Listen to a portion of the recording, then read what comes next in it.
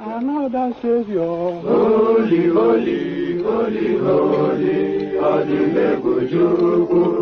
Another Savior. Another Savior. Holy, holy, holy, holy, Adimebujuku. Another Savior. Well, this is Mobien. This is dedicated to the gallant heroes of the Nigerian Biafra War and IPO families all over the world. I remember the Nigerian Biafran War, in the thickness of the Biafra genocide. Hey, one man revived the vanishing hope to life.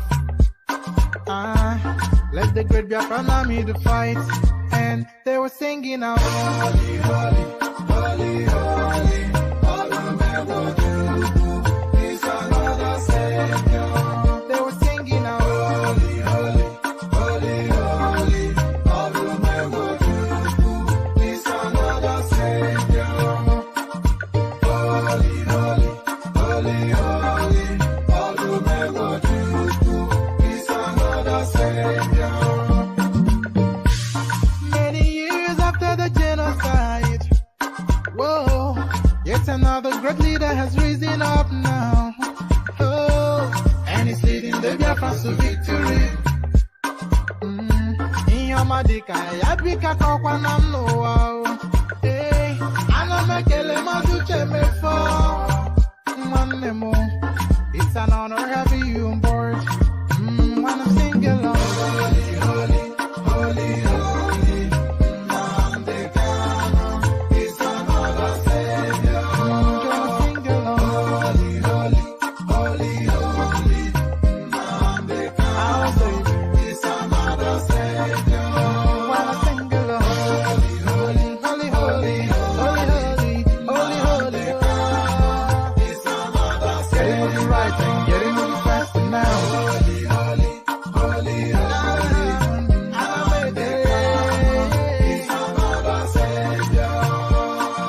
Holy, holy, getting it right, faster, never freedom. Is another Savior. Never freedom. Holy, holy, holy, holy, Nandekano is another Savior. Another Savior. Holy, holy, holy, holy, Adimebujuku. Another Savior. Another Savior. Holy, holy, holy, holy, Adimebujuku. Another Savior. Well, this is Mobien. This is dedicated to the gallant heroes of the Nigerian Biafra War and IPO families all over the world. I remember the Nigerian Biafran War, in the thickness of the Biafra genocide. Hey, one man revived the vanishing hope to life. Let the great Biafran army to fight, and they were singing out, holy, holy, holy, holy, all the Biafra is another Savior. They were singing out, holy, holy, holy, holy, all the Biafra is another Savior. Holy, holy, holy, holy, all the Biafra is another Savior. Many years after the genocide, whoa, yet another great leader has risen up now. Oh, and he's leading the Biafrans to victory. Inyomadika, yabika kwa namno. Hey, anamekele maduche mefo. Pardon me, and that's it. The one name. So there it is. One name and all that. So there it is, and here we are. So we meet again, dear friends. Holy, holy, and all that. There's really only one story going around at the moment, and that story, of course, wraps around the Obasanjo endorsement of Peter Obi. So you are asking then that what is the news there, Obasanjo endorsing Peter Obi? It's a no news, you may say, but it is somewhat of a news because for the first time he has formally come out to do exactly that. So Obasanjo endorses Peter Obi, but what does this mean? So we'll be discussing that at great length, hopefully. So Obasanjo endorses Peter Obi, but that's not the only story, of course. 11 APC governors, 37 senators, 15 reps working for Atiku. So here is Atiku now coming up with this news.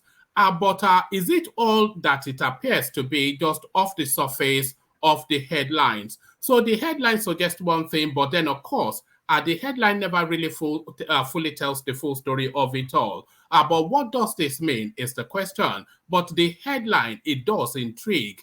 11 APC governors, 37 senators, 15 reps working for Atiku. So quite what is in play there, we find out shortly.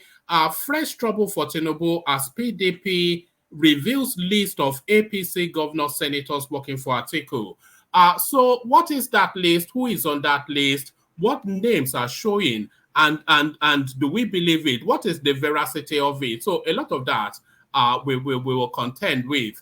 So a lot of that we will contend with, but the main contention, of course, Obasanjo endorses Peter Obi for 2023 presidency, says Labour Party candidate has an edge. So there is no other story outside of that story. At least that's the story that dominates the headlines. But what does that mean? Obasanjo endorsing Peter Obi, by the way, it is not breaking news, but we'll get into all of that. So let's just hold our thoughts for the moment. But that certainly seems to be the headline that is agitating the space at the moment. Obasanjo endorses Peter Obi for 2023 presidency, says Labour Party candidate has an edge. So quite what that edge is, we find out shortly. Obasanjo backs Peter Obi for presidency, call him mentee. So to say mentee is to then say he is the mentor. Obi not wish of most Nigerians. This is Atiku now clapping back at that Obasanjo space. So a lot of backlash to all of that. A lot of backlash to all of that. I may or may not bring you this one. Nigeria has murderers in police uniforms. Redeemed Christian Church General Overseer Adeboye. So I think he's commenting then to that latest police shooting that we had in Lagos, the young lawyer that was killed on our way back from Christmas service. Tinubu reacts as Obasanjo endorses Peter Obi for 2023 presidency. So all of the reactions being audited. Still back with the top end of politics. You met with Wike G5. Atiku attacks Tinubu, reveals details of meeting. So that space then that we discussed at some length, the possible endorsement of Tinubu by the G5 group. Atiku speaking to that space, over 1.6 million PVCs uncollected in Lagos, INEC reveals. So a rich and diverse menu, as always is the case. So lean back, kick back, take it easy, relax into it. The usual protocol. Click on the like button as you're coming in. Click on subscribe if you haven't already. And if you want to come join me on the screen, click on the hyperlink that says StreamYard. So do all that. And as you set about doing all those, let me provide you with another little mini musical intermission. And then we dive straight into the throes of it. But first, let's go as I scroll to it. But first, let's go to the Kegite. The Kegite. Water, only water. Water, only water. Where they see ma. Water, water, water, water, water, water, water, water, water, water, water. Water, only water. Where they see ma. Hapa o naido. Hapa o naido. Hapa you don't come o.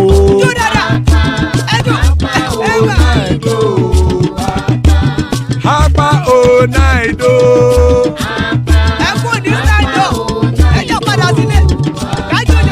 Oro kẹ̀kẹ́ ẹlẹ́mùrè o. Ibe sodi akẹkẹrẹ ẹlẹ́mùrè o. Bobby master kẹkẹrẹ ẹlẹ́mùrè o. Chief Waila ti kẹkẹrẹ ẹlẹ́mùrè o. Eruku lẹ̀lẹ̀ ẹlẹ́mùdé. Eruku lẹ̀lẹ̀ ẹgbẹ́ ẹlẹ́mùdódò jàre o.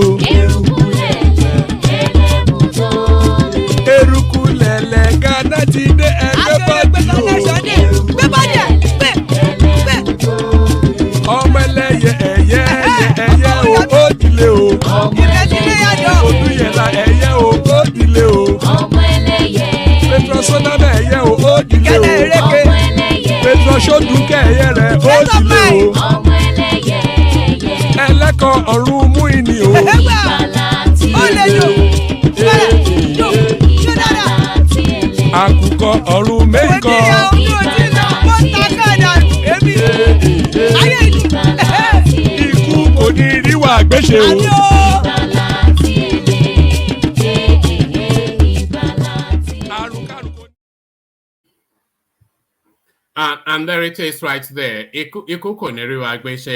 already know the meaning of that prayer. May death have nothing to do with us. So that's the prayer. Okay, let me start it off actually with this article storyline just to, let me actually go to the, because there is really only one story that should really lead this space. Obasanjo endorses Peter Obi for 2023 presidency, says Labour Party candidate has an edge. So now, what does this mean? Former President Olusegun Obasanjo has endorsed the presidential candidate of the Labour Party, Peter Obi, as his preferred candidate for the 2023 general elections. In his 2023 New Year message, personally signed by the ex-president and made available to correspondents via his spokesman, Kehinde Akinyemi, Obasanjo described Obi as his mentee and said the former Anambra State governor has an edge in the February 25th, 2023 election. Obasanjo said, none of the contestants is a saint, but when one compares their character, antecedents, their understanding, knowledge, discipline, and vitality that they can bring to bear, and the great efforts required to stay focused on the job, particularly looking at where the country is today, and with the experience on the job that I personally had, Peter Obi as a mentee has an edge. So a mentee.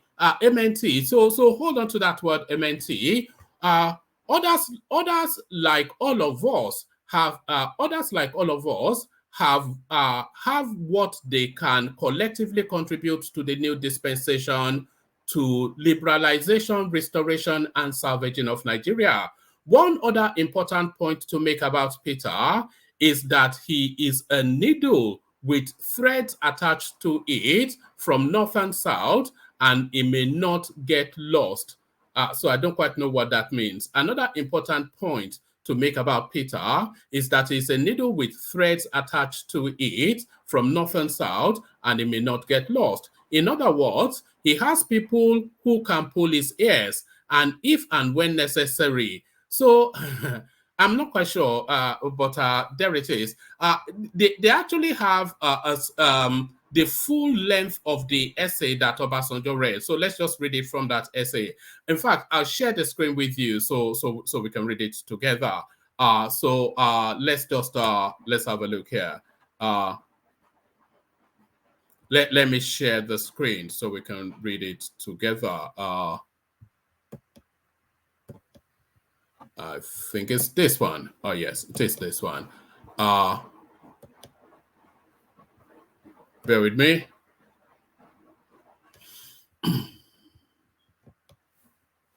All right. So you can see the name of Olusegun Obasanjo emboldened. So there's no mistaking that it's from the man himself. So there it is. Happy New Year, compatriots and friends.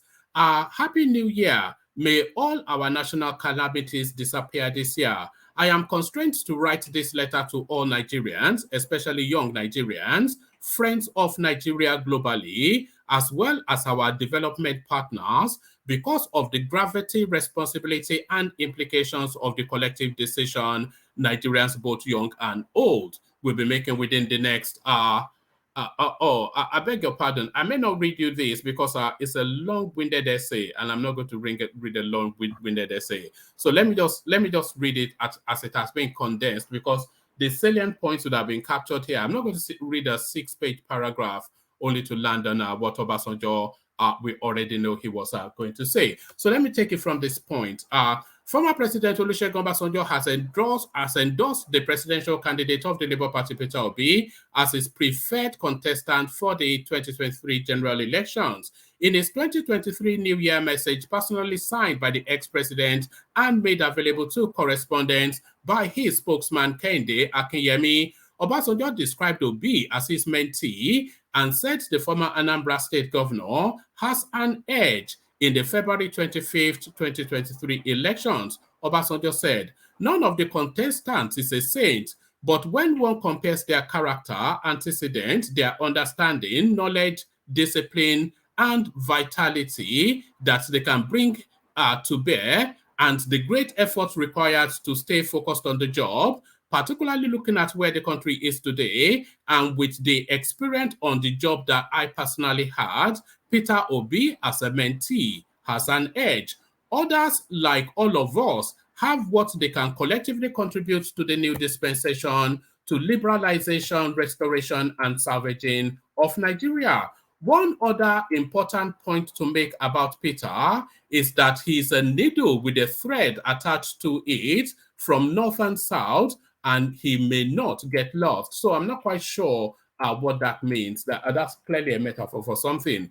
In other words, he has people who can pull his ears if and when necessary. He has a young and able running mate with a clean track record of achievement, both in public and in private life. So there is Obasanjo then, and then it tails off into the long essay that he has written. So let me just give you the last 2 pages. Let me take it from here.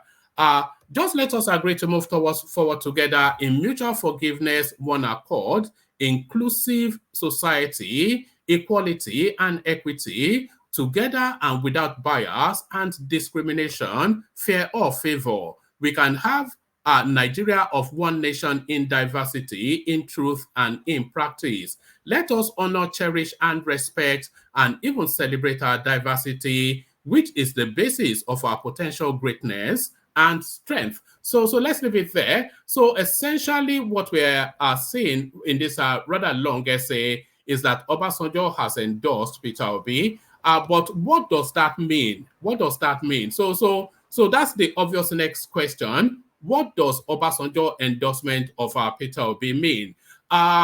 There's a Obasanjo endorsing Peter Obi is not news, by the way. I'm sure you all know that. Obasanjo endorsing Peter Obi is not news. Obasanjo had a third-term project, which was he has been talking about for the last 3-4 years. Not a third-term project, but a third-way project. You know, he wanted to introduce a new dimension into the Nigerian politics for a good while now. So Obasanjo has been on this journey for a good while now. So he's always had that project in mind, and he has found a willing subject that he can mold. So Peter Obi has always been Obasanjo's project. There's the speculation that it is Obasanjo that is funding his campaign, because Peter Obi, he does not have the wallet to run a presidential race. So we all know that. So there's the speculation that Obasanjo is the one funding his campaign with his friends. They're the ones funding his campaign. Certainly, you all recall when Obasanjo took Peter Obi to London to go and have that meeting with the G5 group. So you all recall when Obasanjo took Peter Obi to London to go and have that meeting with the G5 group. So you all recall that. And also, the whole journey of the Peter Obi space, you can see the puppeteering of Obasanjo all the way through. The person that polished and burnished Peter Obi, i.e. Donyo Okukwe, he was the media and publicity aide to Obasanjo during his tenure. So you can see that Obasanjo has always been in that space.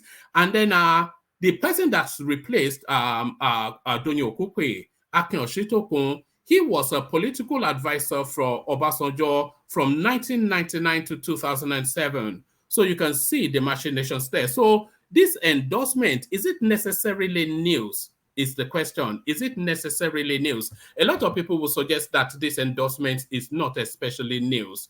But let me actually play you this as well. And then you can see, this is Obasanjo again. Obasanjo has always, Peter Obi is Obasanjo's project. So what then is this long-winded 6-page essay by the man from Abeokuta or wherever? What's the main? Everybody knows that Peter Obi is Obasanjo's project. So this does this move the needle in any way? Let me play you this. Watch this.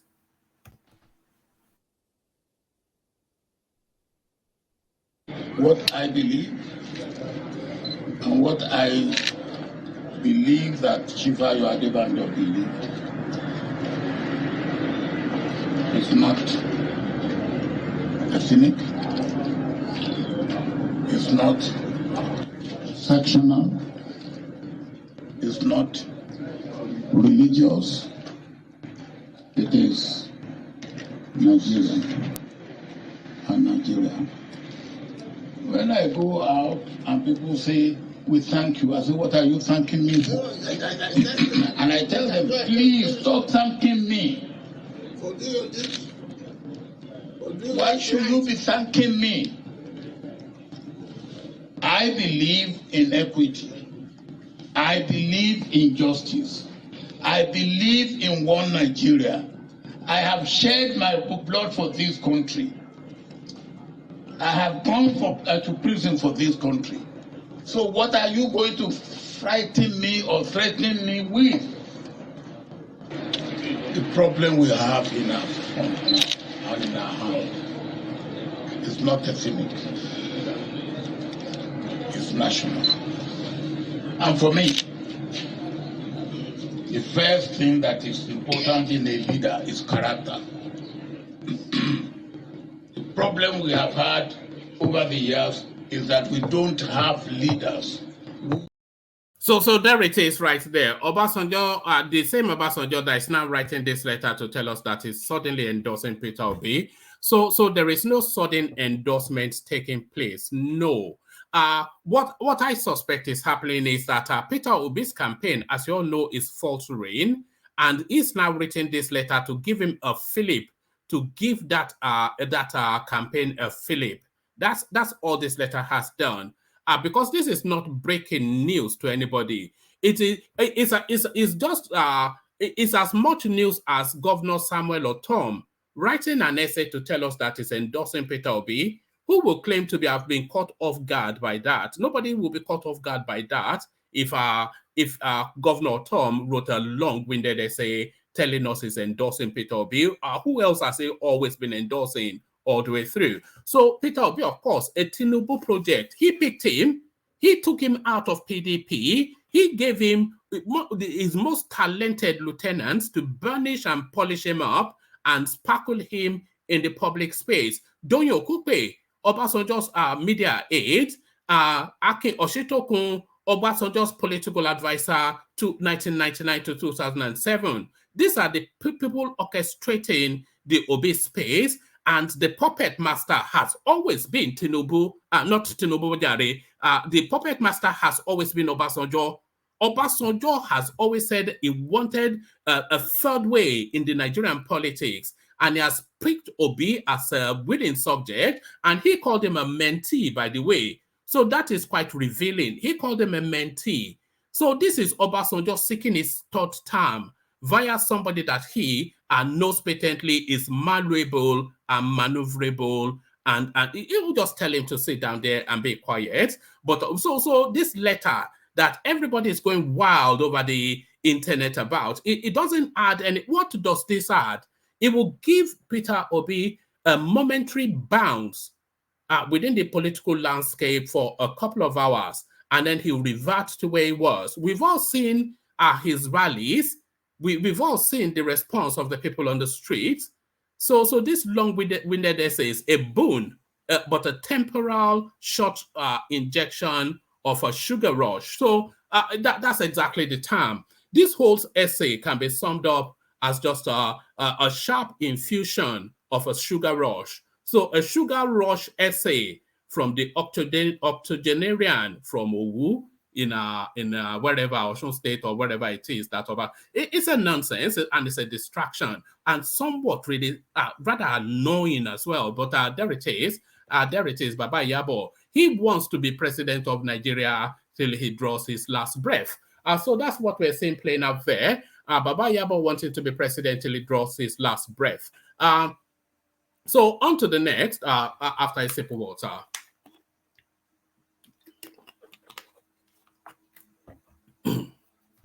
11 APC governors, 37 senators, 15 reps working for Atiku. So this is not all that it portends to be, I suspect.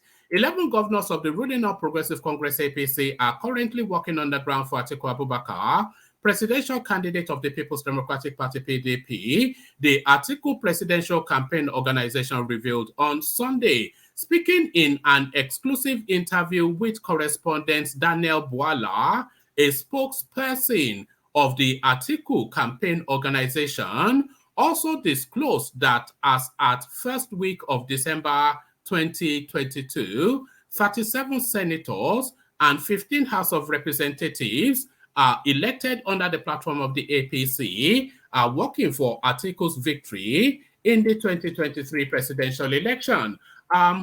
As early as first week of December, we already have 11. Actually, let me see how many APC governors there are. How many APC governors are in Nigeria? So let's go with that. How many APC governors in Nigeria? Oh, okay. Oh, yes. Let's see. Let me just see. How many APC governors do we have in Nigeria? That is already attributing 11 to. How many APC governors do we have in Nigeria that is already, and how many APC governors do we even have in the north? Because I suspect none of the southern ones will be. I'm not even sure we have up to 11 northern APC governors. But let's carry on. Let's carry on. Actually, let's take it from the top again.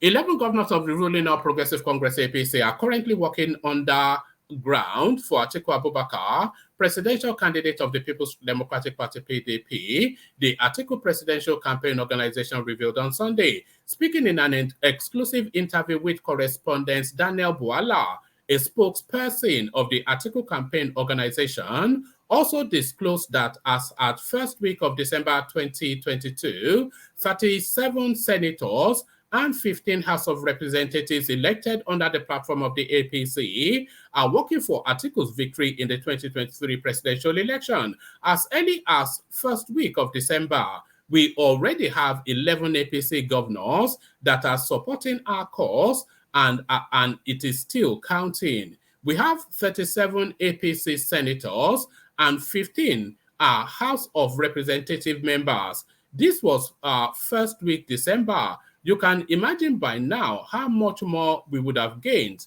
Bwala disclosed. So I'm not quite sure how we are choosing to digest this. Let me read it in full first, because you have to add the Wike element to it. Wike did tell us in one of his verbose outposts just the other day, he told us that Atiku was having meetings with APC functionaries in Dubai. So we have to factor that in. And did they factor that in then to throw this into the space? But let's read it in full first. The PDP chieftain was responding to an interview granted by Prince Kasim Afegbua, a former commissioner for information in Edo State and staunch loyalist of Asiwaju Bola Tinubu, who said he had it on good authority that Atiku met with 3 APC governors in Dubai. I am aware, and I have it on good authority, that the Atiku group held a meeting with 3 APC governors in Dubai, but it won't yield any positive result, Afegbua said. So it's not only Afegbua that is informing us of that. We've also heard persons like Yemsin Wike, etc. They've come into the space to say that as well. So they've come into the space to say that as well. But we'll unpack that in a moment. We'll unpack that in a moment because there might well be some truth. Almost certainly there is some truth in that. But how does that impact on the Tinubu train is what we'll find out in the course of discussion. Fresh trouble for Tinubu as PDP reveals list of APC governors, senators working for Atiku. So now hopefully they give us names. That's what we really need, names. The People's Democratic Party PDP Presidential Campaign Council, PCC, has disclosed that no less than 11 governors of the All Progressive Congress APC are currently working for its presidential candidate Atiku Abubakar. Daniel Bwala, the spokesperson of the council, disclosed this in an interview with correspondents on Sunday, January the 1st. Bwala further disclosed that as of December 2022, and then he gives us his statement reads in part. As early as the first week of December, we already have 11 APC governors that are supporting our cause, and it is still counting. We have 37 APC senators and 15 House of Rep members. That was first week of December. You can imagine by now how much more we would have gained.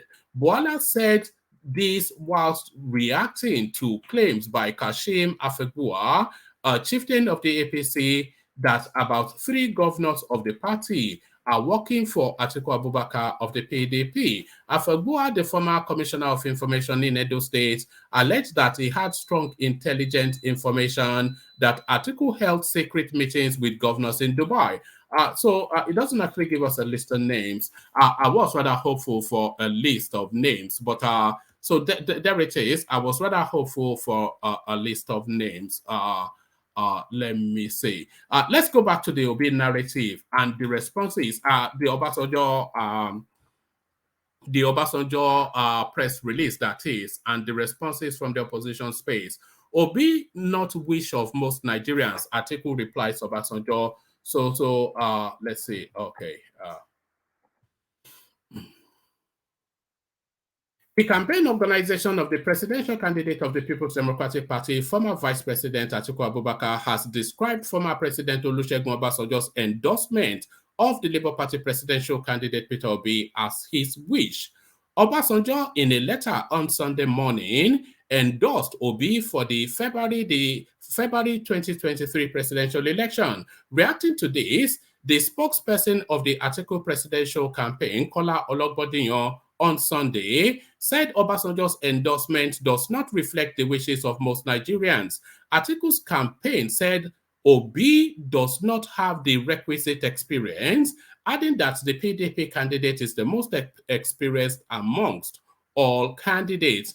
So there is that argument that continues to suggest that Atiku is the most experienced, but you have to query sort of what sort of experience are we talking about? Because Atiku doesn't have a chief executive experience. So there it is.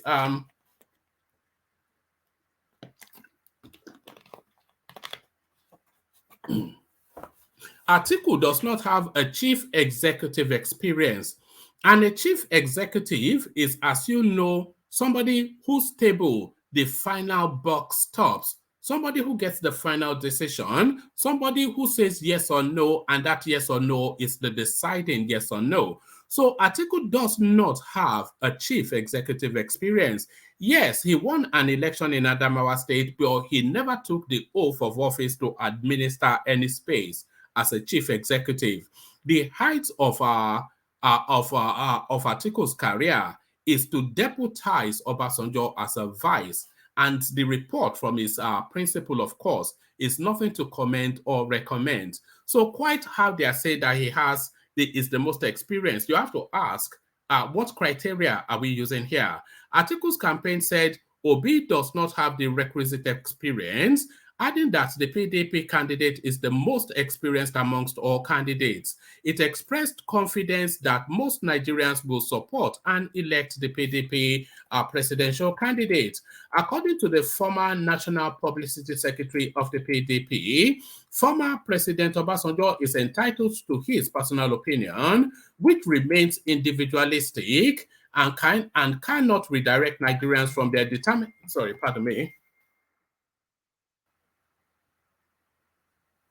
Oh yeah. Sorry about that.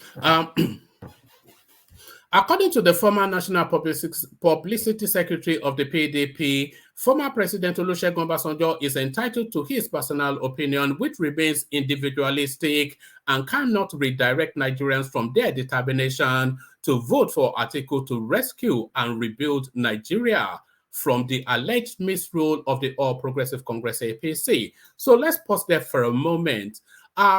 It is not really dismiss the first half of that paragraph, but the latter half is really what I want us to pause to reflect on. What influence does Obasanjo's letter have on the direction of the electioneering? Who will be moved in terms of their decision making by Obasanjo's letter? This is what this is asking. It says, which remains individualistic and cannot redirect Nigerians from their determination. So to vote for Atiku, but leave that vote for Atiku. It remains individualistic and cannot redirect Nigerians from their determination. So who is going to be influenced by Obasanjo's endorsement of Peter Obi? So I'm not quite sure which new voter we should say, because of course it gives validity and it reinforces and the confidence, and it gives the assurances to the Obi campaign space. So it does that. But does it add anything new? That is the question. You know, that is the question. Does it add anything new? Does Obasanjo's endorsement of Peter Obi add anything new to Peter Obi's journey to Aso Rock? So that is really, for all of the hooplas and brouhahas and all the chest beating and screeching and squealing like a banshee. I'm talking about, of course, the response to Obasanjo's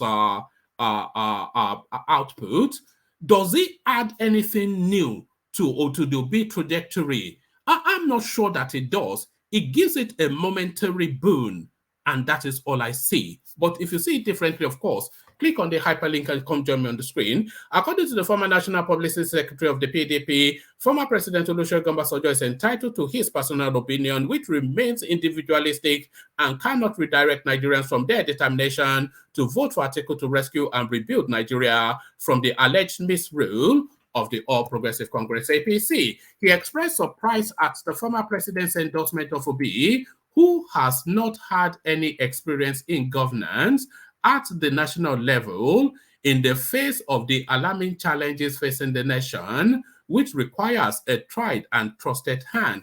So, you know, I'm not quite sure. I think they're, anyway, I've already said it. I think they're over-egging and overplaying the vice role that Atiku had, because a vice, by definition, is embedded in the wording. A vice is not a principal, it's a deputy.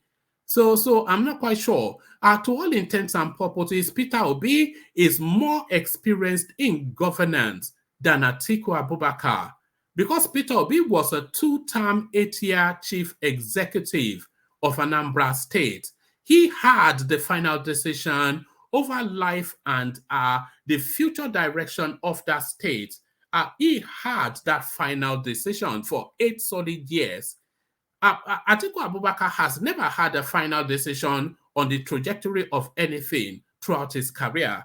So I'm not quite sure if they are not overplaying this vice role that Atiku had. He expressed surprise at the former president's endorsement of Obi, who has not had any experience in governance at the national level. He expressed surprise at the former president endorsement of Obi, who has not had any experience in governance at the national level in the face of the alarming challenges facing the nation, which required a tried and trusted hand. So Atiku, as I said, is not a tried hand at an executive, chief executive level. It's not a tried hand because he's never been a chief executive, and it's certainly not a trusted hand.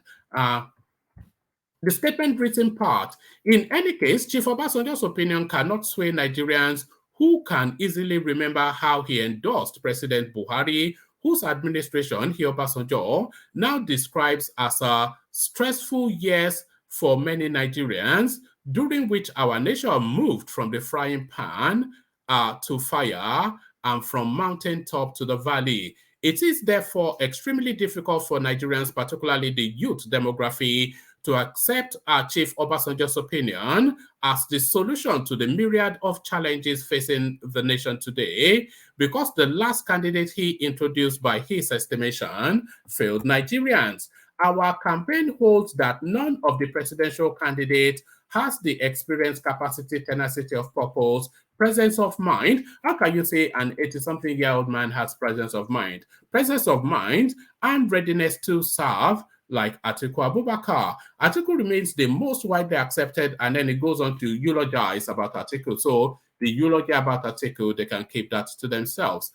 They can keep the eulogy about Atiku to themselves. But let's take Tinubu's reaction to Obasanjo's endorsement of Peter Obi.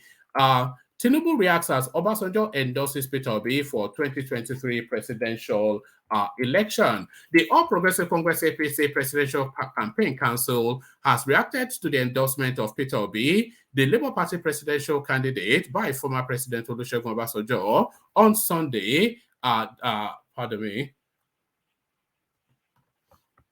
Yeah, hold on one second. Hold on. Right.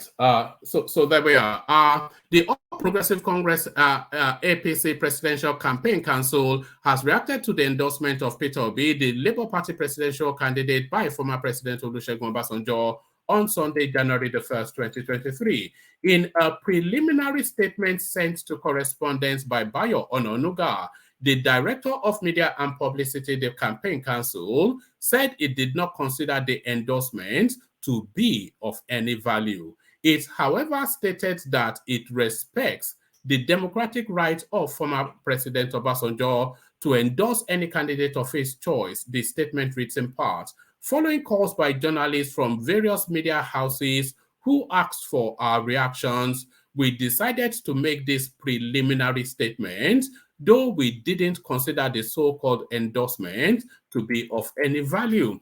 We respect the democratic right of former President Obasanjo to support and endorse any candidate of his choice in any election, except that he made it known formally in his New Year message. Any discerning political watcher in Nigeria knows that Chief Obasanjo's preference for Obi is expected. So pardon me.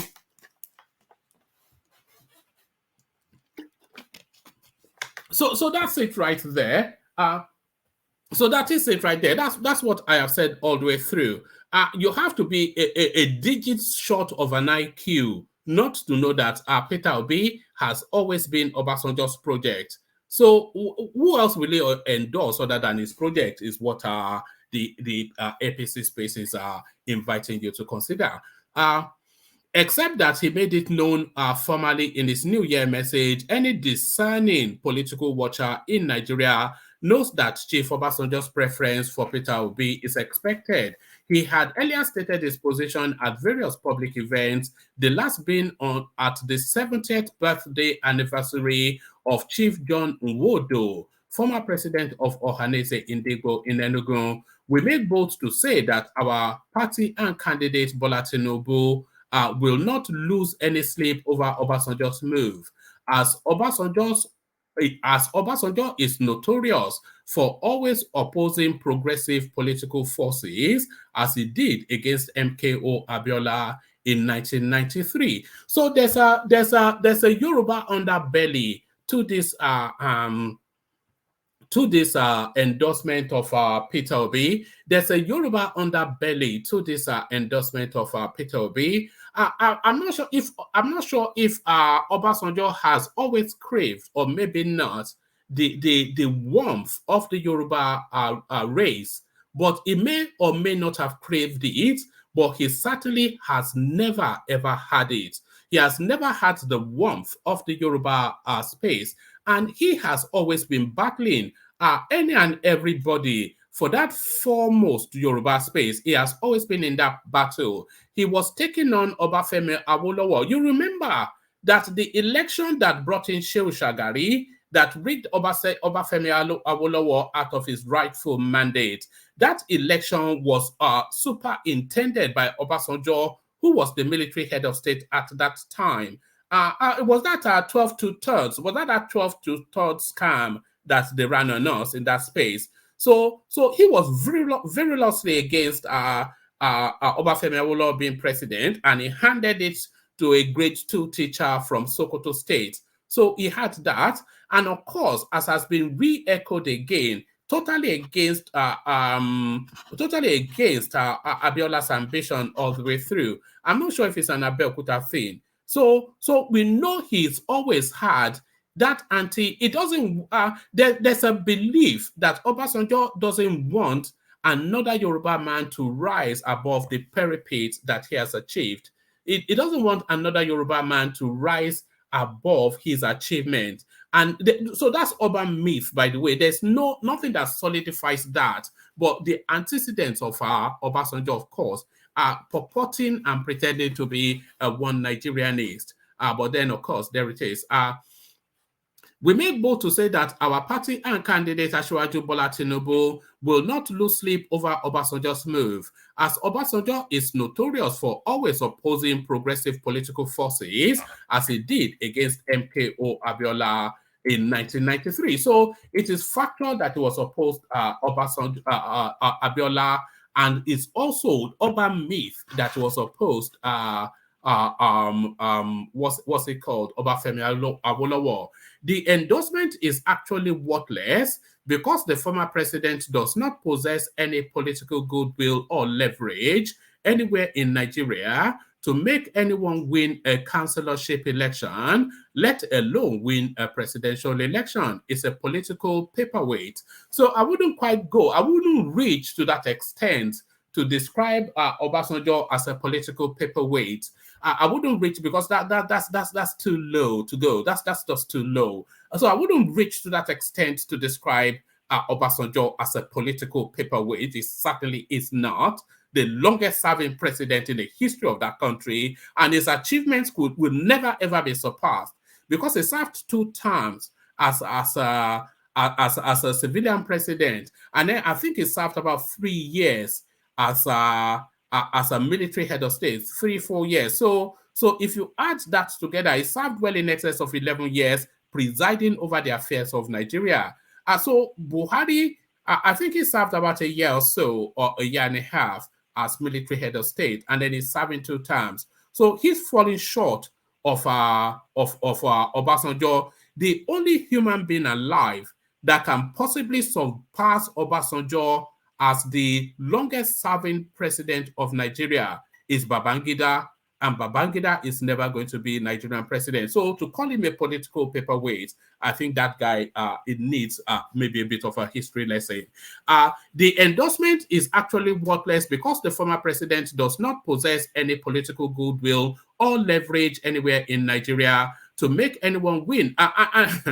Anyway, I suppose it's politics, but then of course, we have to counterbalance the weight of the seniority of that person in society with the politicking, because I think this Bayo Ononduga, whatever his name is, I think it's somewhat overstepping the mark.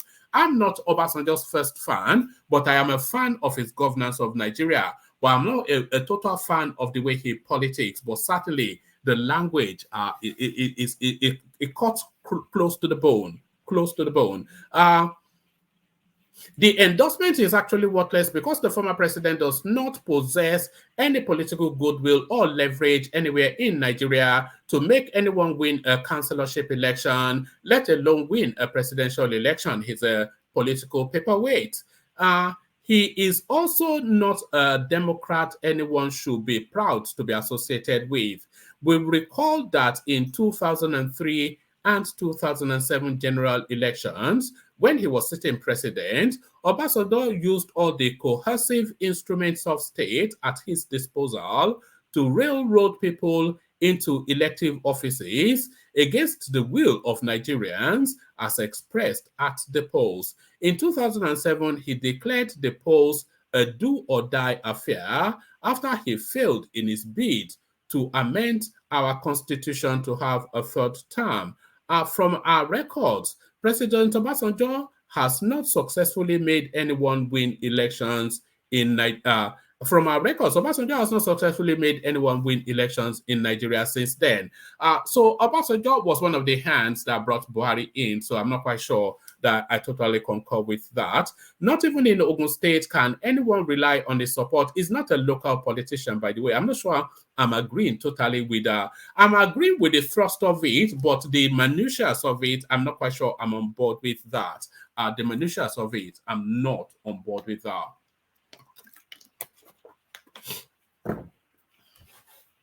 Right. From our records, President Obasanjo has not successfully made anyone win elections in Nigeria since then. Not even in Ogun State can anyone rely on the support or endorsement to become a governor or a councillor. We pity Peter Gregory Obi, as we are confident that Chief Obasanjo cannot win his polling unit, and word in Abeokuta for Obi in the coming presidential election on February the 25th, 2023. Chief Obasanjo's endorsement is not a political currency.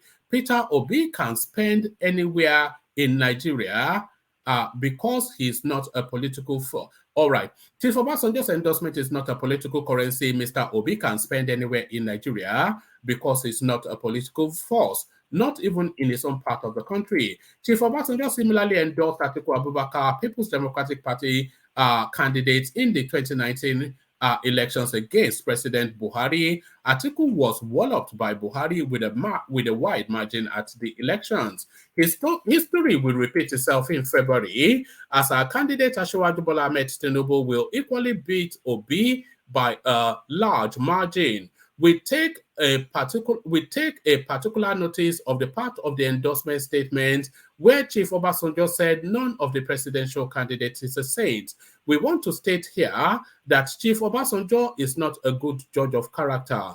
He's a man who considers only himself as the all-knowing saint in Nigeria. Over the years, Chief Obasanjo has also convinced himself that integrity, honesty, and all good virtues begin and end with him. So there it is right there. The knives are out for Baba Yabo. The knives are out with Baba Yabo. So now, let's go on to this one. Let's go on to this one. So this is the wicked decision. So we're at the decision-making phase. So Obasanjo came out quickly to let us know how he is positioned. Not that we did not know how he was positioned. But then, of course, we now need to hear from the G5 group as we hurtle towards the finishing line. You met with wicked G5.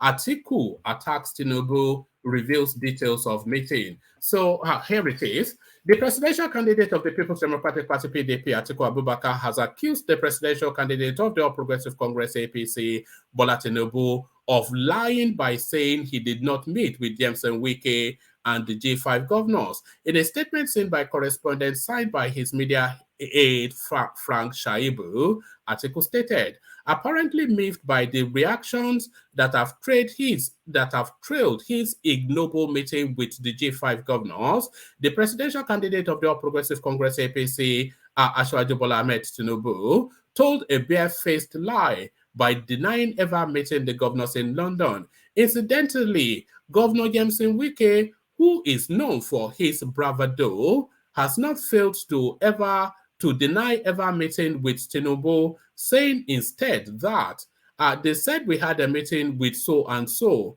What is your problem? I make bold to state that if the G5 never met with Tinubu, Wike would have been the one to deny it. Curiously, whilst the news of the meeting, which was reported by several credible media houses, was trending, two spokesmen of the APC Presidential Campaign Council, Festus Keyamo and Femi Fani-Kayode, took to social media to celebrate the support Tinubu would be getting from the G5 group. On Facebook, Fani-Kayode specifically stated, the endorsement and declaration of support that Bola Ahmed Tinubu will get from at least 6, not just 5, governors from the PDP this January will finally put to rest the delusion that Atiku will stubbornly harbor about winning the 2023 presidential election. It is funny that it took 3 whole days after reports of the meeting, before Tinubu decided it was time to put out a statement denying it ever held. It is also, pardon me. All right, it's the 1st of January, so the phone will continue to ping with Happy New Year wishes. It is funny it took a whole 3 days after the report of the meeting before Tinubu decided it was time to put a statement out denying it ever held. It is also awfully coincidental that the G5 and Tinubu all decided, and this was my argument just yesterday, that you must, I think I've used that before, let me say it again, you must be a digit short of an IQ. What did I say? You must be a digit short of an IQ to harbor any thought that that meeting did not take place. What level of coincidence is it? Tinubu told us he was on his way to Mecca for the smaller Hajj. I'm not going to attempt what it's called because I don't know and I don't want to offend. So Tinubu said he was on his way to Mecca for the lesser Hajj. But then he went to Mecca via London. There's a direct flight from Nigeria to Saudi Arabia. So there was no need for the detour. And then coincidentally, they are choosing to tell us, Wike and his band of merry men, Wike and his posse, they just happened to coincidentally be in London at that same time, but no meeting took place. Like I said, if you believe that, you must be a digit short of an IQ. It is funny that it took a whole 3 days after the reports of the meeting before Tinubu decided it was time to put out a statement denying it ever held. It is also awfully coincidental that the G5 and Tinubu all decided to travel to London at the same time and depart at the same time, with Tinubu proceeding to Saudi Arabia and the other governors returning to Nigeria.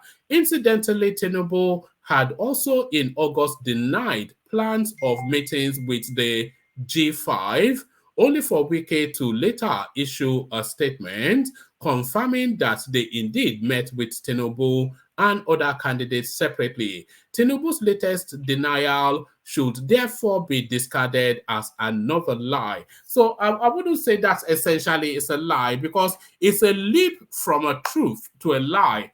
So the next go-to, if something is not categorically true, then you don't automatically presume that it's a lie. It's a journey, either from the truth to a lie or from the lie to a truth. So I think we would say that is obfuscation rather than a lie. So that's obfuscation rather than a lie. Right. So incidentally, Tinubu had also in August denied plans of meeting the G5, only for Wike to later issue a statement. We read all that. For Nigerians who wonder why Tinubu would deny such a meeting ever held, the reason is because the details of the meeting are too messy, and the APC candidates in the 5 states are fighting back. So if they are telling us that the details of the meeting, and I think we already gleaned just in previous interactions, if they are telling us that the details of that meeting was too messy, and APC candidates in the 5 states are fighting back. When we were discussing this, I think yesterday or the day before, what we happened upon was part of the conditions for this endorsement, for this backing, was for the APC and Tinubu especially to backpedal on support for candidates of the APC in all of the spaces where the G5 governors have an interest. So the senatorial seats being contended by Otom and the 2 others from the southeast. So they're telling them to tread gently and ease off. And of course, the Seyi Makinde return as Oyo governor.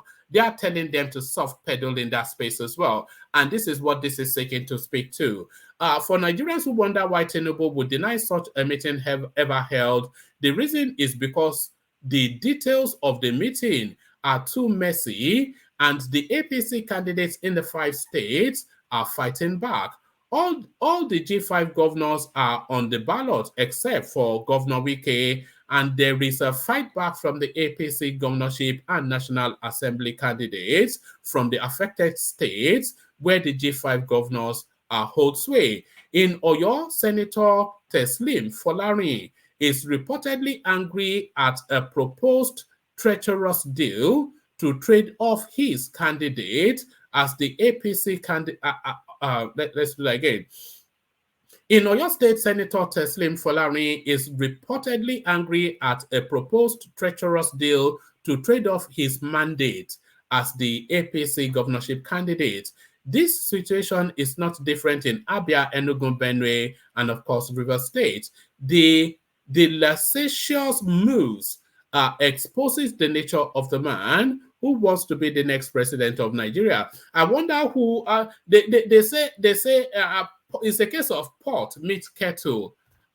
It's Atiku, by the way, that is accusing people of being treacherous and not to be trusted. So it's Atiku that is making the accusation. The licentious move exposes the nature of the man who wants to be the next president of Nigeria.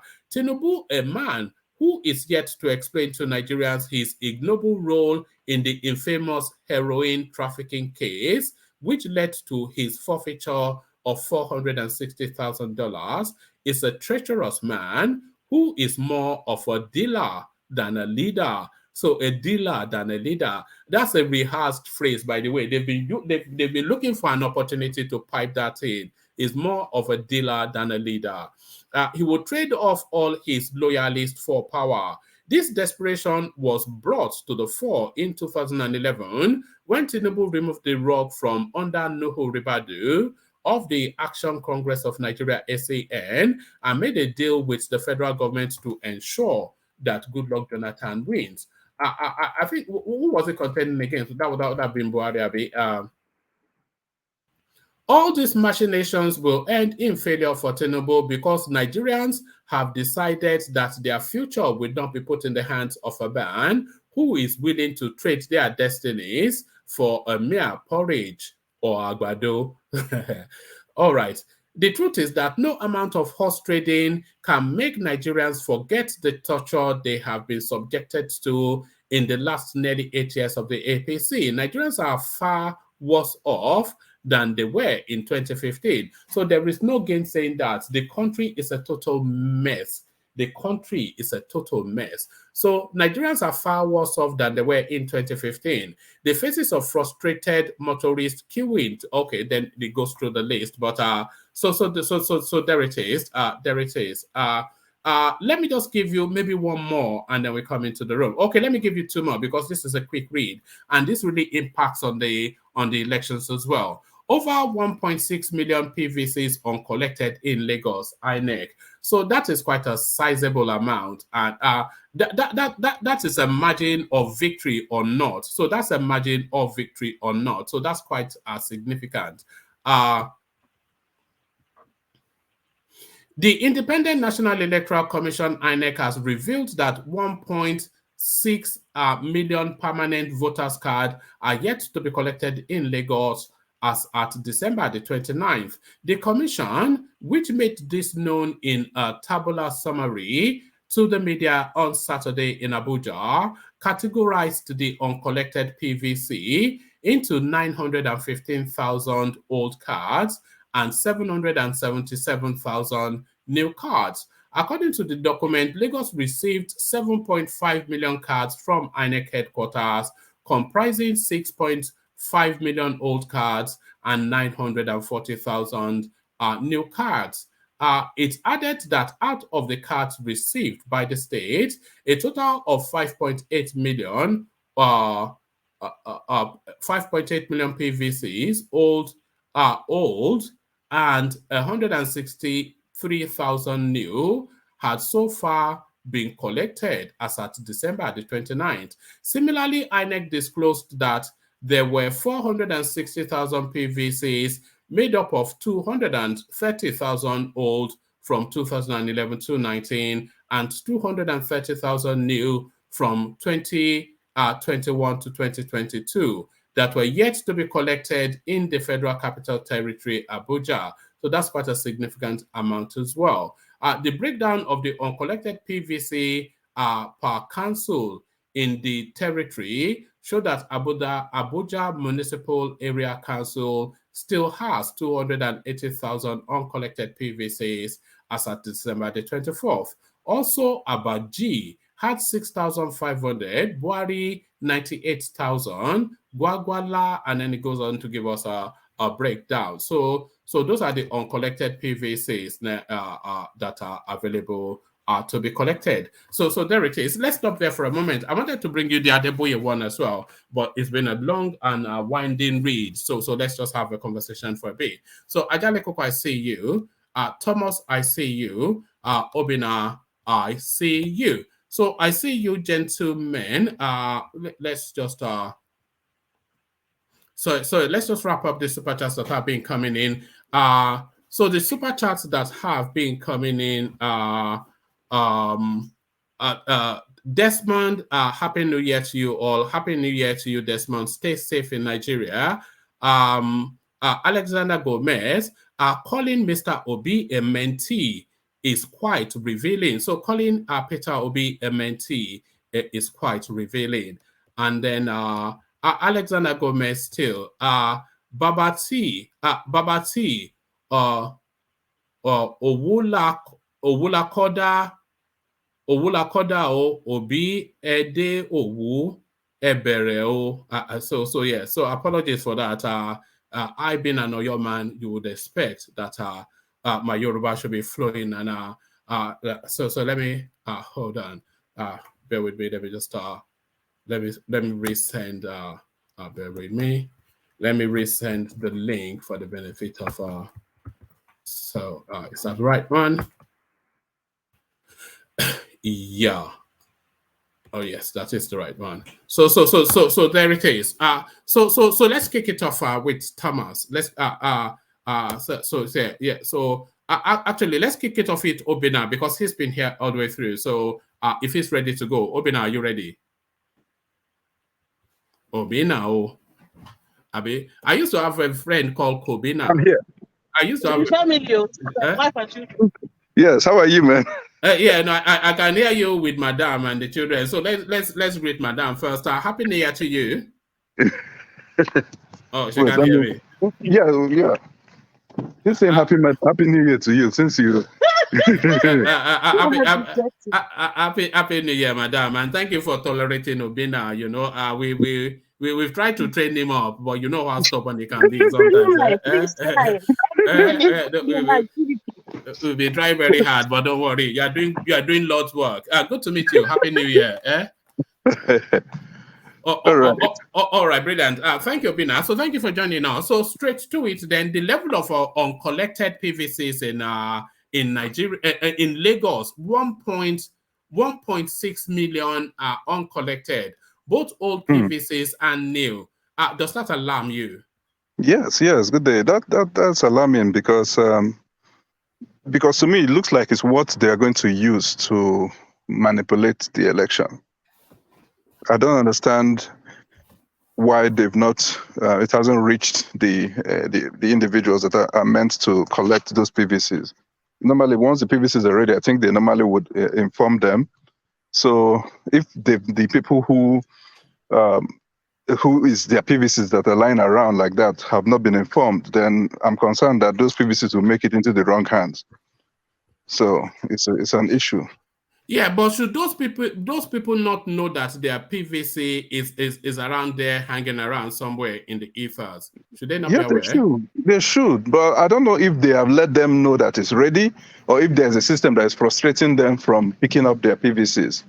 Because the bureaucracy is so frustrating that people are not encouraged to continue with the process. You know, so I don't know if. Have we lost you, Obina? It's possible they've gone and there is a system frustrating them from collecting it. But yeah, they keep on reporting that, oh, these are uncollected PVCs. All right. All right. Hold on. Somebody is asking me to To send okay, let me move you on from there, and let me move you to the space. The pushback from the PDP regarding this meeting now that took place between Tinubu and the G5 group, and then did not take place again, and now it looks as though it has taken place, and now they are reacting to it. So, what are you then making of this back and forth? Firstly, do you believe that meeting took place? And, yes. I believe the meeting took place. The fact is that the language of Wike and Makinde are tilting towards Tinubu. Yes, but that group is divided anyway, so it's going to be problem. But they are tilting towards Tinubu, and for the sake of Wike is interested in immunity after now. That's all he's interested in. So P2B is not the one that will give him that immunity. And moreover, he's also responsible for P2B's not leaving PDP. So I don't see them working together. But anyway, but I heard that Tinubu wanted them to drop their party first before they can even continue talking, which I don't know how it's going to be like political suicide for them, especially with them having their candidates. But if you remember, Tinubu is a grandmaster in this game in fact, he played the game so well that he was the only governor that was left. Remember, for the second term of Obasanjo, the deal was, okay, support PDP so that the Yoruba man will come back, but support AD for governor. Tinubu didn't play that game. He said AD for both president and governor. The rest did it, and they lost their office. But Tinubu was the only one that didn't lose, even though, yes, Atiku's hand was part of it, him retaining his office. But he's a grandmaster in that game. So he cannot, if anyhow he's going to play the game, it's going to be to his favor. He's not going to play it in such a way that he will be at disadvantage. And he knows that they need him more than he needs them anyway. With the way the elections are, really, when you have a Southeast, that's Igbo, Hausa, and Yoruba are the major candidates in this election. So already, most of the people coming in the G5 already belong to where the Igbo person comes from, like he's going to get his vote from. So he already knows he's not getting much vote from those areas. So he doesn't really need them that much.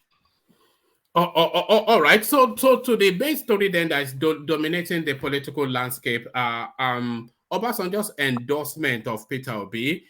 So let's start from the beginning. Were you surprised when the news broke? No, I wasn't surprised. Obasanjo's body language already showed that he was on Peter Obi's side anyway. His body language showed it very well. Even with the London visit, was him carrying Peter Obi, let's negotiate with these people and everything. Like, he's the one, and just like you mentioned, his aides are around Peter Obi. It's kind of like, okay, I'm posting this person to work with you to make sure that you deliver my boy, kind of thing. Even though they were not on the same political terrain when Obasanjo was in office. Remember, Obasanjo came to Anambra when Obi was governor and said, what do people, when somebody works for you as a businessman, maybe like a boy, when they work for you, what happens? They say you settle him. He said, I settle Andoba with Anambra State. They're right in front of Peter Obi. So, but politics, they say it's like no permanent friends, no permanent enemies. So we're seeing them. Maybe that's the person that he thinks he can maybe manipulate, but he has always, his body language has shown that he might not be tilting towards Tinubu or Atiku, all right. But what sort of fillip do you imagine that the endorsement will give the Obi campaign? What does it add to it? Obasanjo is a very powerful politician. Don't forget, Obasanjo, okay, we talk about how vast and intelligent the Northerners are in politics of Nigeria. Obasanjo is the only one in the South that can match the North in this kind of capability. Obasanjo has done deals with the North in terms of the military era. When he worked with Murtala Mohammed, when they killed him, it was a deal. He got into office. He had to do with them. He handed over back to them. When Obasanjo came back the second time, Obasanjo showed them that, look, he has power too. So even he showed his capability. He could have been able to install it. Have you broken off, Obina? Oh, are you hearing me now? Yes. No, sorry. Yeah. No. Yeah. We know you're Okay. driving, but Okay. yeah, carry on. Okay, okay, yeah. So he would have been able to even install a Southern after him in person of Odili if he wanted to. You know, he was that powerful. And even he was part of people that brought down Jonathan's administration. But yes, I know that, yes, with time, maybe influence might wane because, you know, the youths don't listen to anybody, especially the youth that are following Peter the Obedient. They don't listen to anybody. It's not, they do what they want to do. But Obasanjo still has wield solid influence, especially in the level of the grandmaster. That's the godfathers of Nigeria. He's still one of them. You can't say, because those whoever is saying that Obasanjo cannot have his scholarship and councillorship, blah blah blah. That person doesn't know what he's saying. If Obasanjo said he's supporting his candidate, let's say Atiku now, or Tinubu, would that person make that kind of comment? Why did they go to Obasanjo if he doesn't have any weight? You understand? So you see politicians saying one thing here and saying another thing there. Obasanjo is a very powerful individual. Of course, if Obasanjo had endorsed their own candidates, then the language would have been different. That's the father of Nigeria. It would be different. And meanwhile, why did they go? Yes, why did they go to see him if he didn't have any weight? Why did they go to Obasanjo's place? If they didn't have weight, why did they go? Why did their candidates go? So we all know the truth. It's just that when it's not to our favor, we start turning the truth up. All right. Obina, do you think Obasanjo is acting alone, or do you think is just the public face of some shadowy power brokers? You recall, of course, that when Babangida was interviewed, he said the country needed a younger, round about 60-year-old sort of person that has a national appeal, a national and international appeal. And that's just the template that Obi fits that just perfectly. So do you think Obasanjo is acting alone, or do you think he's acting as the face of some power? Yeah. I can liken Obasanjo to Wike in terms of Wike in charge of Wike is the face of the G5. They are just quiet while Wike is doing a lot, their bidding. Although some of them might have reservations, but they're not voicing it out. Obasanjo is like that. He's the one amongst the former heads of state. He's the one that is the outspoken one. And in fact, he was instrumental to Atiku. All right. It was instrumental to Atiku. I'm not sure if you ever know. Obina is going through a tunnel. Are you going through a tunnel? No. I'm here. Maybe it's my Wi-Fi. I'm not even driving yet because I wanted to make sure I finish it before I start driving. So the thing is, I think that So I think while he might be speaking for the group might still be divided on Peter Obi. We're talking of Abdul Salami, Babangida, Adanjuma, and those retired generals that normally pull the strings. I don't think that they are all in yet for that one man, because some of them are still divided between Atiku too, who was in the paramilitary and who was part of them somehow. Served, Yaradua, retired, and all of them. So they still, I think they're still. I don't think that they are all in for Peter Obi yet, but he's trying to convince, them maybe to support Peter Obi. All right, but certainly you would say that whatever electoral value Obasanjo has or not, and I would not accept that Obasanjo does not have electoral value. No, Obasanjo has electoral value, of course. Yes. So not just that. He's one of the grandfathers that pull the strings. Can I interject, please? Yes. Yeah. So no, anybody that says it doesn't have electoral value, someone that was head of state. Come on now, you know how powerful the president of a country is, and he has been strong since then. I don't think he has electoral value. Yeah, it might not be massive, but it does. What is Obasanjo electoral value? No, Obina is just describing it. Obasanjo yeah, go on. No, he has electoral value. Now you're talking of to what extent? he has enough weight to pull that it could change things. Would he be able to deliver somebody to the presidency?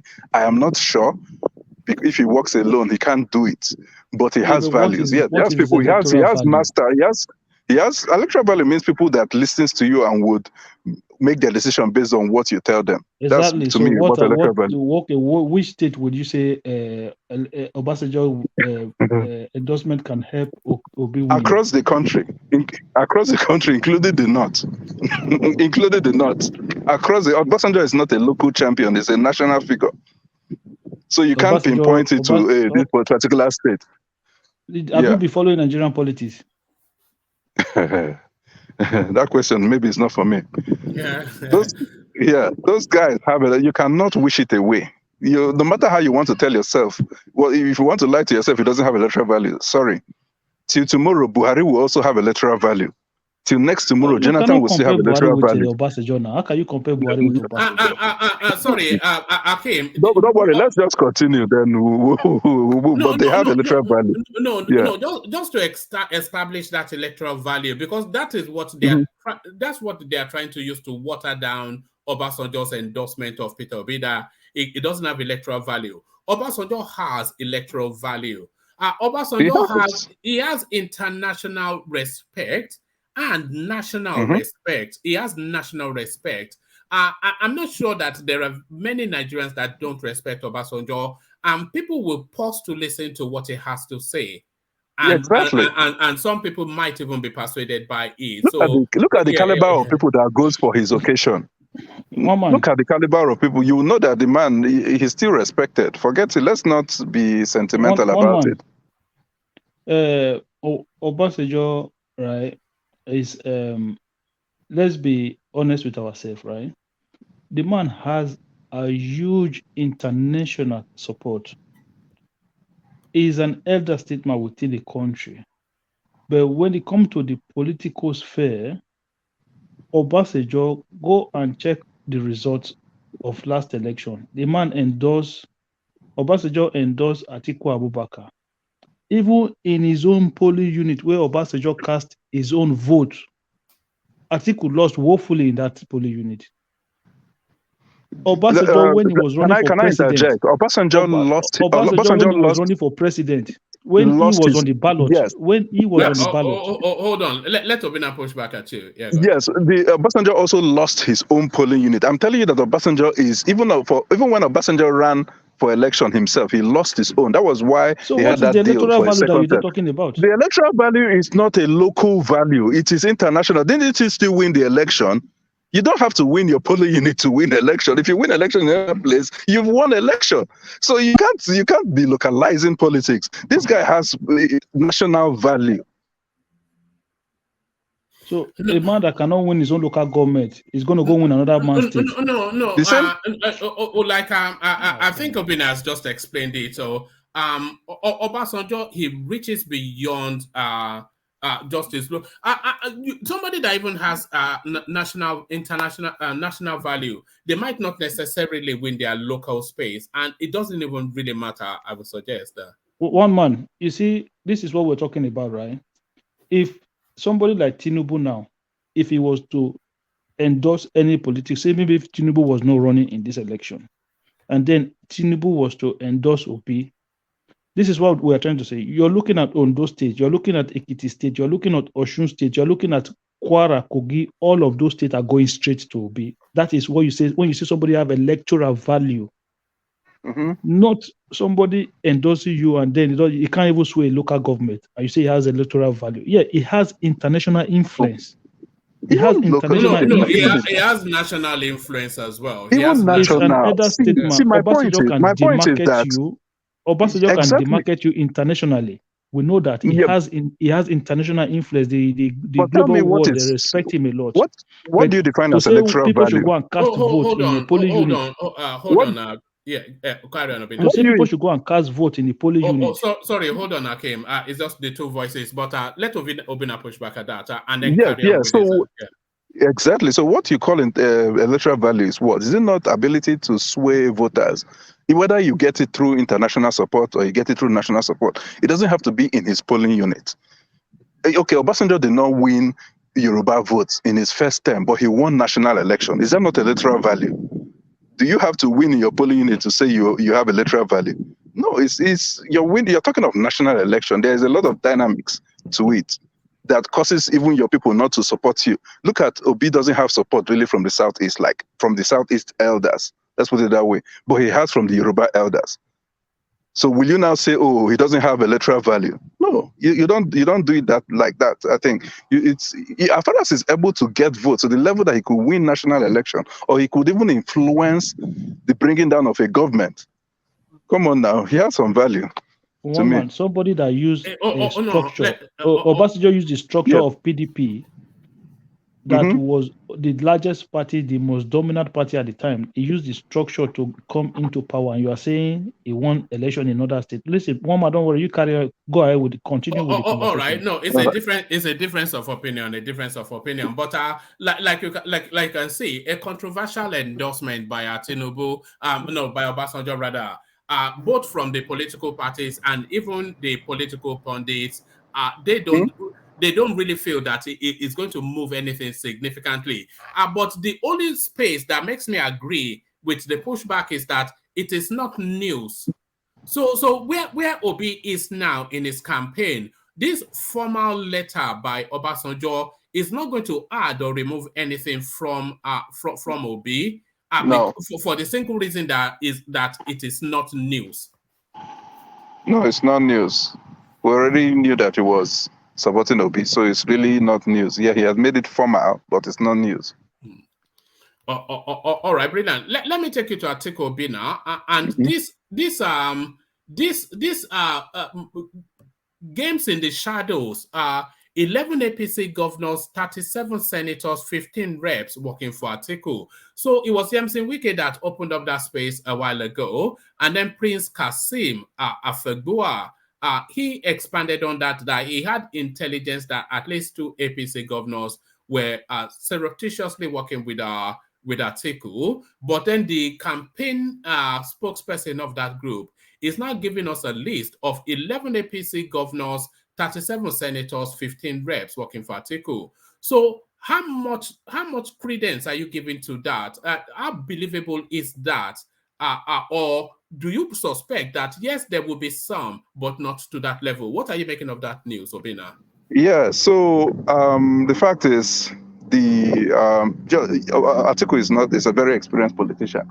So the fact you can't expect that he's sitting down while he knows some of his party men will be working for other party, and he'll be sitting there. I'm sure he's making deals with other because this is about give and take. Because the same way that they are trying to make deals with other people's career in those PDP states, like, say, Otom and, Oyo and all of that, then someone will have to come and make deal with them too, that, look, support me, then you too. Because if somebody is trying to trade my seat, I will go and make deal with the person, with the opponent of that person too. Do you understand? So then there are some states in Nigeria, like Zamfara and Adamawa State, that it doesn't matter PDP or APC, there's just a godfather that it doesn't matter the candidate for both parties, they still report to the same godfather. So for Zamfara, for instance, it doesn't matter who comes out from APC or PDP, they're still the same. It doesn't matter to them. They still the same godfather. Adamawa, the same thing. And even Taraba to some extent. So these guys are working, and remember too, Atiku was in APC, so he's been working across party lines already. So he has friends, contacts in those parties. So you can't. Of course, he's not going to be quiet while the likes of Wike them are trying to work against him in his party. They will also be working. So to me, I'm not surprised about that. And the difference between them and Wike is that they are not making noise about it. So, and then I know you earlier mentioned that I don't know who mentioned that. The governors. Atiku doesn't have. The governors, former governors that are contesting have more experience than Atiku. No, I said that. Yeah, I said that. Yeah. They keep telling us he's the most experienced, but he's never been a chief executive. No, but okay. This is a return of class of 1999. Atiku was vice president. They were governors then. Atiku presided over National Economic Council, which include those governors, right? Now, remember, that Obasanjo might not have been doing like Buhari, where he's signing a letter to transfer power, but most of the time, Atiku was the one running Nigeria. There was even a time that Obasanjo got up from his seat in the Federal Executive Council for Atiku to sit on it while he was going on one of his international trips. Then, if you remember too, when Ngige was abducted, remember who gave the instruction to the IG to release him? It was Atiku. So if he wasn't exercising executive powers, then how will he be able to do that? It's normally the commander-in-chief that instructs the IG to do anything he wants him to do. So, and then you're talking of the whole of the nation. I think he's more experienced in terms of Nigeria than the rest. I think the next person after him in terms of experience will be Kwakwanso. Why? Because Kwakwanso was Minister of Defense. And what would I call it? Like the unofficial deputy commander-in-chief is normally the Minister of Defense, because he has some kind of control over the armed forces. So somebody who has not just been governor, but has had some national, because it's different being a governor. Yes, you're a chief executive, but there are a lot of things different. He controls security. The governor doesn't control security. He doesn't know anything about security. But Atiku had an idea about it. You understand? So to me, Atiku has more. You know where I disagree with you, Obina. We operate a federal system, and each of the federating units of Nigeria is almost like a mini country unto itself. But we don't operate it in real life. Because if we do operate it, each state should have its own security. But they don't. They still rely on federal. It's still a unitary system, but posed as a federal system. So they really don't have experience of controlling security apparatus. It's only the commander-in-chief or the vice president when he's acting in the place of commander-in-chief, or that has that kind of experience. And you know that the number one responsibility of the president, we talk of security, then after that we talk of economy. So the analogy that I would draw, would be like a head of a department within a parastatal or an organization, insisting that because he heads that department, that gives him executive experience. If he has to defer to somebody for a final call, or if somebody has a final say over him, then you cannot say that he has. Somebody had a final say over Atiku, which was Obasanjo. Yes, but again, there are times where Atiku had to be the president when Obasanjo was away, even though they didn't publicize it.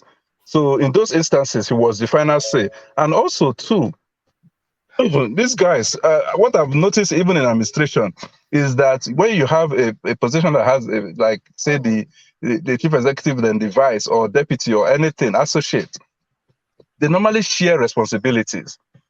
So sometimes there are things that is just for the vice president to handle. You will not know, it will not be in the public glare, but everybody knows that in the administration that is the vice president's office that deals with this thing. Because the president can't do everything. And the vice president is normally the number one advisor to the president, especially when they are close. And Atiku and Obasanjo were very close in the first tenure. So you can't say that a governor is more experienced than, say, Osibanjo. The thing is that most of these deputies there, you won't see them outside, but they'll deal with a lot of administrative stuff that you and I might not know about. Because how I know this, even when we're in school, I'll go to the dean's office for something. Oh, this particular thing is the associate dean that approves it. So they already share responsibility, but you will not know. You outside is the dean, but the dean he has leg. Sorry. You say the president's power, he has the executive powers of the president is vested on the president, which he shall exercise through the vice president or ministers or anybody that he delegates authority to. So those guys, they know, you will not know, but they have experience in at least administratively. You will not see them coming outside, but they know what they are doing. It sounds like you're coming down with something. Have you got the flu? I don't know. Yeah, this cough, man, but it has to go. It's going. It's So on its way out. is that time of the year? Yeah. I'm not sure where you. I'm not quite sure where you are based, but in the United Kingdom, it's a record level flu this year. Almost up by 20 something percent. You know, everybody just Yes. knocked out by So Yes. When the weather suddenly changes like that, that's what happens. Yes. Are you in the UK? No, in the US. All Dallas right. area. Yes. Dallas. Oh, you should go have a drink with Alexander Gomez. He lives in Dallas. Yes, he has plenty of money. Let him take you out for a treat. Right? Yes, I will get with him. Yes. Brilliant. Stay with us, Obina. Let's go from the Obina to Adanle Koko. See if he's ready to go. Adanle Koko, are you ready? Yeah, Happy New Year to you, woman, and everybody on the platform, as well as those at the comment section and listeners around the world. Click on the like button, share, and subscribe if you haven't done so. Happy New Year to everybody once again. Happy New Year to you, Adanle Koko. Before I take you to the politics of it, but Adanle Koko, whisper it very, very quietly. Whisper it quietly, but there's a good chance that we may have your man on tomorrow. But I'll confirm that. But there's a very solid chance that we'll have your man on tomorrow. But as we await that in anticipation, so now this news, Obasanjo telling us that he has endorsed Peter Obi. When you heard the news, did you choke on your coffee to say, Ewolele? But you caught off guard? Was that surprise? Not caught off guard, but we've been suspecting that he's supporting Obi, considering statement he has scheduled in the past, which are favorable to Obi, and the recent visit to Igbo land for the 70th. Is the 70th birthday of one man? Yeah. Chief Nwodo. So he's been talking nice about Obi, and it is good that he make it official on the first day of the new year. That was very strategic. Obasanjo informing the nation that is on the side of Obi on the first day of New Year. It's a strategic announcement, and now that he has made it open, I think Obasanjo, being who he is, I think he'll be going across that country, blowing the trumpet for Obi's support. That's what I suspect. All right, but yes, I wasn't actually even thinking of that angle that he will campaign for Obi, but how much of a campaign is left in Obasanjo at 80-something? I think it's about 83, isn't it? So I think they may wheel him out once or twice, but then, of course, he'll be writing his letters. So what does this add to Obi's campaign in terms of numbers? Does it bring any new numbers to Obi's campaign, this open letter by Baba Yabo? Yes, I think it will bring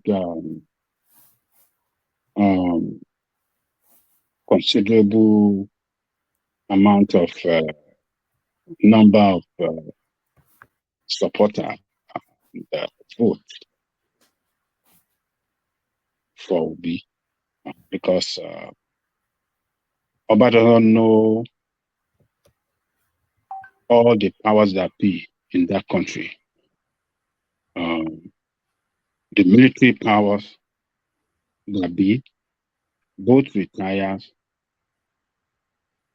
and those that are serving presently. The military powers that be, he knows them. Traditional powers that be across the country, particularly in the north. Obasanjo will not knock on the door on any emir He won't knock on any door before they open that door for him. He can walk into any Emaya's palace anytime, any day. And if Obi, same as in Yoruba land, every part of that country, and the northerners, Obasanjo can push Obi candidacy to them and make it more attractive. He can allay that fear of for Igbo person to lead that country. He can stand as a guarantor for Obi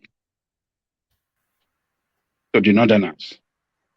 And that will go a long way in bringing confidence and trust that the northerners are looking for from the east, whoever that want to lead from the east. If Oba doesn't stand, I'm standing for him. I want this guy. I want you guys to work for him. You never ask for any favor from me that I've never done for you before. I'm asking for this favor from you guys. Let's give it to him. These politicians cannot be trusted. Tinubu or Atiku, they cannot be trusted. This is who they are. He have the book. He have a lot of things he can present before them, to placate for the support for Obi. So it's a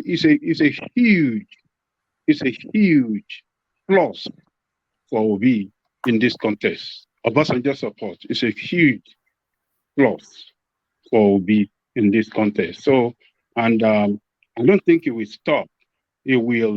I don't think it will lay back or not going all the way out to champion this guy, because as we all know, this country must not fail this time around. It must not fail in 2023. And Obasanjo has been saying it. This country must not fail. He will do everything to make sure that the country does not fail. And I think since he has declared for Obi, he will take him to every power that be in that country to seek for their support for him. So it will translate into vote for Obi. Whether it will win, it will get him that enough vote to winning the election. That I cannot say, but at least his support will translate into good number of votes for Obi in 2023. All right. That was going to be my next question. That do you think it will be sufficient enough to tip him over the edge? But the pushback against that space, though, of course, a lot of people dismissing it out of hand, that it brings no electoral value, which, of course, they will say that if Obasanjo had endorsed them, then they will be singing and dancing. But what especially struck me was the pushback from the PDP when they went through history to remind us that Obasanjo has always acted against the Yoruba space, taking it from Awolowo all the way through to Abiola, to then land on Tinubu. Is this a fair criticism of Obasanjo that is somewhat anti-Yoruba in his politics? Well, Afonja. Afonja. Afonja. Ajalegoko Afonja. Look, PDP is a party that is struggling to survive now, and they will use all tactics to divide people against each other for them, for their survival. We have had, and they are very desperate. They know they are going down, they're sinking, and they want to remain afloat, and they want to do everything to remain afloat. You can hear from their presidential candidate recently in Kaduna, where he said the Northerners should vote for their fellow Northerners. and not Yoruba candidate or Igbo candidate. And recently, maybe 2 days ago or so, Atiku had an interview where he repeated something similar. So for PDP to come out with this campaign against Obasanjo that he never supported Yorubas for president, do they have Yoruba on their ticket now? Is it Yoruba that is on their ticket? If Obasanjo... No, sorry, that was the APC that was saying that. Bayo Onanuga. Oh, it was Bayo Onanuga that was saying that. Yes. Oh, okay. So, if Obasanjo's support for Obi had been for Tinubu, the story will not be what they are saying now. They are just they know the important role that Obasanjo can play in giving support to any candidate. They desperately looking for his support, but they couldn't get it.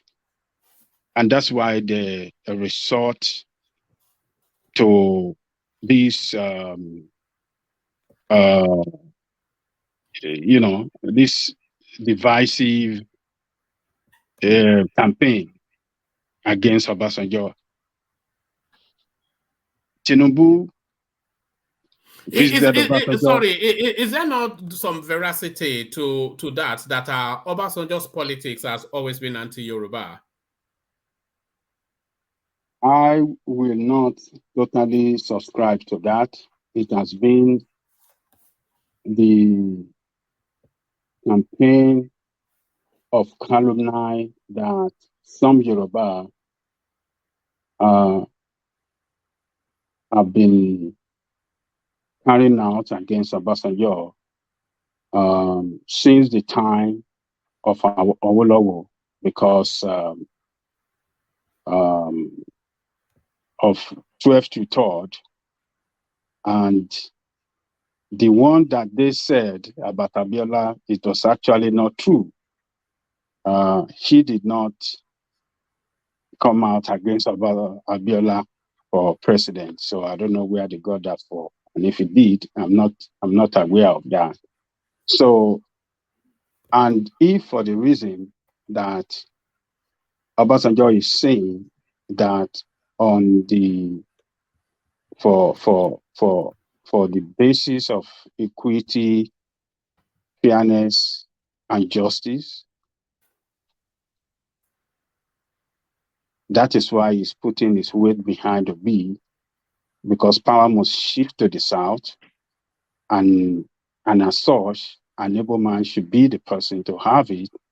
Do you want to say that Afenifere as well had been anti-Yoruba group of people? So this campaign of Koko, why is he not picking a Yoruba man? Why is not Yoruba man? Is that position for president by constitution meant for Yoruba? What are they talking about? But it should be in interest of Yoruba every time. No, as no, an elderly man in Yoruba. No, but it shouldn't be. But Obasanjo has never positioned himself as a Yoruba. He has. If there was, I think I've said it before. If there are two Nigerians, Obasanjo is one of them. I'm not sure who the other one is, but Obasanjo is very much a Nigerian above. And I don't think you can be more Nigerian than Obasanjo, Ajale Koko. I think you are right, one man. When in 1919, no, sorry, is it? Yeah, 1999, right? 1999, when Obasanjo won that election, he failed woefully in Yoruba land. About 90% of the votes in Yoruba were against Obasanjo. 90% of Yoruba people did not. 80, let me just put it like 80% of Yoruba people did not vote for Obasanjo. But what did we get after election in terms of appointment? Good position. It was the first time to see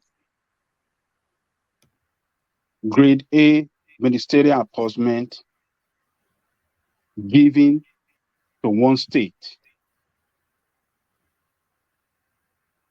in Yoruba land. In Osun State, we had Bola Ige holding. Bola Ige was given a super minister then. He was the minister for mines and power, and was the minister for maybe for housing or this thing. It was just like Fashola, you know, the super ministerial appointment that Fashola had in the first minister. That was the same thing that Bola Ige held then. And at the same time, in that same state, the vice president, the deputy governor to Bola Ige when he was governor, I think SM Mofolabi, was given the minister for internal affairs. And you know, internal affairs is a huge ministry. He had the custom, he had the immigration, he had the prison underneath. Look, a lot of Northerners went wild against Obasanjo that Yoruba people that did not give you a vote, why do you have to give them such a huge ministerial appointment? And you know what Obasanjo said? Obasanjo told them, he is not a minister, he is not a president for the North, neither is he a president for the South, but a president of Nigeria. And as such, he shared all the national position, ministerial appointment, parastatals, and all the rest equitably among all Nigerians, all sections of Nigeria. So this is the way he operated. He was fair in the way he shared those appointments among all geopolitical zones in Nigeria. So these people, these Bola Tinubu people, what's the name of his Badijo? What's his name? Saying that, trying to use that campaign of calumny, oh, he never supported Yoruba man before, and this is just a way of, you know, injecting some tribal, you know, hate against Obasanjo, you know, and that is not the way to do it. It is not good. Your man, the person he is championing, is trying to be president of Nigeria, a Yoruba man equally. So should we now conclude that, oh, is it because it's a Yoruba man, that's why you are heading the position that we saw? No, I mean, Obasanjo have the right to support anybody that he wants to support. He's a Nigerian. And that is the same thing, I mean, every Nigerian have the right to support whoever that they want to support. Same way I will advise the obedient that are calling for the head of Wike, that if Wike does not support, what do you call it, Obi, oh, they will finish him. If, you know, Solude does not support Obi, they will finish him. No, every Nigerian, by the virtue that we are Nigerians, we should be able to support anybody in this concept that we feel in our judgment or conscientiously that is the person that can do the job. So we should not use tribal and, I mean, we should not use a tribal campaign against each other for not supporting. Ajalikoko, can I push back? Can I you can push push back? back if you want to push back. Yes, please. You can push back. Why? But this is the turn of a Yoruba man. That is not true. This is our turn. That is not true. It is not true. Why do you say that? It is not the turn of Yoruba man in the South. If you really want to base it on equity, fairness, and justice. Obasanjo was the Yoruba man that had it from the South, and Jonathan had it from the South. Obasanjo had it from the West, rather. Jonathan had it from the South. It should be the turn for Igbo man. But my judgment here does not mean that I am supporting Obi. I want people to get that clear. It should be the turn for Igbo man, but my judgment does not mean that I'm supporting Obi. So, but Obasanjo, as a person, as a Nigerian, have the right to support whoever. If it's Kwankwaso he's supporting, so it should be. He have the right to support whoever he wants to support, but not for some people. Now to use tribal, try to engineer tribal hate against this man.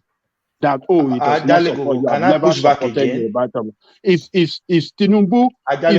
Can I push back again? Hold on. Is Tinubu gone in for president of Yoruba? Or what are they talking about? Are they crazy people? Yeah, push back if you want to push back. Yes. As an elder statesman in Yoruba land, let me translate it to the Igbo side. Have you ever seen any Igbo elder statesman that is supporting Tinubu or any Yoruba candidate? They are supporting their own, isn't it? No, there are some elder statesmen supporting Igbo too. So some big weight politicians supporting Tinubu from Igbo land. So we have the governor of Imo State. Is a big political player in Igbo land and is supporting Tinubu. And we have some others that are supporting Tinubu. So, and we have some others supporting Atiku from the South. From the East. So what is the big deal? But for, a leading spokesperson of a candidate trying to use that trying to engineer tribal hate against that, he never even at all in any time support you. Is Tinubu going for Yoruba president? Is it time to be president of Yoruba? Can I interject, please? Yes. Sorry. Happy New Year to you, Ajalikoko. Yeah, Happy New Year to you too. I want to quickly say the letter that Obasanjo wrote. Did you read it? What did you say? I read some of it out, but I didn't read it. It was 6 pages. So exactly. So that is, if you read the letter, you will understand the response to that letter. So it was not just like an endorsement of Obi. It was more like a kind of going after Tinubu and Atiku, while at the same time endorsing Obi. So if you are going after them, then you should not be surprised that those guys are also responding to the letter as well, because it made references to the language of Emilokon and other stuff like that. So what do you think the Tinubu campaign should just keep quiet and they don't respond to the letter? I'm not saying they should not respond, but a response that we connote tribal hate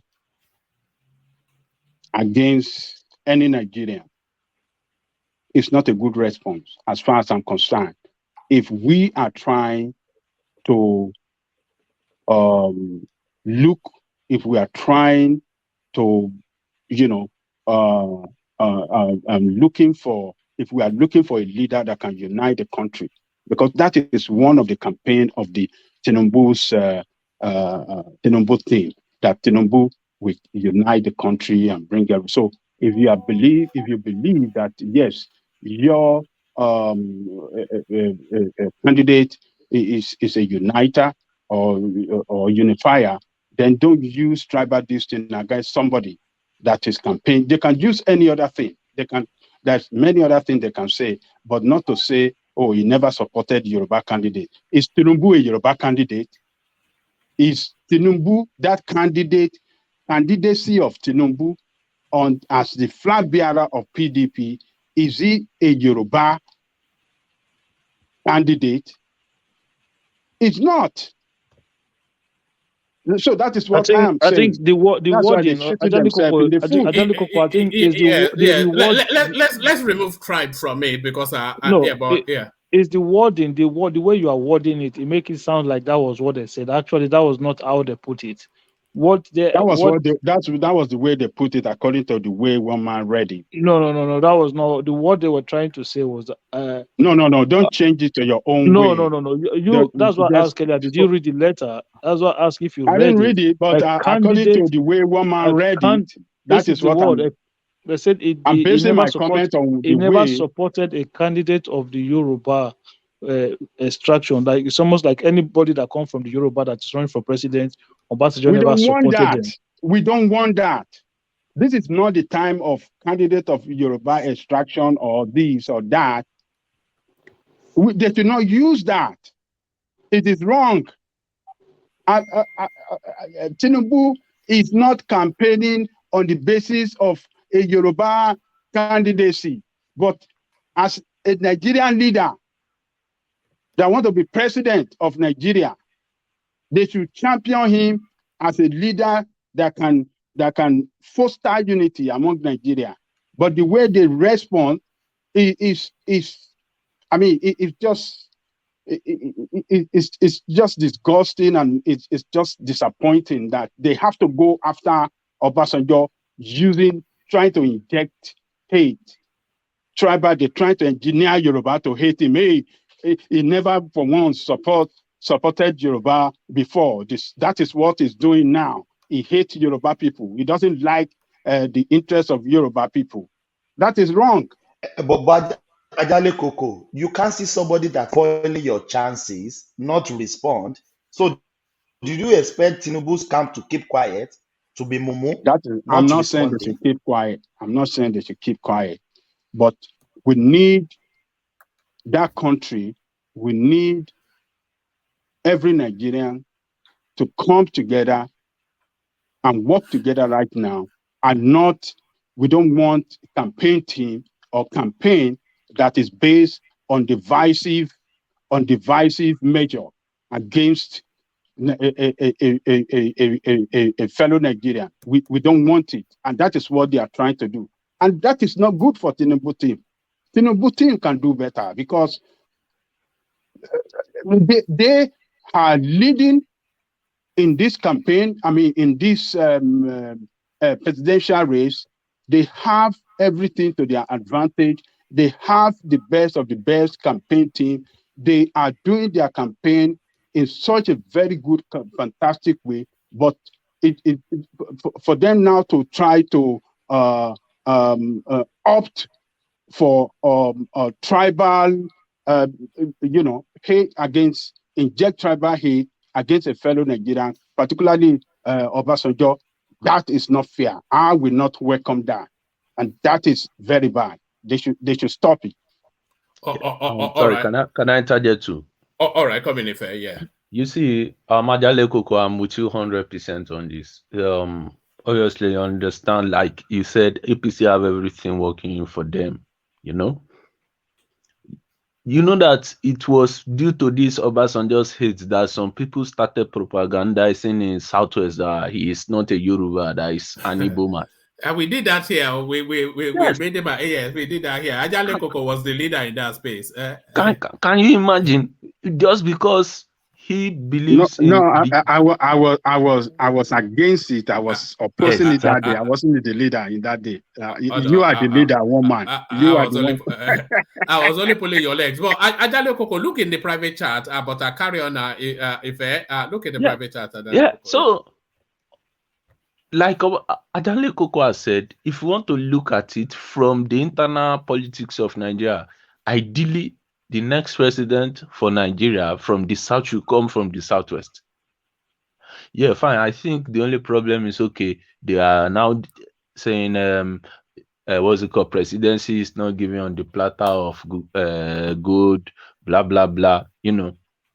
But when we are now talking that it should be the turn of Yorubas again, turn of Igbos again, turn of whoever is the turn, what we normally forget is somebody outside there or the president representing us in the international space is not seen as an Igbo, it's not seen as a Yoruba, it's not seen as a Hausa or Fulani. He's seen as the president of the Federal Republic of Nigeria. You might be even shocked that some of them don't even know that we are ethnically divided, you know, because most countries will see you from the paradigm of how their own country is. If you hear Modi, you will not say is he a Hindu or is he a Muslim or is he from Peshawar. Everybody will say is the what's it called president of India. If you hear Xi Jinping, president of China, nobody asks about the tribe, nobody asks about his ethnicity. But they also have ethnic diversity. Why is it that when it comes to the Nigerian space, ethnic diversity is always a problem? And saying Obasanjo, yeah, but what we have in Nigeria is not ethnic diversity; it's ethnic division. That's where the division, problem. right? Yeah, yes. Yeah, Because you know we are divided ethnically rather than united ethnically, and that's where the problem is. yeah, it's fine, but don't let us use it for our politics such that if somebody comes from a region and say he's going for another person, is more or less termed a bastard, because that's the rhetoric coming out now. And I'm telling you, by tomorrow when you wake up, that will be what the Yoruba bloggers will be talking about again. Otuti Dawa, Afonjanu, and unfortunately, Thomas is treading that line. Yes, Thomas, you have a right, but we should stop all these things.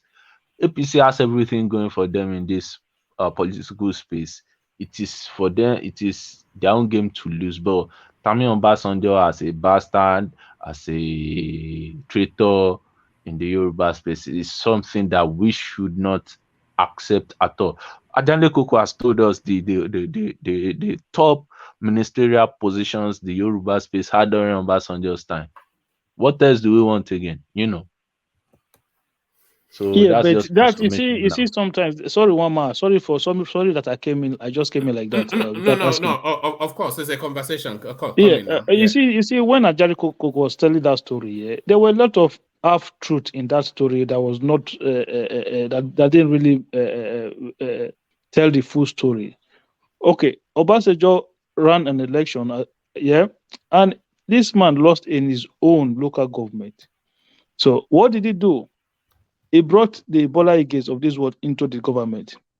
So what happened going into his re-election? Did he not ask Bola Iges and others to decamp into the PDP? So initially, when he was making that appointment, it was for him to gain upper hand in his re-election in the first place. So when Bola Ige denied him, if you remember, Bola Ige refused to join PDP at the time. Bola Ige told him respectfully that he was going to resign from office and then go back and campaign against Obasanjo's government.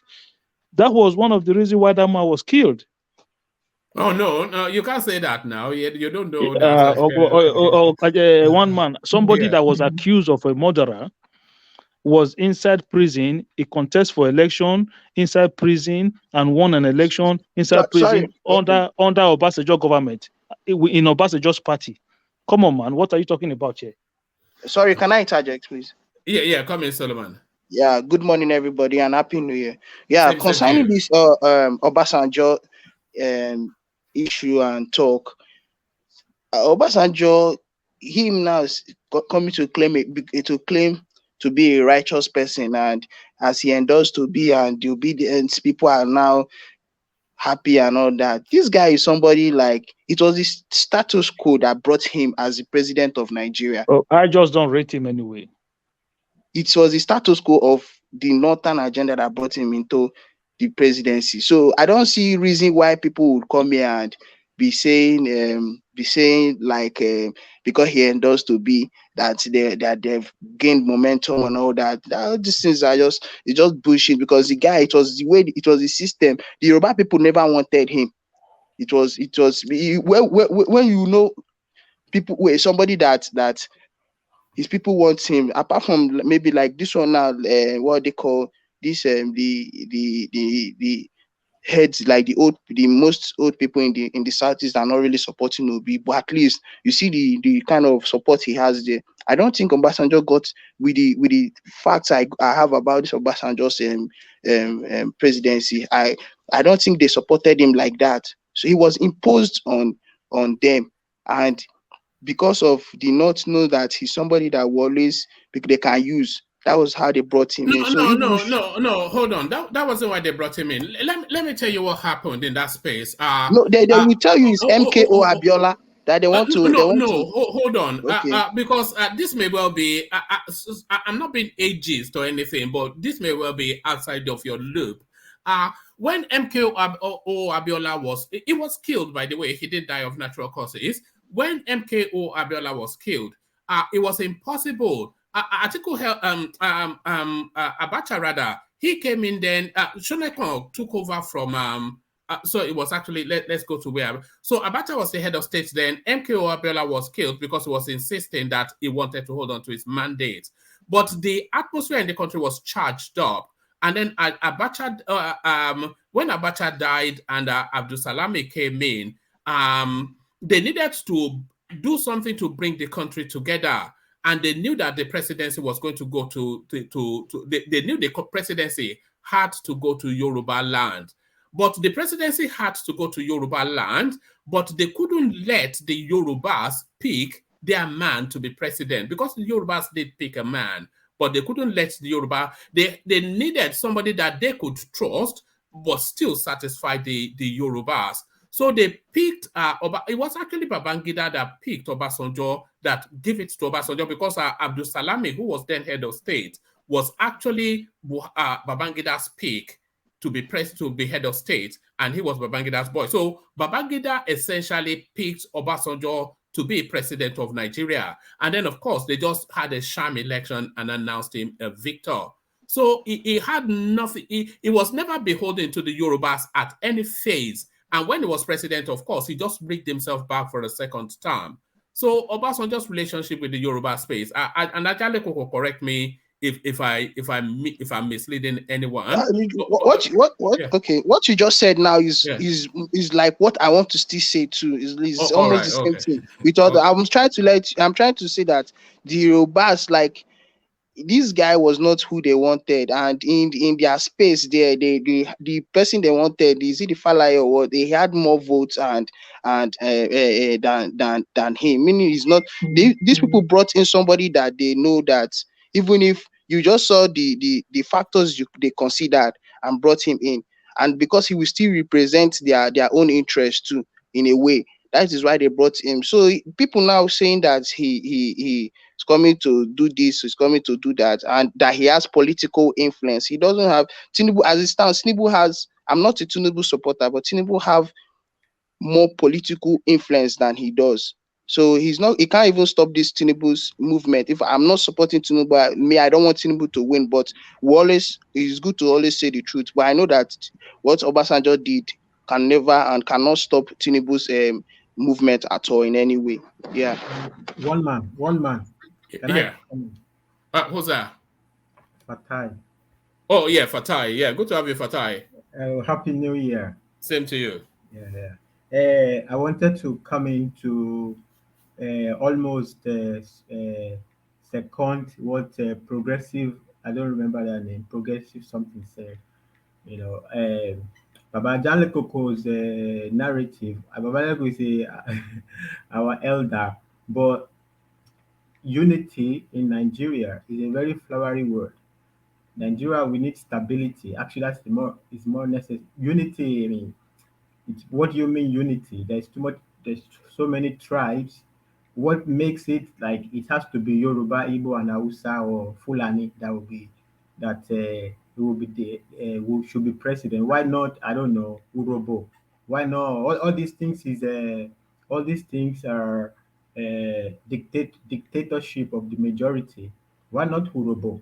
You know, why does it have to be the turn of Igbo or Yoruba or anything? Why not? It shouldn't be any of it. The only thing in the constitution of Nigeria is north rotation between north and south. Once it is rotated between north and south, everybody then fights.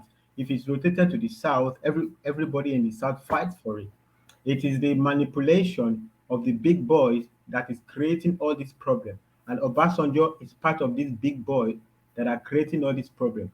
The progressive NG is not wrong. The I mean, I don't like to talk what I don't have like facts or data on.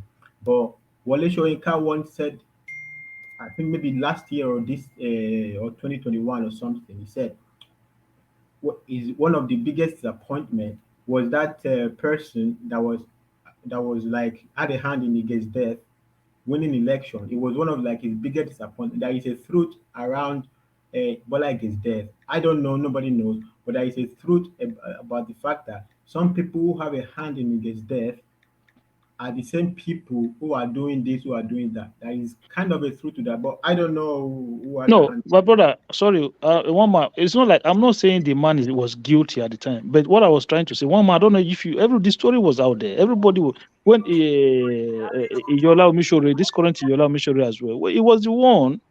He was deputy governor at the time. I think he was in Osun State at the time when Obasanjo was trying to get them to move into PDP.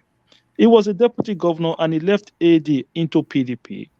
When the Bola Ige assassination happened, the guy that was arrested said he was the one that contracted him to carry out the assassination. Omishore was arrested while in police custody. He was running for an election and he was winning an election. How the hell are you going to tell me under Obasanjo presidency, in Obasanjo's party, the man that they say killed the man that was fingered to have killed the Attorney General of the Federation at the time? Come on, man. Yeah, and I know, and But why So INEC allowed him to contest for the It is election? It Ajani wasn't Koko is an- not about Ajani INEC. Koko, Oh, hold can I on. interject, please? Okay. Yeah, Oza. Ife. Yeah, come in, Ife. One thing we have to also accept is either we like it or not, Nigeria is at that point is just transiting from the military dominated regime to a more stabilized democratic dispensation.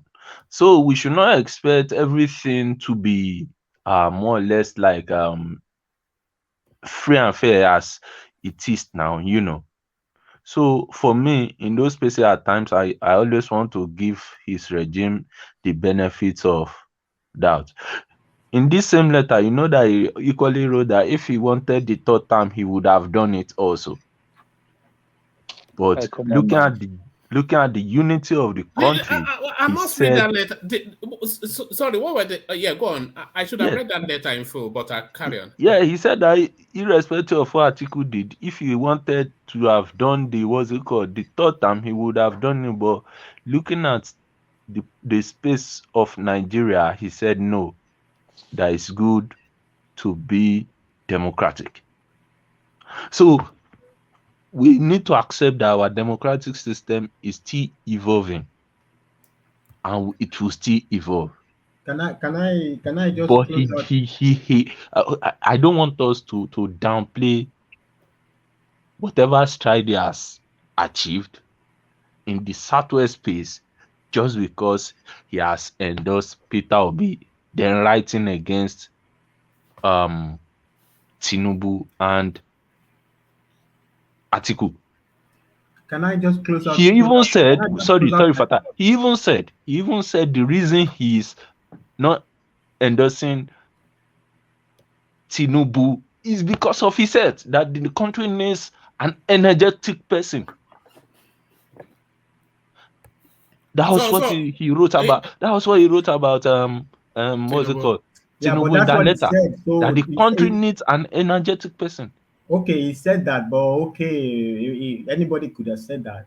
And every country needs an energetic person. That is a meaningless sentence. What does it mean, energetic person? Are you Because sure the that's a country needs, meaningless?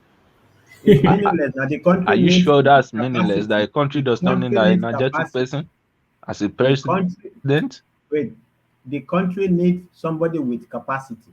That is more meaningful than energetic person. What do you mean, energetic person? Joe Biden doesn't have energy.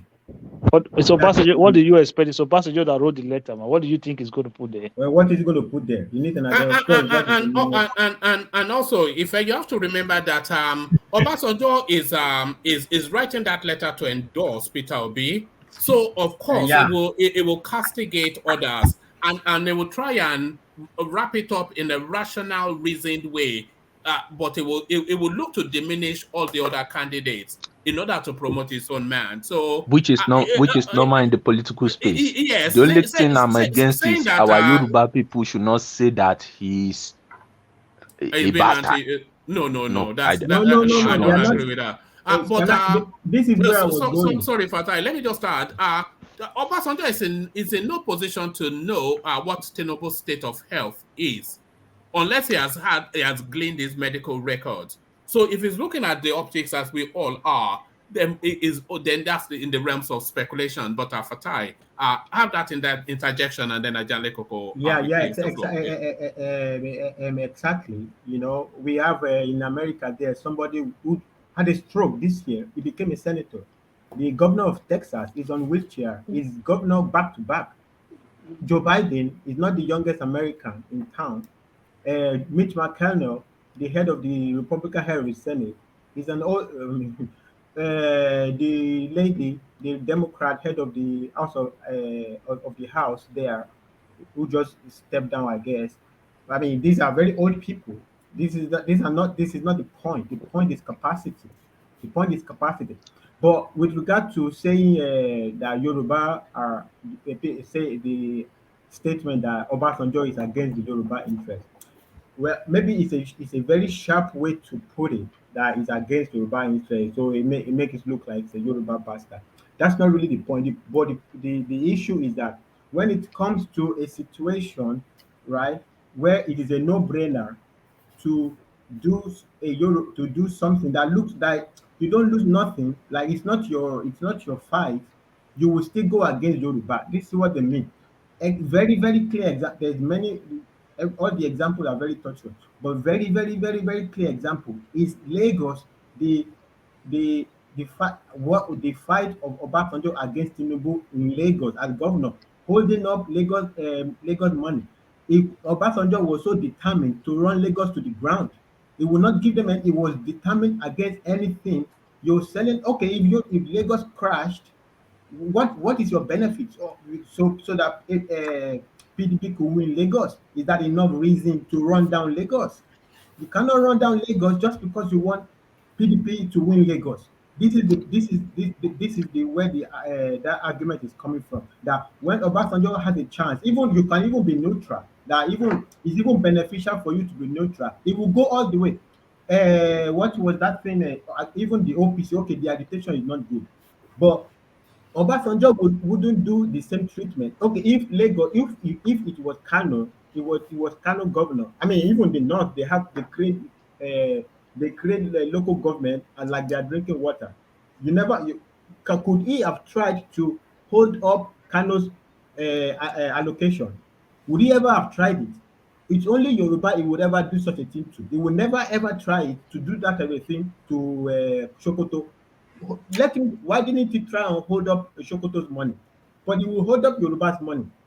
This is the point. It doesn't mean he's against Yoruba. Are you calling him? Are you calling him a Rumala? Is this what you are saying? Fatai. Yeah, I'll come to you in a moment, Ogweni. Yeah. Fatai, you are one-sided in how Obasanjo, why Obasanjo was holding. You didn't mention why Obasanjo did that to Lagos State during Because local government Tinubu. creation. Oh Local yes, was it constitutional? Was it constitutional? What Tinubu was of trying to course, do, was it constitutional? Yeah, the court said it's It constitutional. wasn't constitutional. We must but not. the court but they won. Allow. But Look, it's what not our Obasanjo was judgment. doing. It's not our judgment. The court said it's constitutional. The court ruled Lagos won. At any rate, if Sokoto created more local government, the question is, would Obasanjo hold their money? I'm not saying just a little money, the money that could crash them. If Tinubu didn't come up with a creative way to come up with generating money for Lagos, Lagos will crash. It was not a small thing at that time. Sorry, let's reverse that question now, right? All right. One more, sorry, let's quickly reverse that question. Yeah, carry on. Ajali Koko, that case was taken to the court, and the Lagos State won that case. Lagos won, But let's reverse it now. It was under the same Obasanjo that all those northern states declare Sharia. How much of their money did they withhold? Did they withdraw? Did they stop paying them when they declare Sharia at the time, which was illegal? Did he ever go there and say, okay, I'm not going to give you your allocation? But he killed all the Odua, but he said, Mr. Kim, you see why I said that this guy was put there to protect the northern interest. And I don't know, maybe some persons were trying to say what I was saying was not right. He was put there to protect their interests. Yeah, no, you are right. But let's hear from Ogbeni, and then Ajale Koko takes the floor back to wrap up that space. And then I want to take this Obasanjo's letter round for everybody to land back on Ajale Koko, and then Ajale Koko will take us back to another topic. So Ogbeni, so have your interjection, and then I want to kick a 5-minute commentary from you around the Obasanjo letter. But Ogbeni, good to meet you. Okay. Where are you joining us from? You're new to the space. I don't think we've seen you before. Yeah, this is my first time, although I've been following this program for a while. I hope you're subscribed. Yes, I've done that. Sure. All right, brilliant. I've done that for a while now. Yeah. So yes, I'm speaking from Scotland. So you see, I don't know why we are taking Obasanjo letter this serious. I don't know. Particularly, I'm a Yoruba man. I'm from Ekiti. And we don't really take Obasanjo really serious for my place. I grew up in my place, and I have a very solid contact with to my base. So we don't really take him so serious. In Yoruba nation, Yoruba land, we don't see Obasanjo as a regional man. We see Obasanjo mostly like a national man, like you call it, like a Rumala. Not even only Mala. Obasanjo prefer to satisfy any other nation than his own nation. Yeah, rightly so. Probably for his own, he believes he's a national man. That said, now his hypocrisy is what stings, and I don't understand. You're talking about Tinubu's earth. Now that is the reason why you won't endorse Tinubu. But you brought Yaradua, the same man that brought Yaradua in 2007, and you were aware of Yaradua's earth. Thank you so much, my brother. Thank you. Have you apologized to Nigeria about Yaradua that you brought? You brought Goodluck Jonathan again for us in 2010. Have you apologized for Goodluck Jonathan's incompetence in office? If not because Buhari has failed us, but the Jonathan's name shouldn't even ring anywhere again in Nigeria, particularly the way he mishandled security issue in Nigeria. And this same Obasanjo in 2015 brought Buhari. Is Buhari healthy, or was Buhari healthy back then? And now you are now complaining about someone's earth. That's what I don't really understand. And for me, yes, I'm aware of Joe Biden. Joe Biden is not young, and he doesn't have good earth.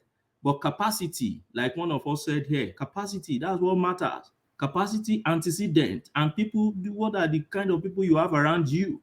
And for me, I'm always made bold to tell people, Tinubu has all this. He has a good antecedent when it comes to development. But what about the argument that the country has to pivot to a younger, more energized space? Because if we have Tinubu or Atiku as the president, then really we are surrendering ourselves to another 8 years of something that we're familiar with, which is something that has never served us. The old, the corrupt, the paddy government, as Fela Kuti put it, and all of that. But you will say Peter Obi has been in politics for a long time as well, but he has the air of a fresh breath in this election. He's certainly younger and certainly more energized, and some of the ideas that he's speaking to the political space, they are futuristic. So is it not time that we just rip the band-aid off and just, whether he's a Yoruba man or not, at Tinubu, whatever, let's just cut away completely from these people, and then we endure Peter Obi for 4 years or so, just to end that chapter of the Babangidas, the Buharis, the Atikus, just to close that old guard off. I think really that is what Obasanjo is pushing for. My one man, you see, here is a good narrative. Someone with very good rhetorics will say that, but I've never seen any nation in the world where you get that kind of stopgap, a very big stopgap like that without a military revolution. Tell me any state where do you get that? Society evolve and you metamorphose, and I see Tinubu as that stopgap. Tinubu is not the honorary incompetent politician. He has an antecedent to show, and that is what I keep telling people. And when you talk about a younger generation, who's a younger generation? Who among them? It's not Peter Obi. Peter Obi has always been with them. He was from PDP to ABGA back to his PDP and now in Labour Party. Okay, and I always give these two examples, Kogi and Bonu. Look at them, fresh guys in governance. Look at Kogi. That guy has messed up the system of that state. He messed it up. And he's a younger blood, like probably me and you, probably in his 40s. I'm also in my 40s, he's a younger man. But would you compare him to Zulum in Bonu? No, Zulum is performing. So for me, it's not about maybe you are bringing a younger generation. And don't forget, you see, Nigerian democracy is a developing one. This is a third world country. We can't be thinking of our democracy and then be thinking of implanting system from developed nation like where I stay, and then you want to implant it into Nigeria. No, you need to evolve through the system. And that is why for somebody like me, I believe in a politician that, yes, probably one of them over time, but have something to prove. You have something to show, okay, for it. Unlike Peter Obi has not really been in the spotlight, if not until recently. Peter Obi has been in Anambra. What is Anambra? Anambra, how do I put it now? Space to compare to Lagos. And so for that, a lot of things, a lot of achievement Peter Obi will come out to tell you about is what people you can't really relate with because he was never in the spotlight, okay? Now, one issue somebody raised, which I would like to also engage on, is issue of the Sharia thing. You see, yes, as much as I don't really like Obasanjo on so many of his policies, he remains the best president so far since 1999. Yeah, from my own estimation anyway. But that Sharia thing, I don't think there was anything Obasanjo could have done about it. The reason is the state has don't forget we practice a federal system, and in our federal system, the state government still reserve some rights and powers, and criminal law is actually part of the powers that belong to the state. And that is why if you commit a crime in Zamfara, you can't be tried in Kano. In fact, you can't be tried in Kebbi, that is the neighboring state, except if that crime you commit extends to the next state. That is when they can try you. So there is a territorial limitation to what the federal where the federal government can meddle into the affairs of Zamfara then. And sorry, brother, 1 minute. Nobody is saying he should have shut down Sharia law or whatever, whether he had power. It's just the argument that when you are shutting down Lagos, Obasanjo, even if you are erring or say whether it's constitutional or not, it is not a dictatorship. It's a court that will determine that. You are not willing to allow a court or actually, even in the constitution, the state has control of the local government. Even up to today, we are saying it. The governors are pocketing the money of the local government. The local government don't function. So the state has a control over the local government. At any rate, let it. Why don't they call it? No, it's not just he held the money. It was gone drawn against Lagos. He wanted to crash Lagos. If you crash Lagos, you have crashed Yoruba space. Why? Just to I don't see it that way. Sorry, Ogbeni, but you said something Fatai that nobody was against, was criticizing him setting up, allowing for Sharia. No, I mean Ogbeni said so. I'm not saying. No, but people should, because it goes against the secularity of the nation. So is it that we're a secular nation or we're not? And the constitution has to be the one piece of document that overrides everything else in the country. No, I agree. So how can it be that a crime you commit in Abakaliki or Ekiti, the punishment that you get for it is totally different in Sokoto and Zamfara? Those are two different countries. Yeah. One man. I don't disagree with you. All I'm just saying is that the argument Ogbeni is making does not work. That okay, well, he couldn't do anything about Sharia, but he could do something about Lagos. No. That's what I'm just pointing out. I was the one that made that argument. Can I quickly just clear that space so that there is no confusion here? So what I was trying to say is this: one man, what you said just now, that one is not. I don't think it is possible that you can get a different level of punishment for the same crime in different areas. So, like in the United States now, some states have death penalty for homicide cases, while some other states they don't have death penalty. So you could get away with killing somebody in another state, whereby if you go to a different state, that will cost you your life. So that one is different. So what the Constitution says is this: that no part of the country shall be governed by any religious form of law. So Sharia is a religious law. It should not be allowed to be in the space of a country like Nigeria, where we say it is a secular nation. So constitutionally, Sharia is wrong. Obasanjo, it's not like Obasanjo was quiet against Sharia. He did criticize it at the time. He did not support it at the time, just the way he did not support the creation of local government. It should have stopped it, is really the thing. Exactly. So the level of force that he was using against creation of local government in Lagos, so why did he not apply that same level of force against those states that was implementing an illegal law? Don't forget, Sharia is an illegal law. It is not backed by the Constitution. But today, everybody kept quiet. Can I join you on that? Now, criminal law is different from the local government, or the criminal law issue that relates to Sharia law in Zamfara back then was clearly different from the local government creation issue. See, local government creation in Lagos was strictly a constitutional issue. The establishment of Sharia court and law wasn't a constitutional issue, and I'll tell you the reason. If you trace the genesis or origin of criminal laws in Nigeria, you realize that the northern part and southern part, we've not been sharing the same criminal law over years, even pre-colonial days, till now. If you go to the northern part of the country, they use penal code. In the southern part of the country, we use criminal code. Have you asked yourself the origin of those laws? The penal code came from the Sudan. Why we borrow criminal code from the English jurisdiction, not from the same area? And that is why today, if you go to Lagos and the southern part of Nigeria, adultery is not a crime. But if you go to Kano, adultery is a crime.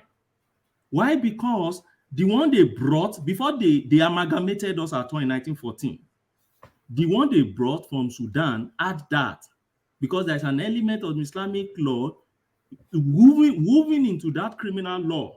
And rightly so, because the northern part is largely Islamic area. So before people can accept such law, you need to consider what people understand as a crime. Okay? Why the southern part is different? The Portuguese came to the southern part, and after the British took over from them, and partly German in some areas, and then they established their own criminal code. So if you have this the historical understanding of how the criminal system, our criminal procedural system and criminal law system, we adopted it in Nigeria, you understand why there are different systems. And see, the Sharia law thing, if you go back to find the history, had been part of their laws. At a point in time in 40 something. My brother, sorry, I'm going to quickly call. There's nothing like their law. We have a constitution of the Federal Republic of Nigeria. Let me tell you, you mentioned constitution. Constitution in Nigeria does not regulate all aspects of our endeavor. I'm a lawyer, and that's why I'm saying this. See, brother, can I interject? Look, this argument is neither here nor there. This argument are left for legal experts, the court, to decide. The constitution, Nigeria is not a religious state according to the constitution. Now, history of Sharia, this and this, I am not the one to give authority on that. You are not the one to give authority. The court can give authority on that. The same thing, the issue of local government creation is a constitutional situation. If Obasanjo was going to use all the force in the world against Lagos State, why didn't he leave to the court to decide? If Obasanjo, Sharia law could be settled in the court, local government creation could be settled in the court, but Obasanjo chose to just talk little thing, little word here and there about Sharia, but then went with all the powers of the world against Lagos. Why? It is very simple. It would dare not attack the north. It would dare not. Fatai, can I interject 1 minute? Fatai, I've been listening to you carefully, hammering on this, why Obasanjo could not go after the northern state on the implementation of Sharia law, but was after Lagos State, and the way he withheld that allocation for Lagos. Look, let me tell you, even the Sharia law in the north is not supreme. If you committed an offense and you are being charged to court, you can say you don't want to be tried under Sharia law. That right is there for you as a citizen. So if you as a Muslim want to abide by Sharia law, then you could be tried by Sharia law or tried in Sharia court. But if you feel no, or if you're a Christian, you can say no, I can't go through this Sharia court process. I want the regular court, which is the court being regulated by the Constitution of or being governed or regulated by the Constitution of Nigeria. So that is the limitation of that Sharia law or Sharia law whatsoever in the north. It is not supreme. And Obasanjo for not acting, it was the wisdom of leadership that he displayed back then. We just move out from military government in transition into civilian rule. Within the party that he was then, PDP, there was numbers of enemy against him from the north that were mad with him the way he distributed position of powers at the federal level, that were not happy that Obasanjo shared all those positions on the, a basis of equity and, stuff like that. So that problem was being sponsored by some cabal from the north within his party. He saw that. Then from the other party, who's taking a phone call? Are you on O2 as well? I didn't know you had O2 in America. Who is that? Somebody was there was somebody's phone ringing. I thought it was yours. But carry on. Oh, okay. So sorry, it's my then phone. the other party. Then the other party, which was, is it APP or what was their name? All Nigerian AMPP. AMPP. Zamfara State today was the one that started that problem of Sharia court, Sharia law. And from one state to the other, it spread across the northern state, northwest, and to some side of northeast. So problem within the party, problem from the other party, and the military guys were still on standby watching the space. So Obasanjo was cleverly handled that situation. And what happened to the Sharia court today? It's dead. Dead. If Obasanjo had, came out forcefully against him, there would have been problem all over the north, and maybe his government would have been toppled. And that was the reason why that problem of Sharia was orchestrated by some Muslim fundamentalists led by one governor. What was the name of that Zambara crazy governor? Yerima. It was a game they were playing, wanting him to,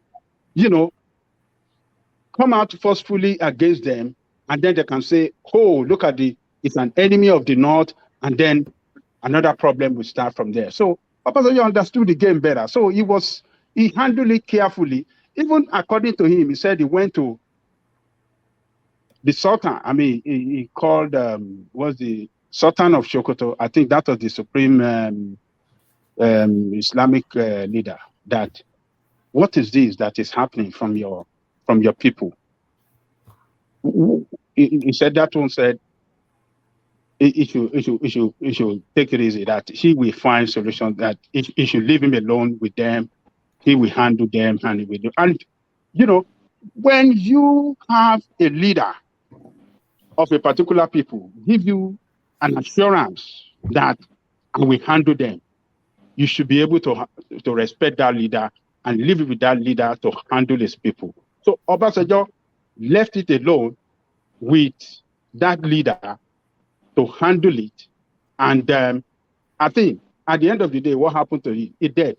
And particularly, if you remember back then, when one lady was sentenced to death that would have been stoned to death, and Obasanjo said, yes, this is the time I'm going to act. I will not let this happen on my watch. He called. Sorry, he called. Let me finish this. Yeah. Sorry, Bajaniko, I just made the last point. Bajaniko, I'm not arguing with you. I'm not disagreeing with you. As a matter of fact, you are making my point. I'm not saying Obasanjo was not wise the way he handled it. He was wise to handle it. I'm questioning why he didn't apply same wisdom to the Yoruba space called Lagos, not to crash it by going all out to want to crash Lagos. I'm not making any judgment about Sharia. I'm not saying anything. All right. We seem to have deviated off topic. Yes,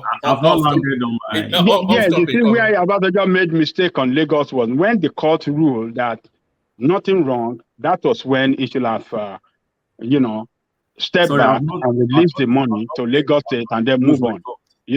That is what he should have done. All right, thank you, Ajani Koko. Let's get back to Ogbeni and have him continue his narration. So you were talking us through what impact Obasanjo's essay would have on Obi's fortunes. Yes. So for me, I don't see any impact that will have, and I don't see other contestants taking taking his letter too serious, because Obasanjo has sold how many presidents to us now in the past, and we all know where this thing led us to. So for me, Obasanjo being on Obi's team is even a minus. It's a big minus because it will even make some people not to go and vote for his candidate. Because some people believe that if you vote for Obasanjo candidate, then that's another godfather reason. And I don't know why Obi is still parading himself as someone who has no godfather. When you have sorry to interject you. You know, when Obasanjo referred to him as his mentee, that betrayed that godfatherism. So clearly, if he's the mentor and Obi and he says Obi is somebody that you can pull his ears.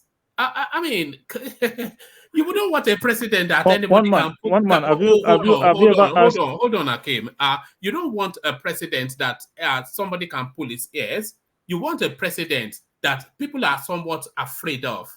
Maybe like Buhari, but not a fundamentalist. Like, what sort of president would that be that you can say, Wambi or Patai, you know? I mean, that's a, you know, so that's godfatherism right there, Obeni. So for me, that's godfatherism. So Obi should stop telling us that he has no godfather. You have godfather. Possibly not the same way people have godfather. Like Tinubu is someone I can say has no godfather in all this, and Atiku, who are their godfather. They have no godfather. They are themselves, they are godfathers, you know, and they have their lieutenants who will work for them. Not you that have a godfather. And that said, before I close, there is I would still like to still speak to this local government fund thing that Obasanjo seized in Lagos. The rationale behind this local government thing back then was that if I allowed Lagos State to create its own local government and start running it, how many local governments do I want to have in Nigeria?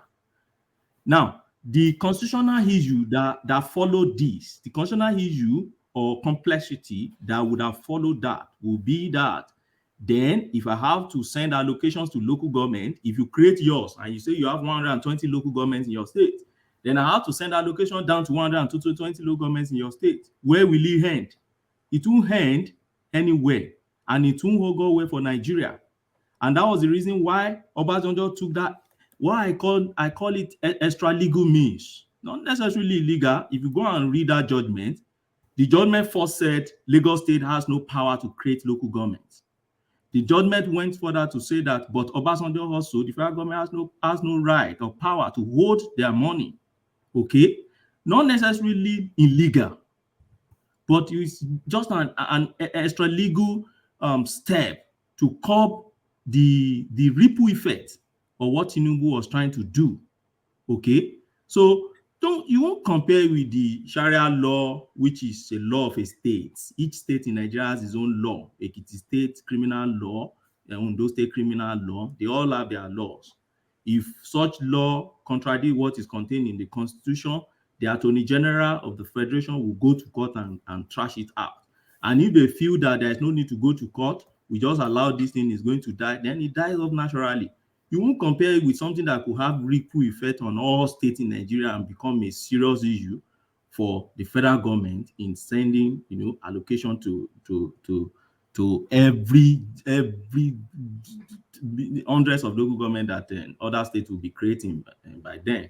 So that's my take on Obasanjo. And my final take is that his letter has no consequence. It has no significance. It's something that Nigerians should just disregard and just keep the same way we kept all his 3 letters to Jonathan. That's no effect at all. He loves writing letters, doesn't he, Baba Yabo? Eh? Is he a frustrated Wale Soyinka? Is he a frustrated Wale Soyinka? I want to disagree with Ogbeni that his letter carry no weight or cannot affect anything. Look, go to history. Several letters that Obasanjo have written against past leader. That letter always, particularly at a very critical time when nation is facing problem, his letter have brought several presidents down in that country. It was Obasanjo letter that brought down Shagari. It was Obasanjo government that brought down, Jonathan. It was Obasanjo government. He wrote a very fantastic letter against Buhari as well. We saw it. He was the one that started, that um, informed the nation, Fulanization, colonization, and Islamization. Islamization. So look, when Obasanjo write, you just read what he write and separate it from Obasanjo himself. Then you can get the message right. He is the content of his letter, and most of the time, are of national interest. You might not forget about Obasanjo, might not be your man, but go and just the content of his letter, represent the national interest of that country than the interest of any person. So don't say it doesn't carry weight or it cannot affect. It could at this time that Nigerians have been pushed to the wall. Nigerians are frustrated. Nigerians are frustrated people, angry and mad indeed. So look, okay, let's keep watching. But that letter is a very strong, and that is why you see Tinubu team shaking and trying to, inject some tribal attack against Obasanjo in response to the letter. It carries a lot of weight, and it can pull those people down if Obasanjo really get into this campaign in support of Obi. We can look at it. Some of us that doesn't really like Obasanjo as a person could look at it, oh, he cannot have anything. But I'm telling you, it will give confidence to people that never are confident in Igbo leadership in that country, because Obasanjo represents a national leader that everybody in that country respect. So Yoruba people might not like him because he never stand for any tribal thing that go in the interest of Yoruba other than the interest of Nigeria. So some Yoruba might not like him, but others across the country, they respect that man. I'm telling you, Igbo respect him, Hausa respect him, people in the Niger Delta respect. People respect that man. They accept him as a leader of a country and not a tribal man that it doesn't represent any tribal sentiment or anything whatsoever. So that is what makes Obasanjo different from other leaders in that country. Yeah. Can I quickly speak to that? All right. So you have the floor back. So speak to that, Ogbeni, and then round off that space. And then I want to go on next from you to Fatai, because I want to take that question round. But speak to that, round off that space, and then stay there. I still want to speak to you about the hit list of Atiku Abubakar that is telling us that nearly 100 and something APC functionaries are working with him. But round off the Obasanjo letter space, and then I'll go to Fatai and then come back to you at some point. Okay, thank you. See, when we say Obasanjo writes a letter and is bringing down a government, it's the narrative. It's just an explanation from our own imagination.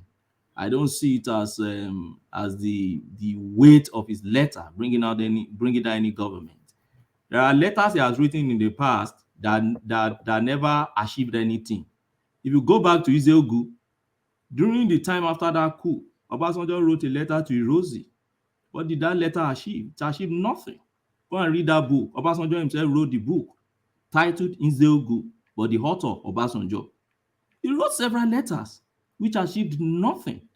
When Ojukwu was about to start his war, he wrote a letter also to Ojukwu. What did he achieve? Never achieved anything.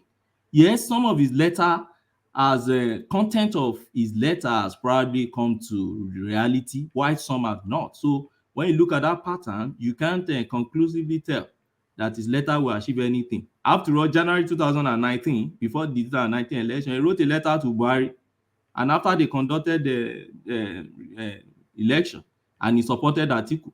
And what happened to that letter? The letter failed. Buhari won again, despite his letter of January 2019. We all read that letter.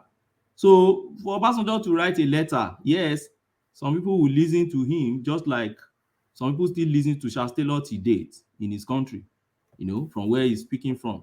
So some people will still listen to Obasanjo. But why I don't see, and I don't believe that the Tinubu camp is jittery about this. I don't. Because it's obvious that Obasanjo is supporting Peter Obi. So why are they, what's new to them? Are they just hearing that Obasanjo is supporting Peter Obi? The only thing that is different now is he's writing a letter. And that letter is writing. The content of the letter is what he has been saying all this while in some pockets, some different events. So what's new? There's nothing new from what Obasanjo is saying. And now, that said, you also talked about the Igbos liking Obasanjo. And you see, sometimes I look at it is where people put their interest. The Igbo never liked Obasanjo until today. He killed Okadigbo and some of their leaders. Don't forget, during his tenure, during his time in office. And he led Biafra. How did he kill Okadigbo? What do you mean? Okadigbo was smoked to death. Sorry, Atiku, let him push through for time. Well, carry on. Okadigbo was tear gassed by his boys, by the Buhari was tear gassed by Jonathan. What are you talking about? I'm not denying that. I said Obasanjo. Yeah, did he personally go to kill him? You said he killed him. Police were doing their job when they are demonstrating. They tear gas them. So what's the big deal? Police were doing their job. Somebody died during his tenure. He said police was doing their job. So Obasanjo went on the street to kill Okadigbo. What kind of statement is that? If you look at the narrative that came after in the press, in the media, you understand that was the disposition of people back then. That why would the only man we had at number 3 in the political space, you've been fighting this man, and eventually you guys tear gas this man and kill the man. Okay, and the Igbo never forgive Obasanjo for Biafra. Just the same thing, just the same situation they had against Awolowo till he died, and to date, until recently now that is following Obi.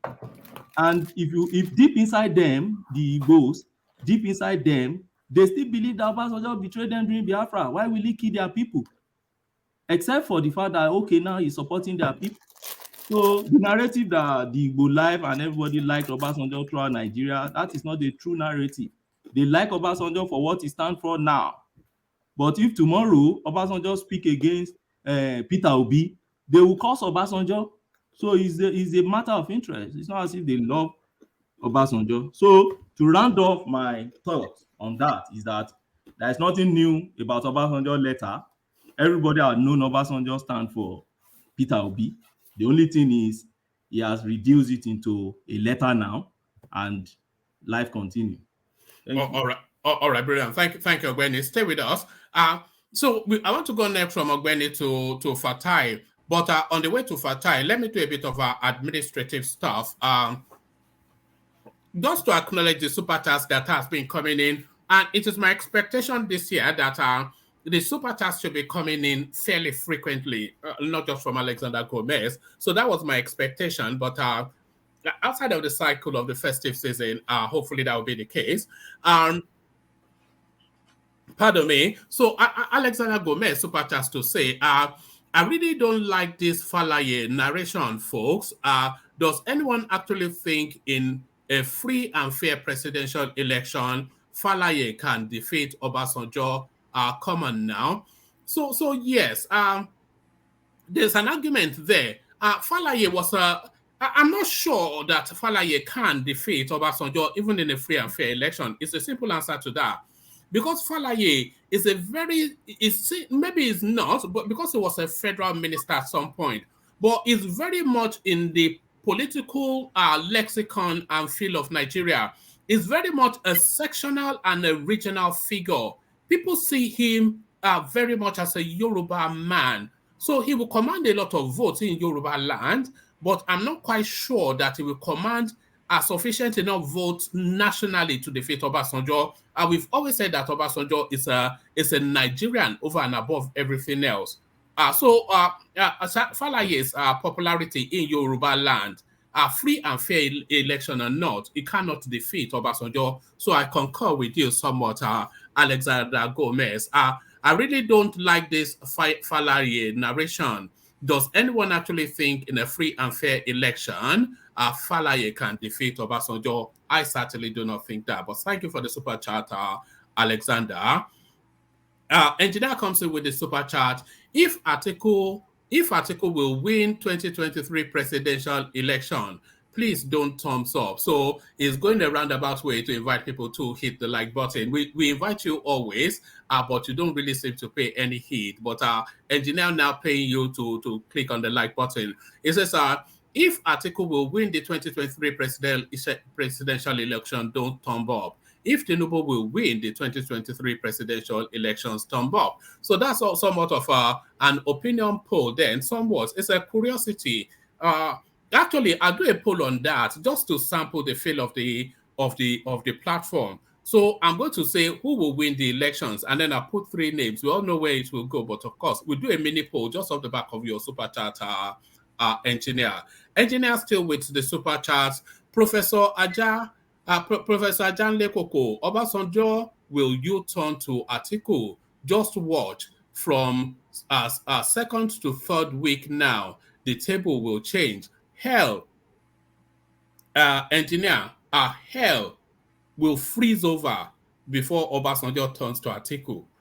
You know, hell, it will freeze over. It will become like an ice block. Engineer got it wrong completely. No. He got it wrong, engineer. Maybe he's been drinking Origin again. It's the festive season. Have you been drinking Origin He again? banana. He eat banana.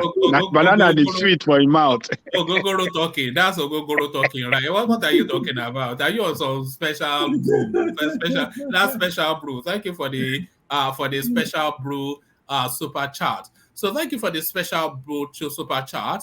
Kulata joins in the super chatting space only really to wish everybody a happy new year. So that's Kulata then, expanding to the totality of everybody that's watching us now and will watch us on repeat.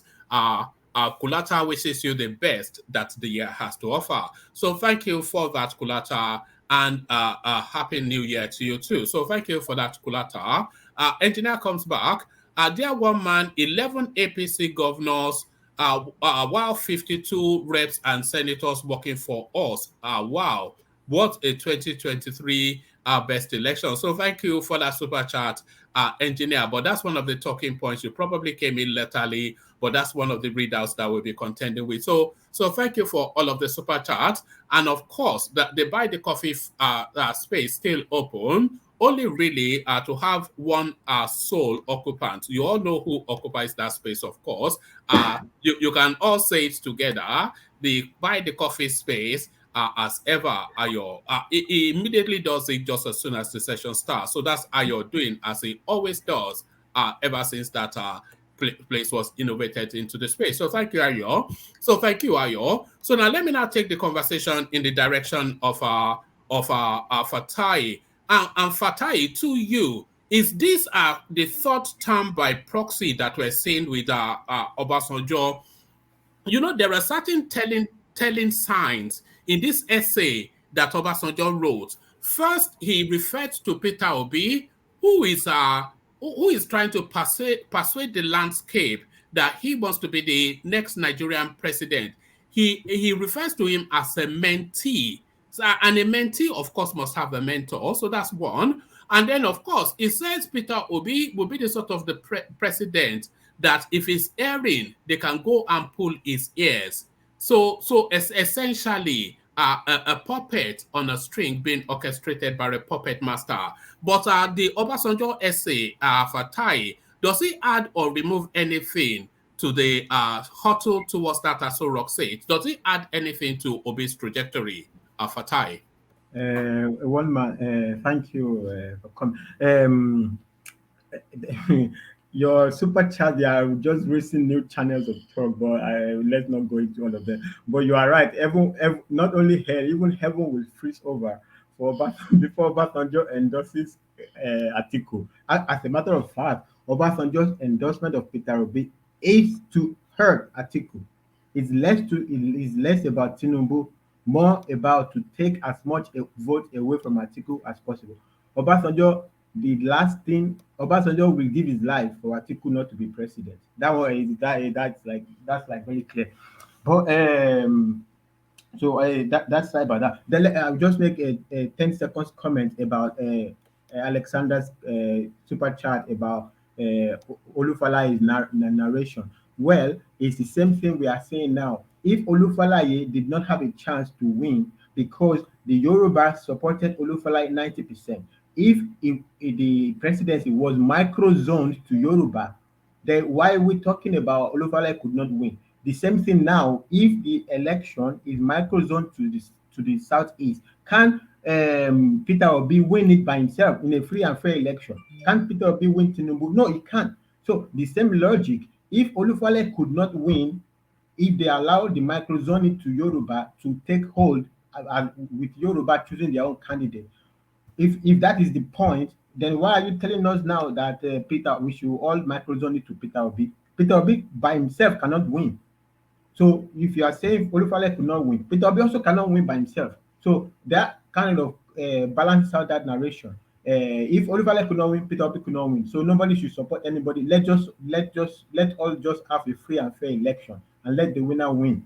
So Obasanjo's this thing was a pseudo. I think the last time I said it, Obasanjo's presidency was a pseudo Yoruba microzoning. It was not real Yoruba because Yoruba never vote for Yoruba people never voted for Obasanjo.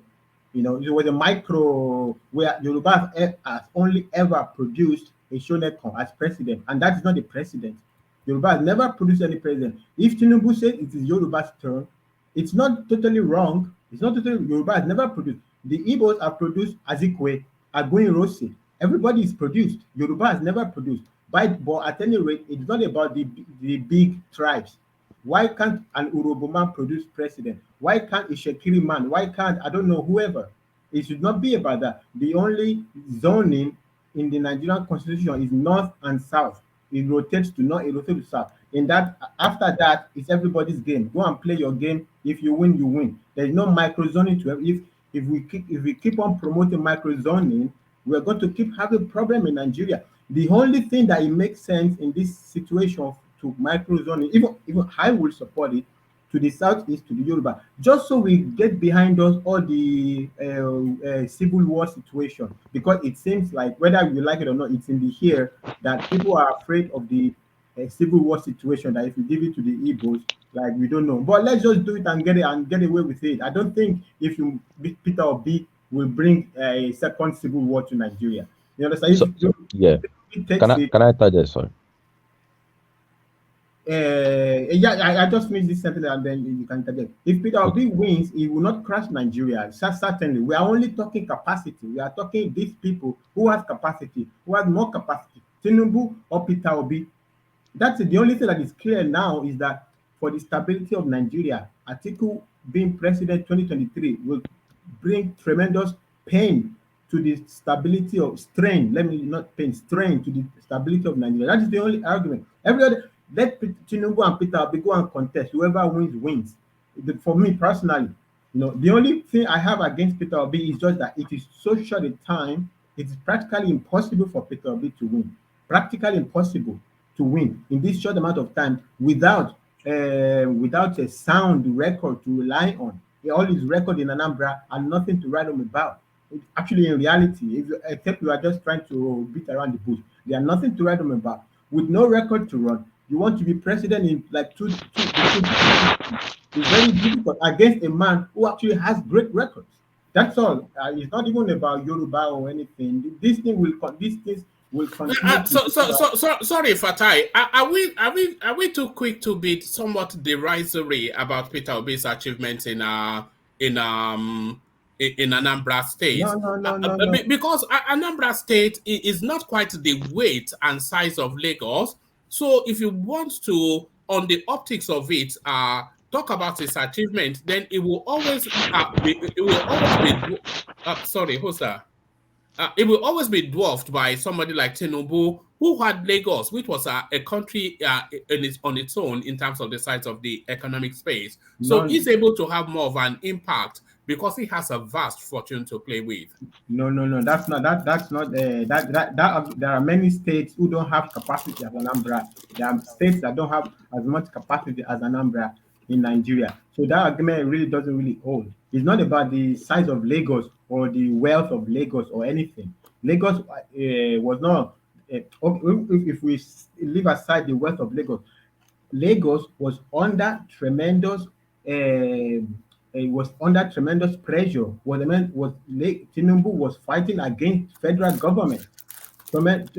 Lagos was stifled. At least Anambra was not stifled. They were giving them their money.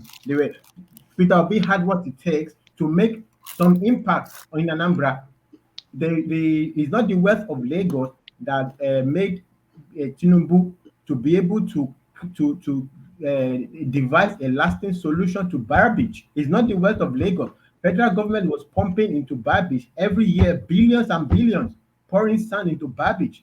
And that problem has been there as long as Lagos existed until a Tinubu came and devised a lasting solution to the problem of Bar Beach, to the point that not only the problem is gone, we have being built in that space that is recovered the biggest USA embassy in the whole of the world. This guy is a genius.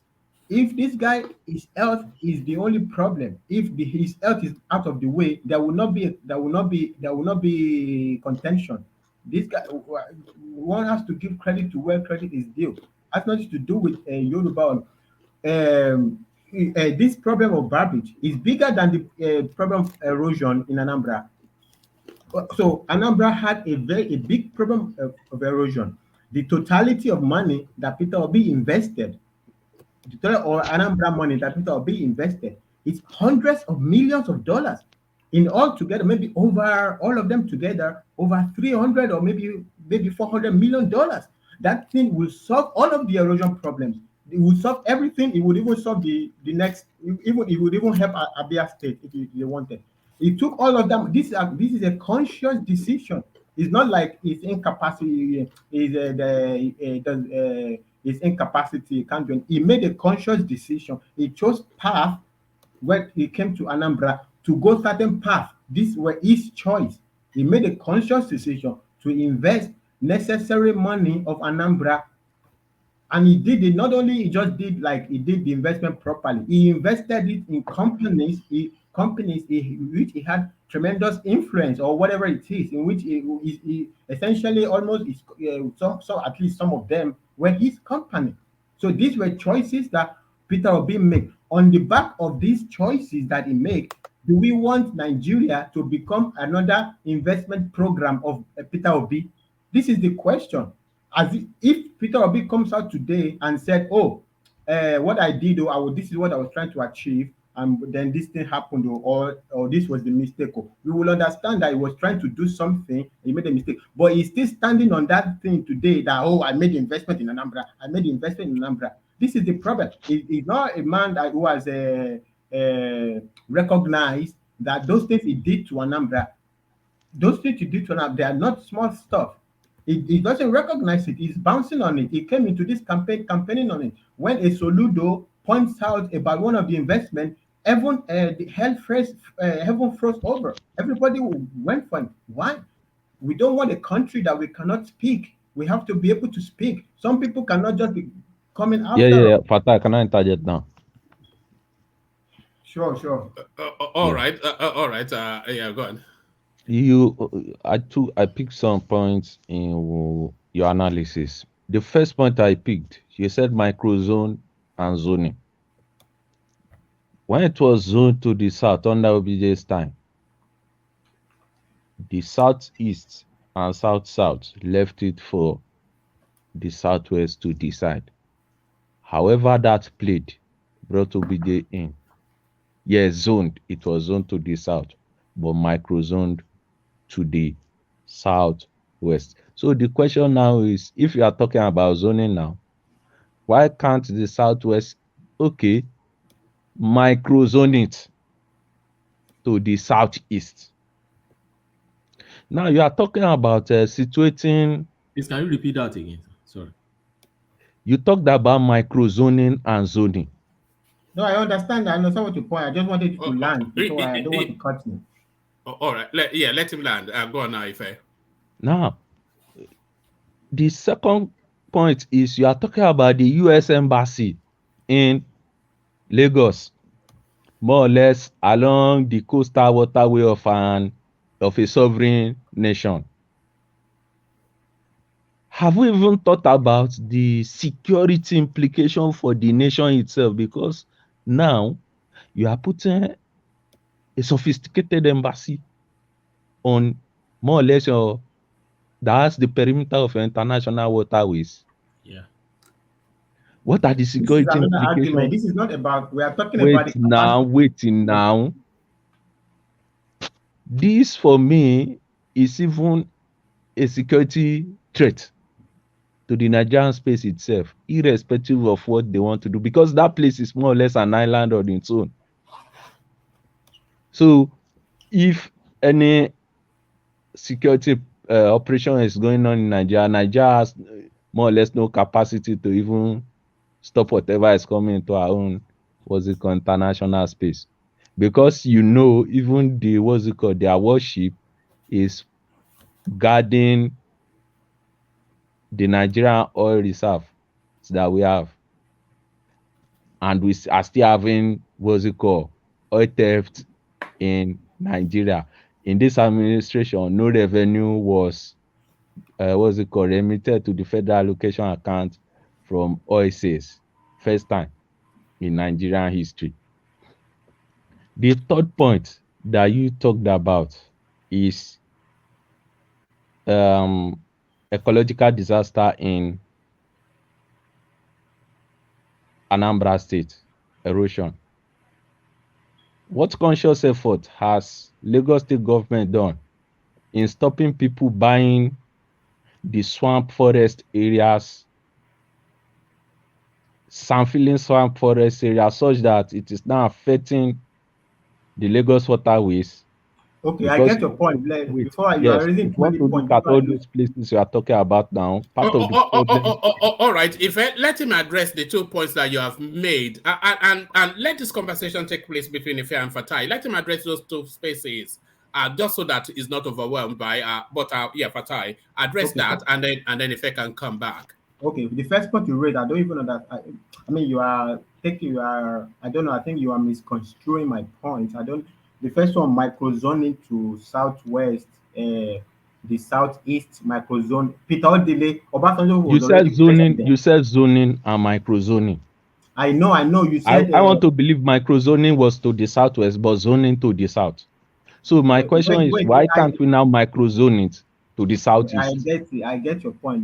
What I'm saying, you said it was microzone to whatever south, Peter or delete, and then Obasanjo took it. Obasanjo was already press. It was I don't even get that connection. No. Peter I Odili. never said Odilio.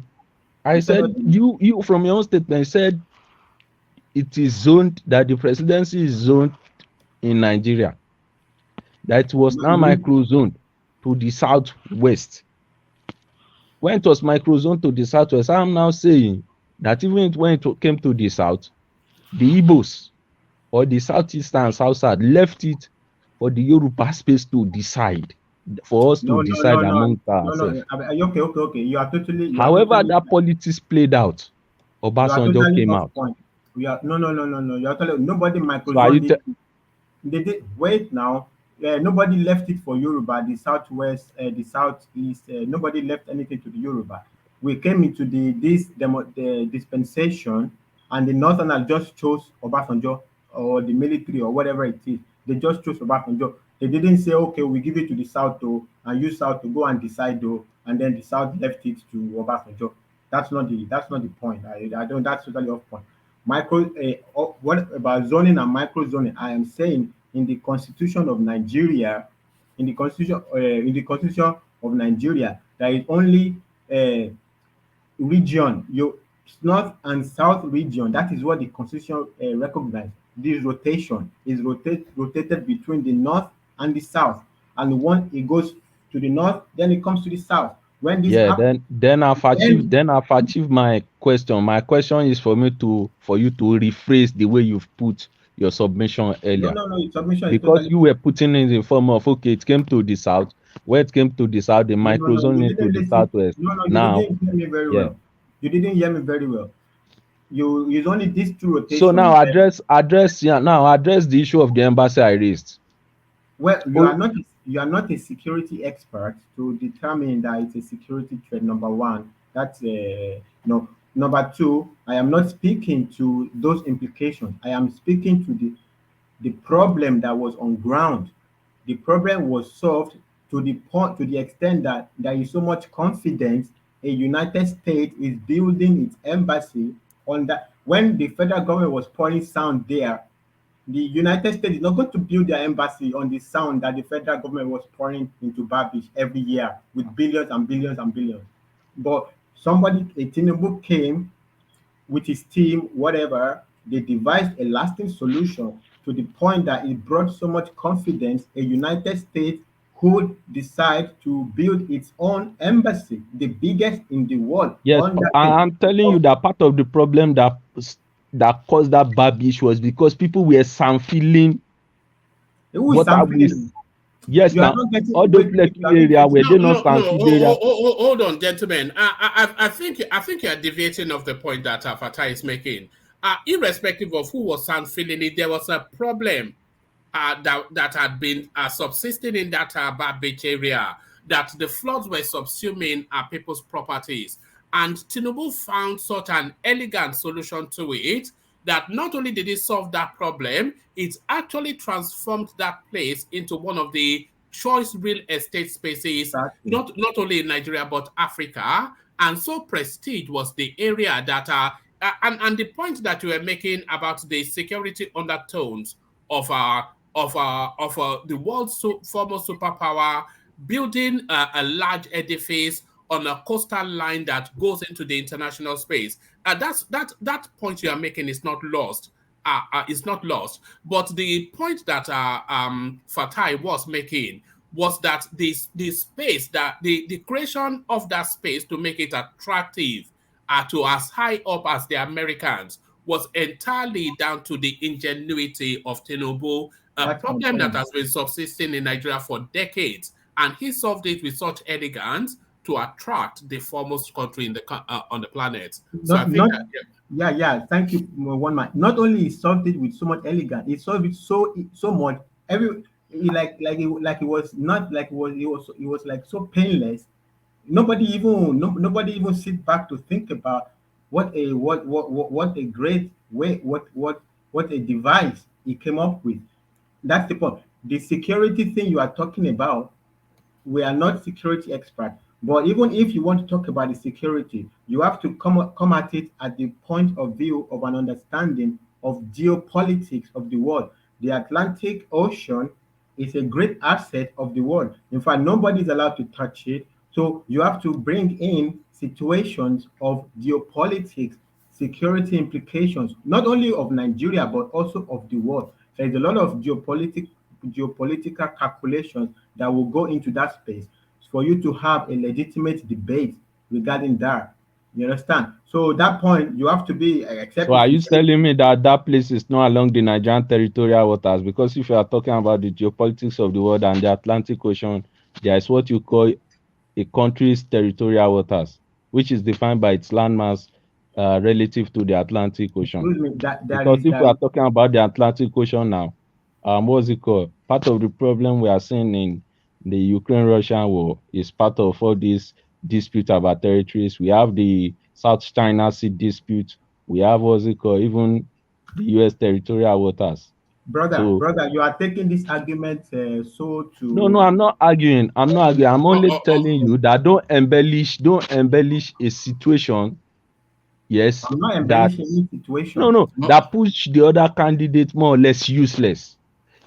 What I mean, I'm not an Obi fan. I'm I'm not not a pushing. Tinubu fan. I'm not a Atiku fan. But what I'm just trying to say is we should not downplay everybody's right. All of them have their capacity. But Even the if question all even right, if we even if should you all right. want leave to the Fine, space for the fine. Nigerians to decide. yeah, even if Thank, you thank want to you, make thank you, Ife. So, even if you want to make hold that on, point.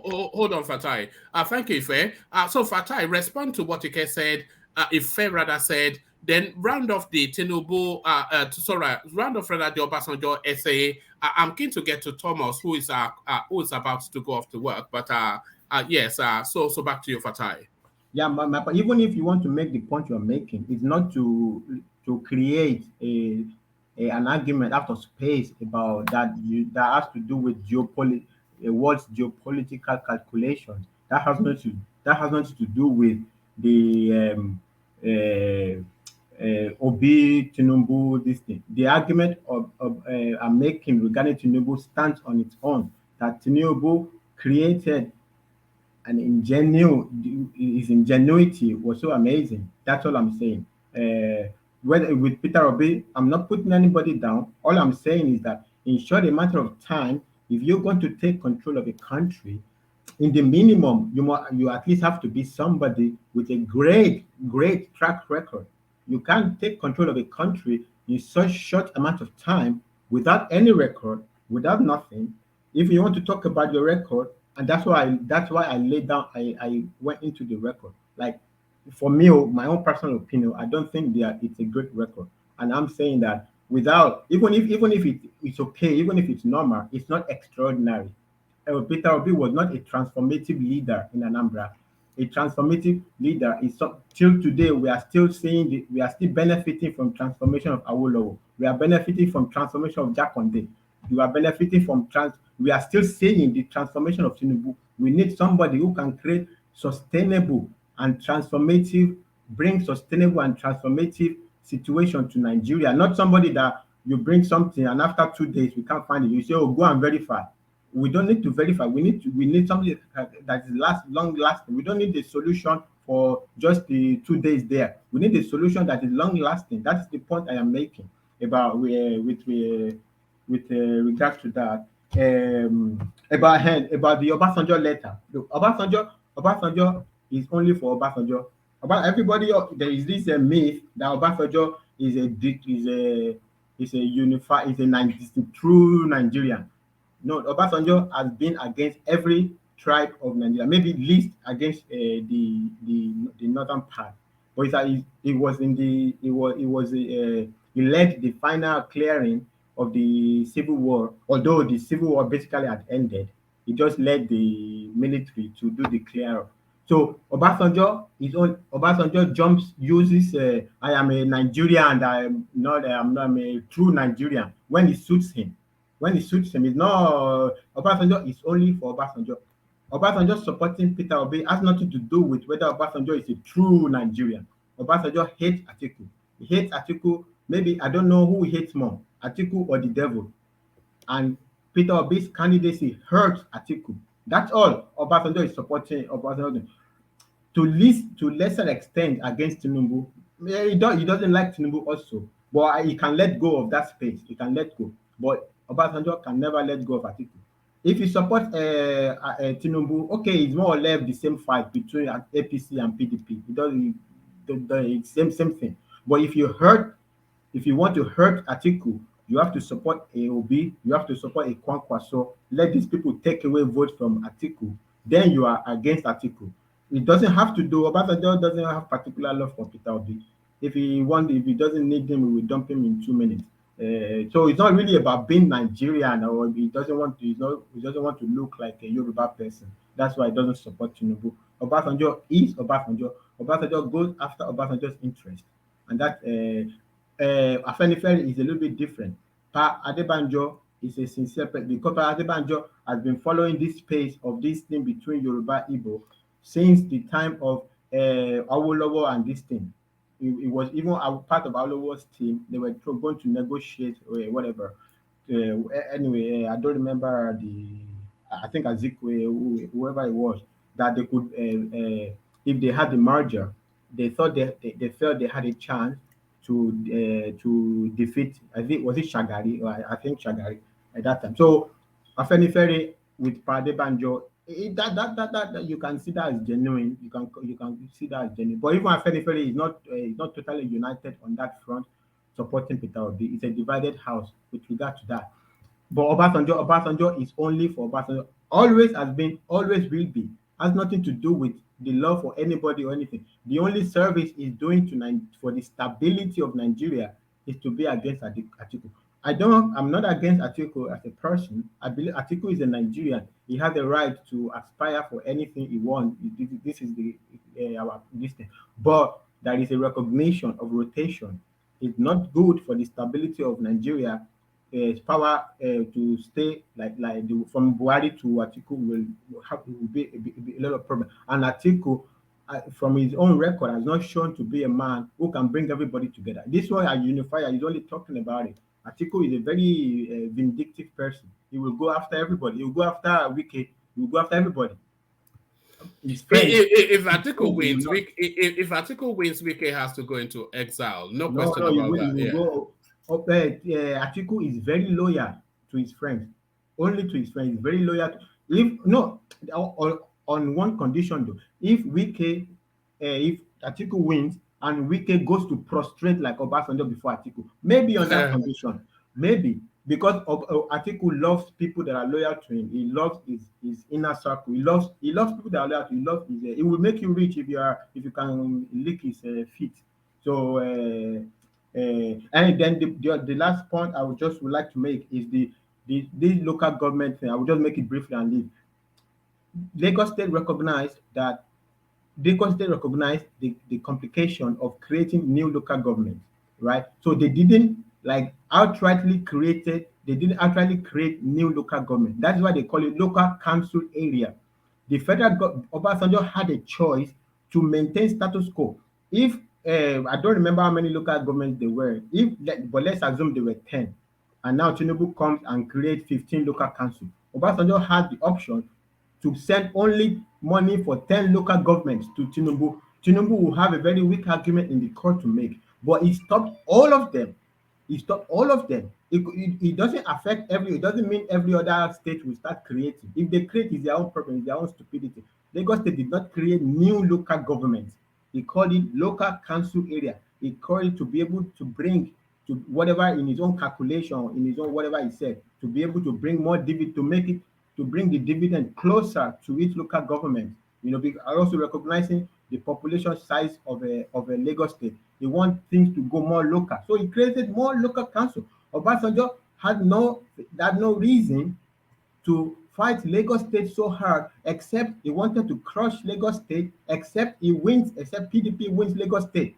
The way he deceived all the Yoruba states then in his second term, and they all supported him for presidency, and they all lost their states, the governors, except Tinubu. Another mark of genius of Tinubu, only him had the foresight to say, no, I'm not going along with it, and only Lagos survived.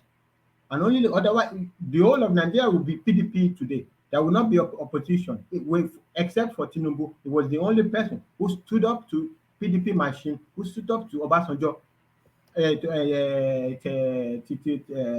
till today. So there's no way if he granted Lagos State, everybody will. Then also by that same logic, if the North State created Sharia, of course, also that one also could have effect across the country. Ogun State also can create Oro court. Anybody can create, Osun can create Osun court.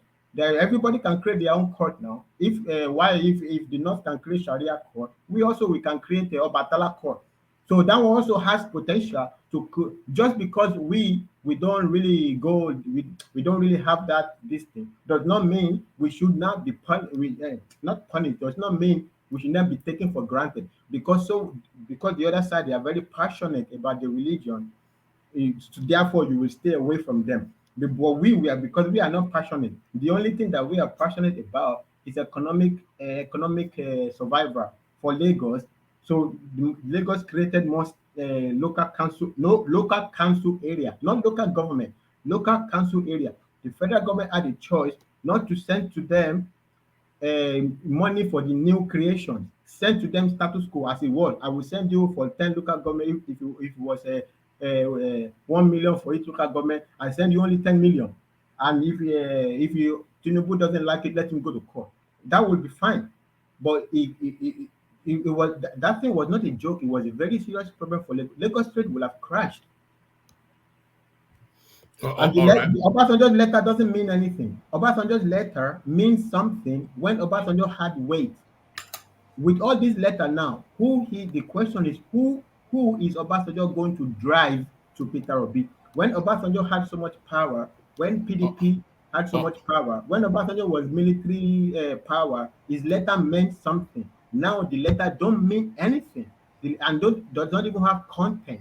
What is the content of the letter? All right, all right. Thank you, Fatai. Fatai is stay with us for as long as you can. I want to speak to you about the article space as well, and these are secret meetings that he has been having with APC functionaries. But before that, let me go to Thomas, who is waiting patiently so he can have his say to go to work. But before I come to you, Thomas, let me just quickly acknowledge the buy the coffee that has been coming in. Uh, um Let me acknowledge the buy the coffee that has been coming in. Meadowman joins. Sorry, my phone is beeping, my Instagram is beeping, everything is beeping. Meadowman joins Ayo in the buy the coffee space. Really, I think this is pretty much within the festive space. So that's Meadowman who comes in to join Ayo. He comes in to join Ayo, not satisfied with coming in to join Ayo. He decides to double it up and join Ayo yet again. So thank you, Meadowman, for that. So thank you, Meadowman, the elegant Meadowman. So from the elegant Meadowman to erudite from Australia. So there he is. No sunshades today. Congo Mojo Sunday. Kilo Shele Igoda. No sunshades today. Look at that. How many Take it off, please. look Take at it off. that. Please share now. This is Adigunjali then. Look at that. Who wears sunglasses? You know the clue is in the name. Sunglasses. Sunglasses. No. Thank you, Thomas, for joining us. So you know where the conversation is. The essay by Tinubu, which seems to I keep saying Tinubu, the essay by Obasanjo, which seems to be dominating the political conversation today. But a lot of people are mystified why that essay is dominating. Some people will suggest that it is not breaking news that Obasanjo is endorsing Peter Obi. So he has written a formal letter, but has it caught you off guard, Thomas? Oh, thank you so much. Happy New Year to everyone. Same to This you. year is going to be the year of elevation for everyone in Jesus' name. Thank you. Inshallah. Like, share, and subscribe. I don't take Obasanjo serious for once. He has been written letters upon letters, thousands letters upon letters. I don't take him serious in any way. Even though I like him, he's the best president so far in this fourth electionary, what do you call it? I forgot this English. Yeah, this fourth regime, or what do you call it that we hear now? Sorry? No, carry on. Oh, yes. Yes. So I give it to him. He's still the best president so far from 99 to date. But his endorsement, what is he bringing to the table? That is what I'm most concerned about. The endorsement. What is it bringing? What is it bringing on the table? I will start from the Southwest. Endorsing Peter Obi from the Southwest, it won't sway any vote, in my opinion. It won't sway any vote for Peter Obi. So for me, in the Southwest, it's totally useless. Endorsing him, the letter is totally useless. In the Southwest, which is my whole region, maybe in the Southeast, it's still nothing because they have chosen to vote for Peter Obi. Even if Peter Obi shoots somebody in the daylight today in the Southeast, they will still vote for him. So I don't think it's hiding anything in the West, in the Southwest as well, in the Southeast rather. In the North, maybe not. Maybe it will bring some vote. Maybe not. But in my own region, I don't think it's bringing anything on the table in terms of voting. The Yorubas, they will vote for who they want to vote for, and which I think they are going to vote Tinubu. So the letter doesn't sway me in any way at all. Where do you think Obasanjo that has been sorry, Thomas, where do you think that letter is targeted towards? Because I would suggest that letter, and I agree with what you said, by the way. Obasanjo holds no real sway in Yoruba land. I'm not sure that there's a senior Yoruba person that aligns with him politically or in his commentaries about the national space. So his letter doesn't hold any sway in Yoruba land, I would suggest. And his letter, whilst it will be a real confidence boon to the Southeast, it is not adding any new voters to Peter Obi in Igbo land, not a single one. So that letter then is targeted towards the North, where Obasanjo has the most respect in Nigeria and he has the most influence because the Northerners, they pay attention to him. But how do you think this letter will impact in the North? There is nobody Baba Iyabo is going after. Is Atiku. There's no, in my opinion, I may be wrong, but what I think is targeting Atiku. Obasanjo has not forgiven Atiku. He said he has forgiven him as a Christian. That is what he said. But he doesn't swear that Atiku is guilty of the offense Obasanjo alleges him of. So I don't think he has forgiven him totally. So it's just to douse down the number of Atiku's votes in the north.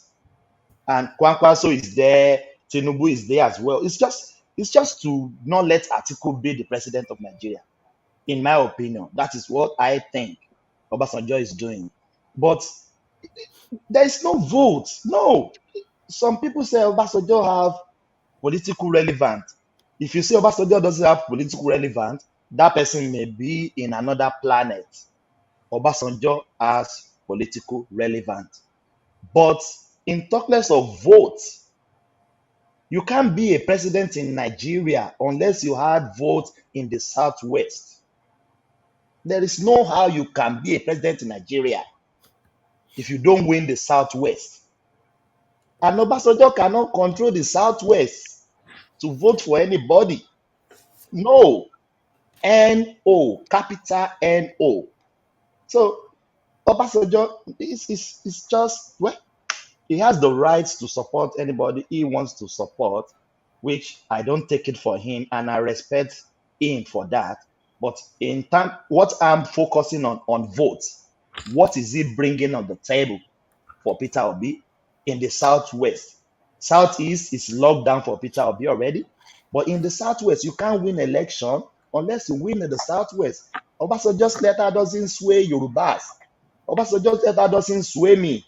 If I'm in Nigeria, I want to. Do you think Obasanjo is acting alone, or do you think is acting on behalf of a section of the power brokers? Because we earlier discussed that Obasanjo's backing of Peter Obi is somewhat sounds familiar with the prescription of the sort of president that Babangida said he wanted Nigeria to have for the future. Within that 60-year-old age bracket, that was what Babangida told us, a nationalistic appeal, somebody that is not seen especially as sectional. So for all of the critics of Peter Obi, even though they will say his followership is sectional, nobody can say Peter Obi is a sectional person. It's not a tribalist, we can say that. So he takes that ticket as well. So he has a national view. And he must have international appeal because he's educated, he's presentable, and he's contemporaneous. So all of those prescriptions that Babangida recommended for the next president of Nigeria, they are all wrapped into Peter Obi, who then happens now to be the mentee of Obasanjo. So if he aligns with Babangida's prescription, and Abdul Salami is Babangida's boy, and the association between Obasanjo and Babangida is long-standing, are we seeing a section of the cabal actually, not the cabal of the Asoroko, but the traditional power brokerage spaces in Nigeria? Have we seen a section of them actually endorsing Peter Obi with Obasanjo arrowhead in that space? Can I Great submission. counter Thomas 1 minute? You All right, said carry on. Yeah. you said you can't be president except you win in Southwest. Is that what you said earlier? Yeah, that was what he said. But Yeah. okay, counter him. Obasanjo, Sorry, counter him, and then Thomas go to what I presented to you. But counter him, yeah. Obasanjo became president without winning in Southwest. So you don't have to wait in Southwest before you become president in Nigeria. So I just want to let you know that. All right. That's fine. You can say that, but Buhari tried 3 times. He got almost 11 million votes or 10 million votes thereabout. He didn't win the Because if election. Buhari he couldn't win in any part of the South. If Buhari has won in the South, with those votes he's been consistently getting in the North, he would have been the president earlier, but he couldn't win at all in the South. All his winning concentrated only in the North. So just to let you know, Obasanjo was a president twice. I mean, the first time without winning in the Southwest. So. All right, Thomas, go back to that scenario that I presented you. That Obasanjo, even though he's the arrowhead, I remember. Yeah, go to that space. To me, it could be. Don't let us deceive ourselves, because the arrow is pointing to Peter Obi. If you are saying that, we are denying ourselves. Babangida said 60 thereabout. Peter Obi is 61 or 62, if I'm not mistaken. They said they want new, like a fresh or younger in age. It falls in Peter Obi's court. We can say that, no doubt about that. But did Peter Obi have the cachet? Peter Obi has to still prove himself beyond reasonable doubt to Nigerians that is fit to handle the post he's vying for. We talked about going around churches around. In this 31st, we just left. He did the same thing. He was in one church. Even the stupid pastor was shouting, Obikere keke, Obikere, in a pulpit. In a pulpit of God. The pastor himself shouting, Obikere keke. No, you don't do that. No, you don't do that. It's unacceptable. So is it showing example of a good leadership? To me, zero. If you were in the church, if they can, many times the kings, they went to redeem camp. Baba will just recognize them. He will never call them to this pulpit to come and speak. Politicians go to churches, they will just recognize them. Senator so is here, and they will be on their seat, not going on the pulpit, campaigning in the church. Even though people are speaking against it, he's still doing the same thing. This crossover 31st, is it showing a good example? No. So Nigerians is the cabals outside Aso Rock. They may like him to be there, but he has to still convince Nigeria that he has brain and he can do the job. So to me, Obasanjo letter doesn't swear anything. The old cabals, I count Babangida, Buhari, I count them as old cabals. They don't have anything in our election today. OBJ endorsed Atiku. Did Atiku win the election? No. He said he has forgiven him. Does that make Atiku the president the last time? No. So, to me, Obasanjo, I respect Baba. Is Ebora Owu, I respect him, but his letter is amount to nothing. Zero, in my opinion, especially in the Southwest. Okay, so now the question is, why has it chosen to release the letter because of course, like you said, it's not breaking news. So I think even the most ardent of obedience, they will not say that nobody saw this coming. We all knew that Peter Obi was Obasanjo's candidate, so we all knew that. So it's not breaking news. But why has he released this letter, this long essay, at this particular point in time?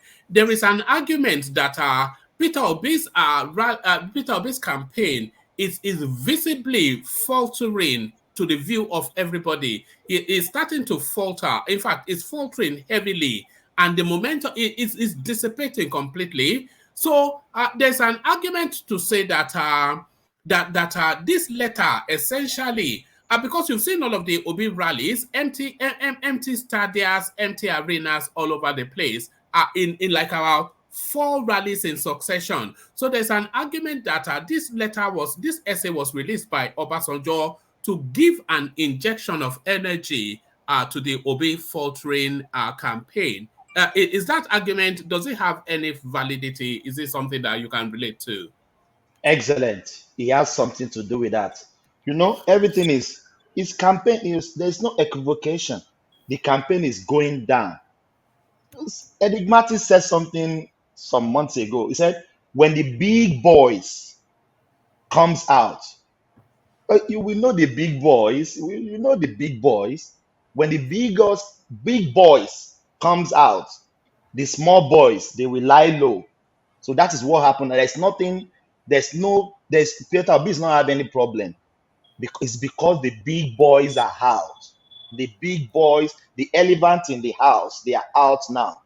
So the campaign doesn't caught me unaware or surprise to me. I've been saying that a countless of time. You can remember that. But this letter, maybe it will boost it a little bit. If not, well, it's good. I'm not object to him, but this letter will really bring him out again. If people have forgotten about Obi now, this letter now, Obi just appear again in the news again now, because the letter will bring him out again to boost the morale of the obedient, or even those people that are not obedient, that love him. I have many people that are not obedient, but they just love Peter Obi. Even in Yoruba land, I spoke to many people, Yoruba, they just like him, maybe his simplicity, or all these boju boju that is the guy is using, as he's not a politician. So maybe he has used that one to canvas some people, which is really fine. But it really boosts up the morale a little bit. And just see it in 2 or 3 days, it will go down again. Because the big boys are out. Are you expecting it to last 2 or 3 days? I don't think it'll last that long in the. I said, let me just give him a benefit of doubt. No, yeah, this letter now will go. By tomorrow you'll be gone. If not, you'll be gone. Yeah. Yeah, it will be gone. The problem, I keep on saying this. People said maybe I'm not sounding like a broken record. Peter Obi is a good man. He's a good candidate in his own way, in his own capacity. The problem is the party. It's just the party. There is nothing. It's just the party. If Peter Obi is in PDP ticket now, the momentum will be, gingered up. People will resonate with him. The PDP has made name for themselves. APC have made name for themselves. It's just the party. That's the problem of Peter Obi. And all these boju boju, like he's not old guard that is using to cajole the obedience, that is not old guard. That is what is helping him. There is nothing else. There is nothing else, in my opinion. Yeah. All right, brilliant. Well put, Thomas. So, Thomas, I'll go on next from you to Ife. But before I go on to Ife, I've got a bit of good news to share with the platform. It's really brilliant news. We wait in anticipation for world peace and his wife, but we are not waiting in anticipation anymore for Baba Akure and his wife, who has asked me to share with you that his wife gave delivery of a bouncing baby boy 2 days ago. So Baba Akure is good news in his household. Ajanle Koko, Baba Akure. I think Congratulations. I, Wow, I, congratulations. Yeah, congratulations. So the baby came on the 31st. Yes, he told me 2 days ago. So yeah, yeah. 2 days. Yes. Oh, today is first. That's gonna be on Yes. the 30th. Yeah. So I was saying, is this a case of Abiodun? Today is second. Today is Yes. second.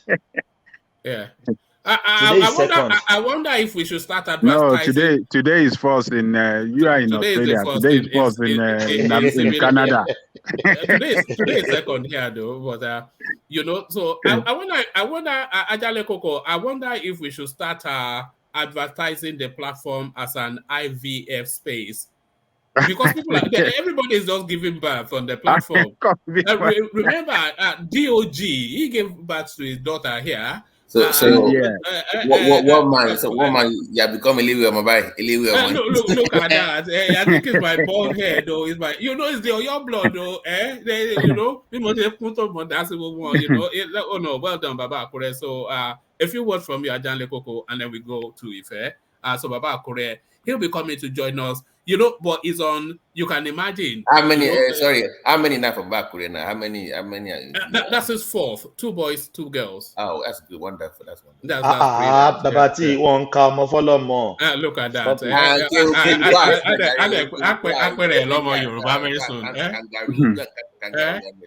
Look at that. You see. So maybe when World Peace announces I think I will start claiming myself as the Elewe Omo of Yoruba of Oyo land. It's amazing, you know. Baba Olomo Wewe. So congratulations to Baba. Congratulations to Baba Akure. Ọlọ́run á dámọ sí o, Ọlọ́run á dáyàwó sí o. Wọ́n á túbọ̀ máa pọ̀ sí o, lágbára Ọlọ́run. One man. A máa bí sí, a máa rẹ̀ sí o. A máa gbáyìn lórí ilẹ̀. With your permission, one man. If we can send Baba Akure some little gift, if you don't mind. I'll do that. No, that's tradition here. We'll be sending him what's it called? Vouchers. We'll be sending him vouchers. You know. Yes, I would like to drop something if you don't mind. But that's what we use some of the buy the coffee thing for. By the way, so we'll be sending him vouchers. Yeah.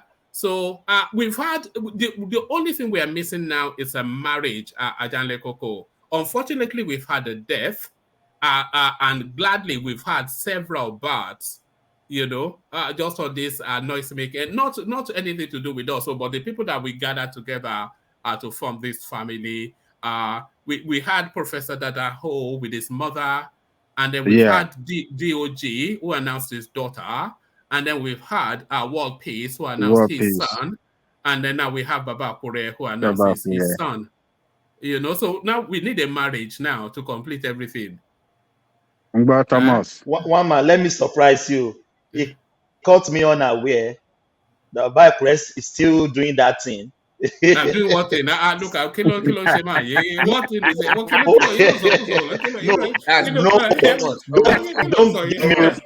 Let me calm down now. Let me finish.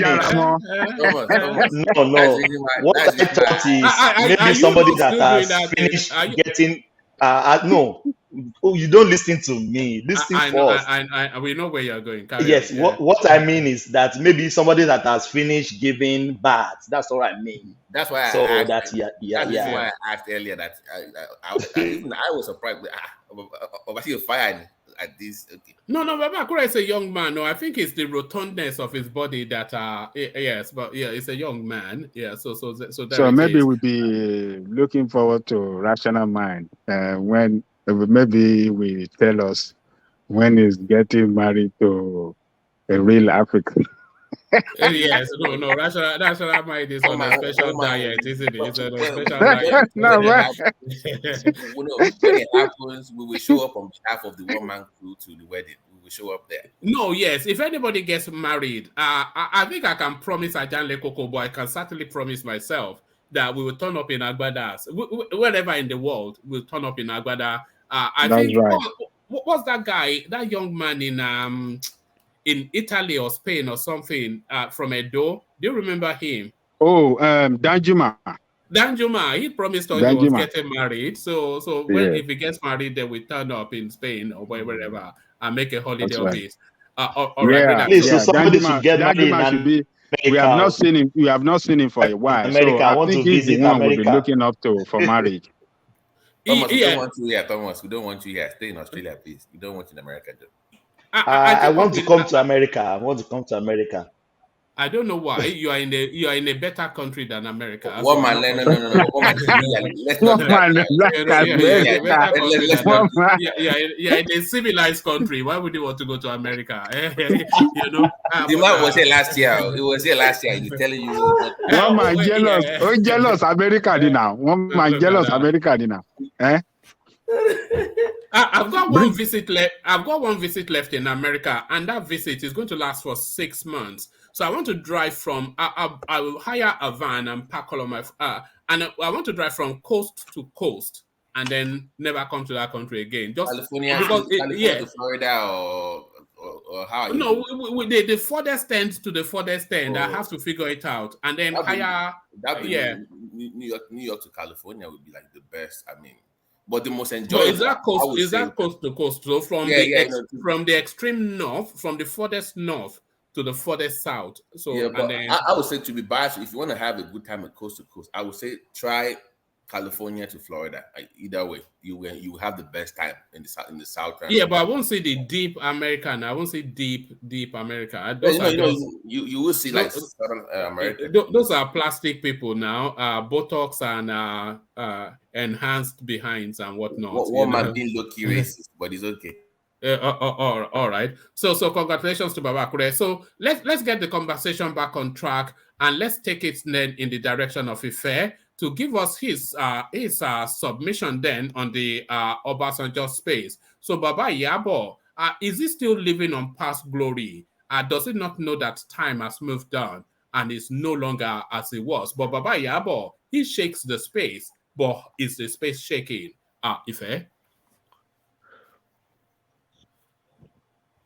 Iveli. Good evening, everybody. Obasanjo is a big figure in the world. He's a big figure in Africa. He's a big figure in Nigeria. So is Obasanjo living on past glory? Yes. Is Obasanjo living on past glory? No. Because his viewpoints are still taken into consideration in world politics.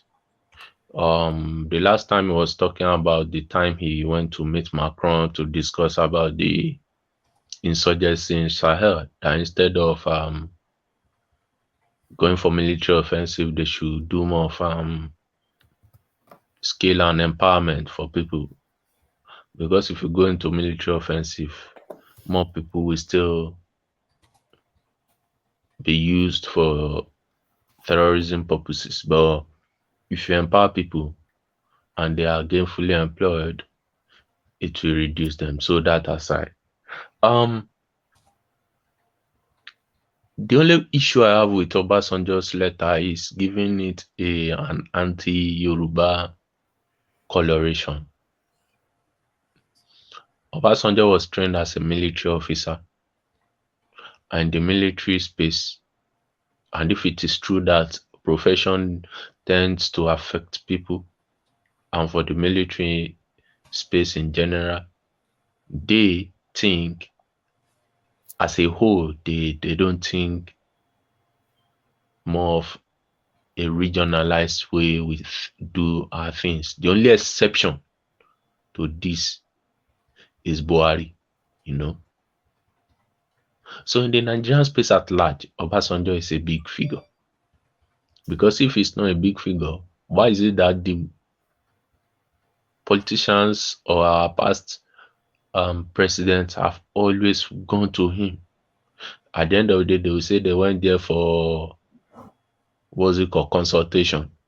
So if it's not relevant, why are you going to him? The only person that talked against going to the likes of Obasanjo and former military person, head of state, is sure he is the only person that these are still the people that endorsed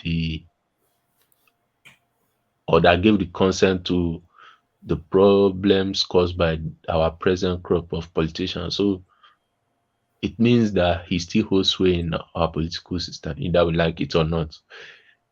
It will be more or less lying to oneself or deceiving oneself to believe, okay, because you are from the Southwest, Obasanjo does not have a sway in Southwest. I'm telling you, most retired or near retired federal government employees, if you talk to them about Obasanjo is a bad leader, they will most likely abuse the hell out of you. Because it was Obasanjo that revamped the civil service for most civil servants to achieve whatever they are achieved today. The civil service in Nigeria was more or less like trash people. It was bad that every profession is noble, you know. But I want to tell you that at a time, a palm wine tapper was earning more than a teacher in Nigerian space. A palm wine tapper was earning more than a teacher in Nigerian space. So it was Obasanjo that. Sorry, that's a bit of a misnomer because Hello, one man, I'm telling you the truth. Hold Before on. Obasanjo, I'm not saying that's not true, but I think that's a misdirected truth. Because a palm wine tapper, if you want to give him the fullness of his title, is a businessman. So if you're saying a businessman is earning more than a teacher, then rightly so. in the Nigerian space, I don't think it should be. One based man, on- you are looking at you are putting into context in Western world. Exactly. In the context of Western world, the way Western world look at everybody that run any small business or so. But in Nigeria, by one tapper is nobody. You don't even give it. You don't even regard it. It's not. No. Say nobody. We are from Nigeria. One man. Is he Wine not tapper. am I right? Is he not a businessman, a palm wine tapper? Palm wine tapper is a person. Yes, it's a business, but it's a low level. Is he not selling a popular product? Is he not selling a popular product? It's a low level. You don't even put it in the context of a person running a business.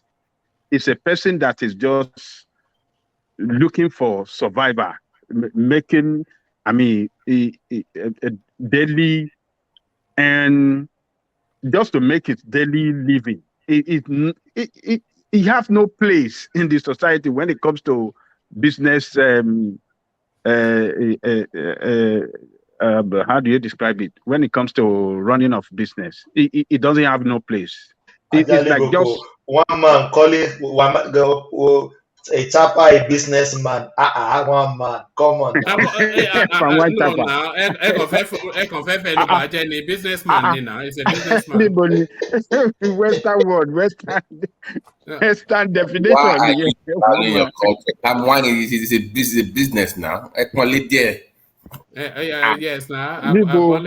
Rural area, bàbá tó fẹ́ lọ mẹ́mu tó fẹ́ padà kó kàn tẹ́ rí daily bread just to look for just to make an ends meet on a daily basis. Sometimes it cannot even get that wine. You have to wait for them, for them days before you can get wine. It's just a man surviving, just looking for something to survive. Anytime that he couldn't get wine, maybe go and break cut some tree and sell that one to make some living. So it's just it's not really, you can't call that, it's not a business at all, woman. It's not a businessman. All right. Carry on, Ife. Yeah. So because of that generation of civil servants and the trickling down effect on their children, especially the teachers in the whole federation, I remember then the teachers were one of the best beneficiary of Obasanjo's regime when he revised the teacher's salary. You cannot, I don't believe you talk about Obasanjo's generation to those people, sorry, Obasanjo's administration to those people, and they will, you expect them to believe that you are making a point. That being said, we have a new generation now where maybe the dividends or good remuneration is not forthcoming, and unfortunately, that is the one of the highest population we have now. Even we have we have a generation that is not even working again, unemployed. So to those people hearing the stories from the older folks about Obasanjo's administration, Jonathan's administration, Yar'Adua's administration, down to Buhari's administration, you will not tell me that Obasanjo does not have a sway on the way he will decide the politics of Nigeria. And even if you want to look at Obasanjo's, yes, fine. Buhari got re-election. We cannot downplay Obasanjo's politics in the number of votes Atiku had, because Obasanjo had to come out and say, yes, fine, he wrote a book against him, but looking at the situation of Nigeria now, Atiku is better than Buhari during the second term. What effect does it have today? I don't know. Let Nigerians decide next month, February 27. Maybe in the Southwest, because we are looking at it from the paradigm of Yorubas, we may not know what that type of letter we have on the northern political establishment. And we know that Obasanjo, the Shegumis, the Sultans are more or less, should I use confidence? Because when the Fulani issue started getting boiling the Nigerian political space, these three people came out to issue their own view on how to improve the security situation of Nigeria. If you remember that conference that they did, that they granted the media, the Sultan was seated, Obasanjo was seated, and Shegumi was seated. Are we now going to say an Obasanjo Sultan alliance will not affect the Nigerian political space? Because if an Obasanjo writes, he has his own political base in the north. And if we want to believe that the north commands the highest voting population of Nigeria, then this letter should be taken into consideration, because he was not ambiguous. He was very, very specific in the candidate he wants, who is Peter Obi. Well, maybe it will affect Atiku to help a Tinubu's candidacy February, we will know. Well, from the surface, from what we're seeing, from what we are hearing from the media, I still want to believe the Tinubu camp is still stronger in this forthcoming election. So that's how I see the Obasanjo letter. All right. Yeah. All right, brilliant. Thank you, Fair. So thank you, Fair. So still with the Obasanjo letter, let's take that letter next in the direction of the progressive. Akim, are you there? All right. Let's try Solomon. Solomon, are you there? Yes, I'm here. Yes, I'm here. All right, brilliant. So to the Obasanjo letter, how is it being digested in Nigeria? And does it add or remove anything from Peter Obi's journey to Aso Rock? Yeah, good morning, everybody, and Happy New Year to everybody. Yeah.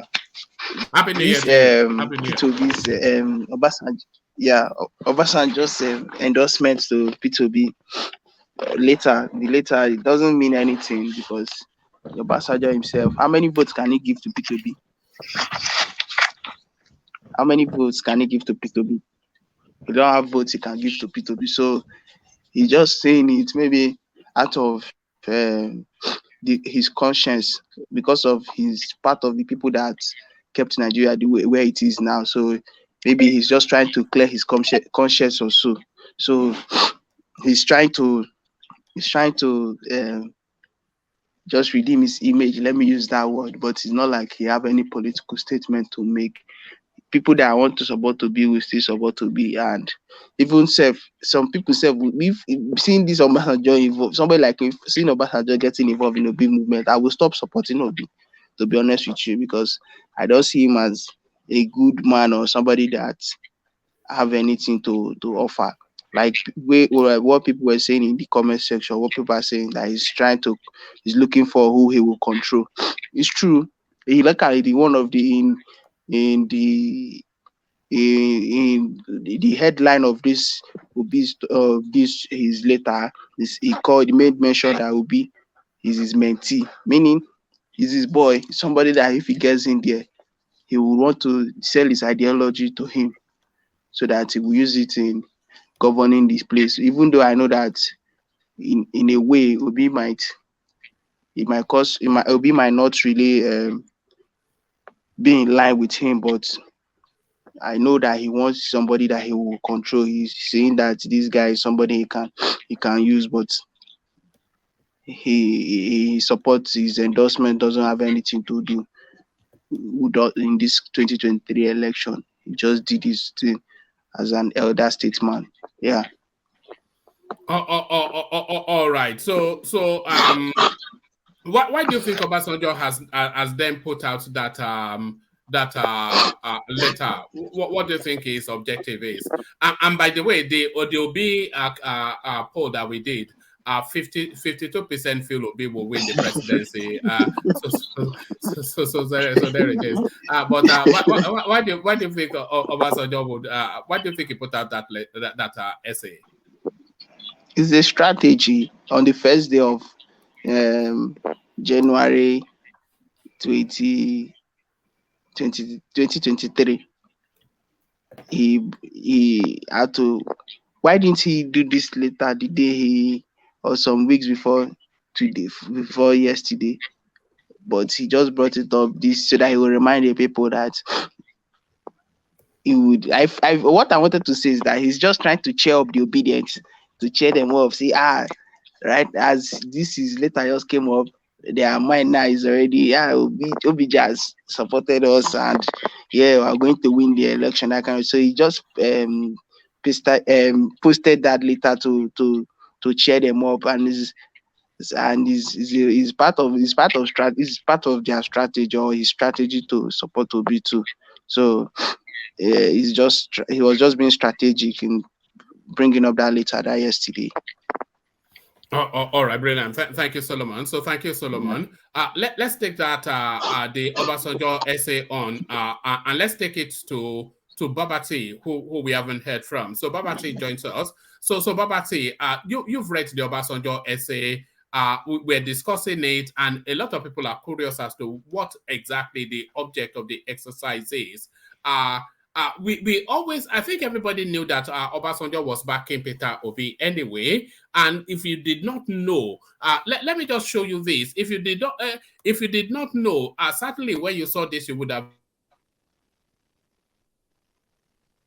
What I believe and what I.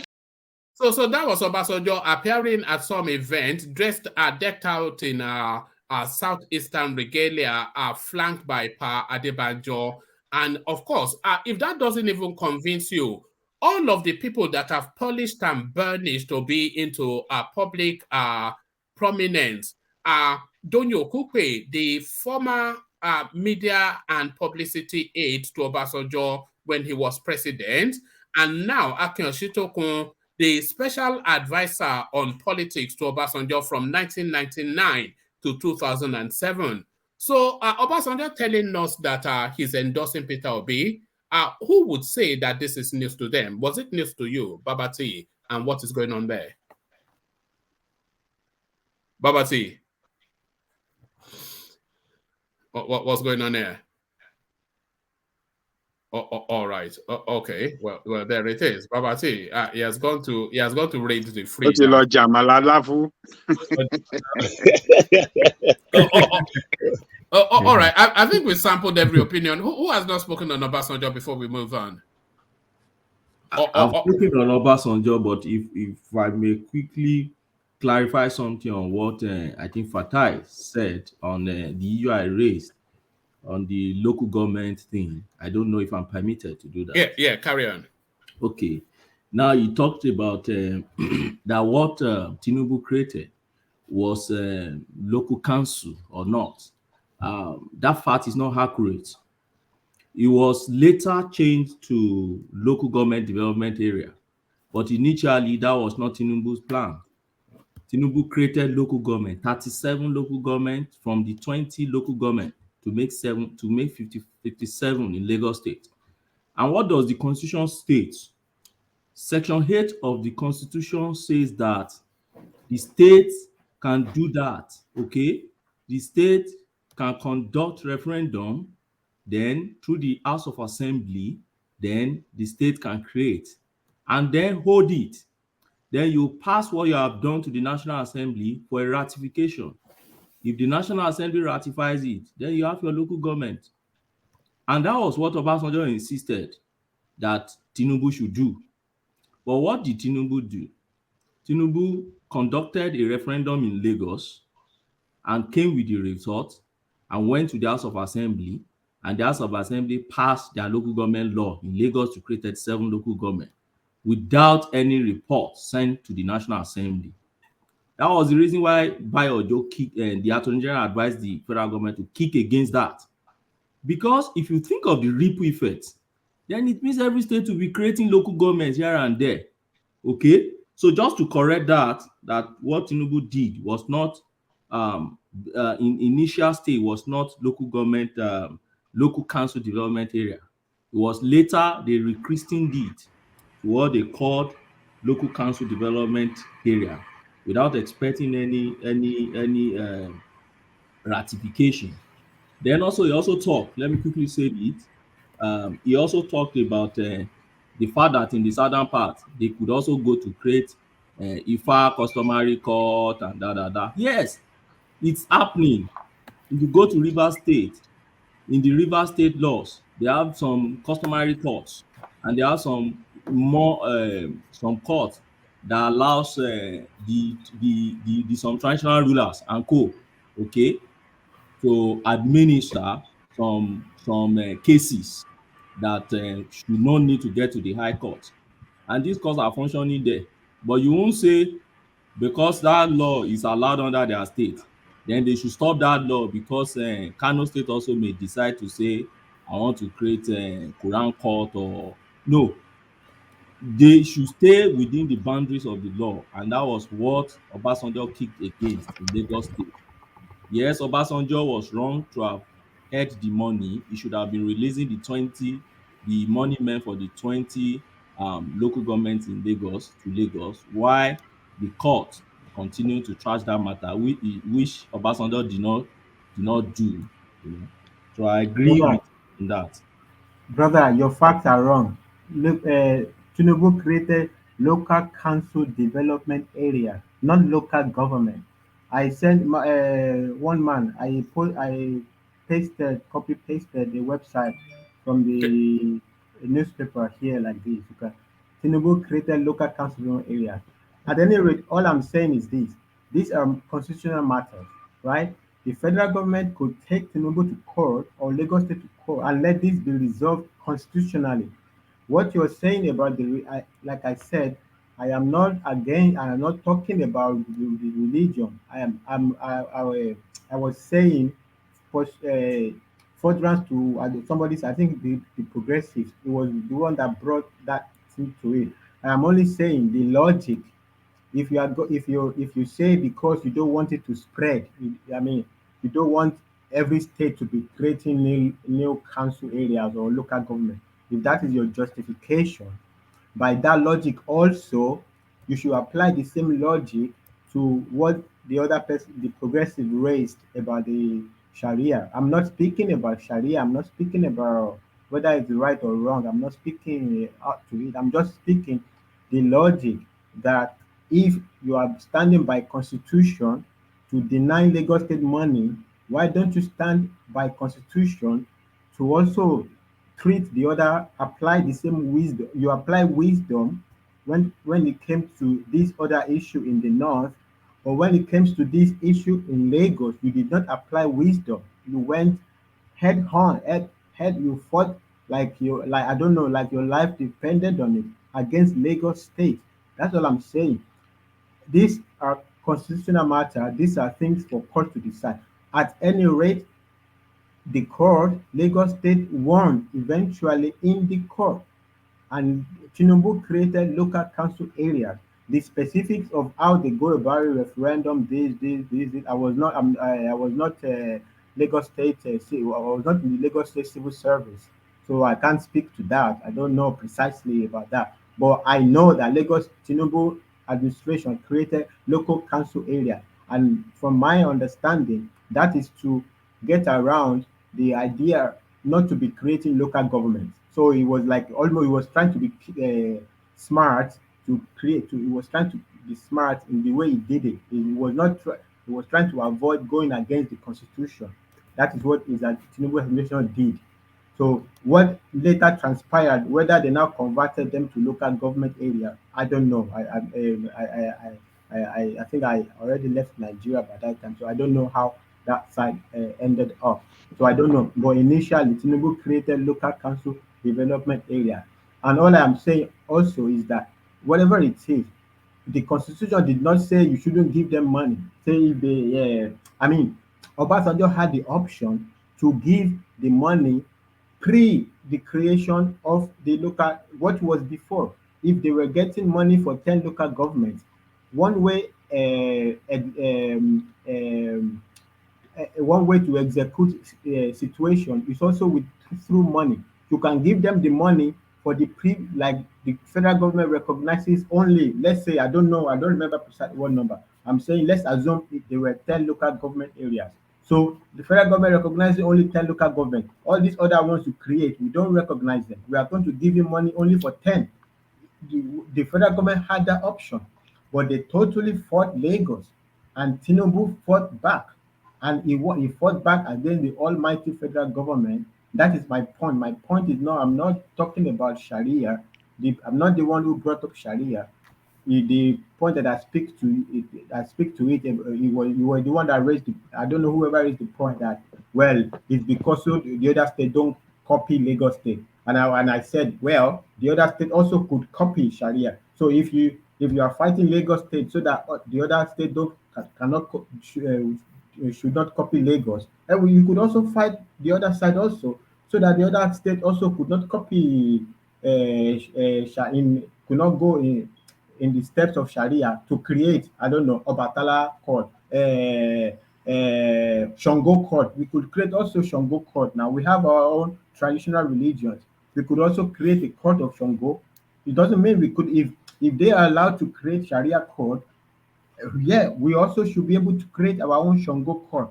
So the spreading of these things will also happen anyway. So if you want to prevent spread in one side, but you don't want to prevent spread in the other side, this double standard is what I'm speaking to. I'm not speaking against the. This are things for courts to decide. I'm not a judge. So you are not really getting. Fatai, let me say this. You see, Tinubu was fraudulent with the creation of that LCDA. What he did then was an effort to destructure the local government area as recognized by the Constitution of Nigeria. And Obasanjo back then, just as Ogbeni explained, that if he allowed him to get away with it, other governors will follow the same suit, and thereby they will destructure the local government as recognized by in each state of the federation, as recognized by the constitution. Federal government sent money to local government on monthly basis. And this money usually go through the state government. So if Obasanjo allow him to create that more local government, as he was trying to, all those money that will come through the state will be shared among all the local government in Lagos State. And what that means is that the local government that is recognized by the Constitution of Nigeria will be sustained.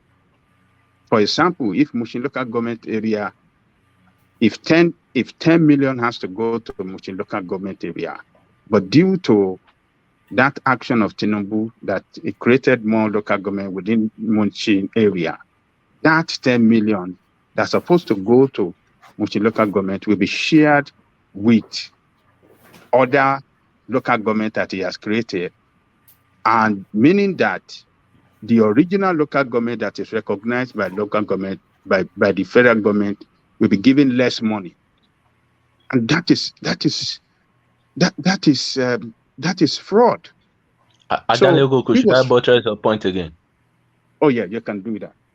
Eventually, when the money was released, what happened? We know that it was that money that caused the fight between Fashola and Ambody, because Ambody was the finance, I think, commissioner for finance under Fashola's tenure. So eventually, the money was paid into Tinubu's account.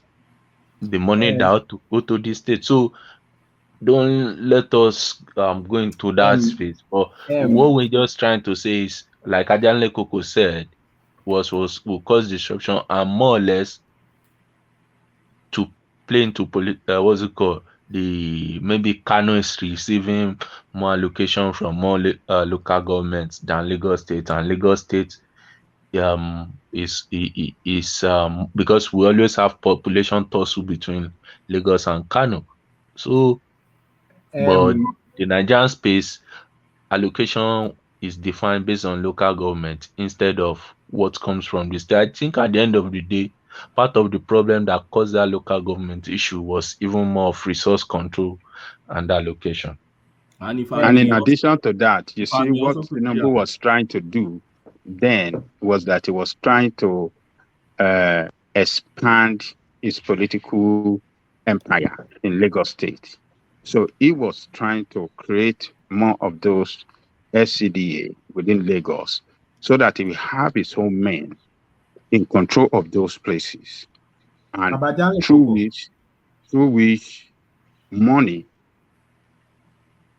from federal can be strongly controlled by him, and he can use that political capital that he enjoys as the governor to manipulate, to, control, manipulate, and then and totally control the political space in Lagos. So it was not really meant for the development of Lagos, but for the development of his political empire. And what have we got in return to it now? All the people in those LDCA are people appointed by him, and through which money is funneled to him one way or the other, and it's just, he knew what the Constitution says. He didn't want to follow the Constitution. He wanted to do things in his own way, to fulfill his own political agenda and, uplift his political empire. That was what he was trying to achieve. And Obasanjo said, no, we will not let you get away with it. Did you see any other state? Did you see any other state that attempt to do that other than Lagos State? No state can survive. No state in the whole federation can. It just because of Lagos State is, by the economic means, by its geographical location and economically is the backbone of Nigeria, and that was the only saving grace that Lagos enjoyed. No other state in the federation can attempt it or attempt to create any more local government other than what is recognized by federal government and get that kind of sanction from from federal government and survive. No other state in the federation can attempt it, and that was what Tinubu enjoyed because of Lagos being the economic powerhouse of Nigeria, and he was able to make revenue. That was why he was able to run Lagos State without federal allocation for several years. So it was right. fraudulent. I think meant Ogbeni wants to come in. Ajaloko, let Ogbeni come in. I think he wanted to come in to add on to. If I may quickly add, see, I've read what he sent, which is The Nation. The Nation newspaper belongs to Tinubu. The narrative there would always favor Tinubu. But in countering that, I've also sent an article written by this man, Paul Aduje. You can read that article. It's very comprehensive on what transpired. And in that article, you will see where it's clearly written there what Tinubu created were local governments. It was later they rechristened those local government to local government local council development area, LCDA. And then the federal government had no problem with that. If you have your LCDA, as long as they are not local government and you don't want to draw allocation from the federal, you're fine with that. And don't forget that other states have followed. I think Kwara State have LCDA now under Abdul Fattah. And I think Kano also had LCDA under which of their governors then. So, yes, if it's LCDA you want to have, yes.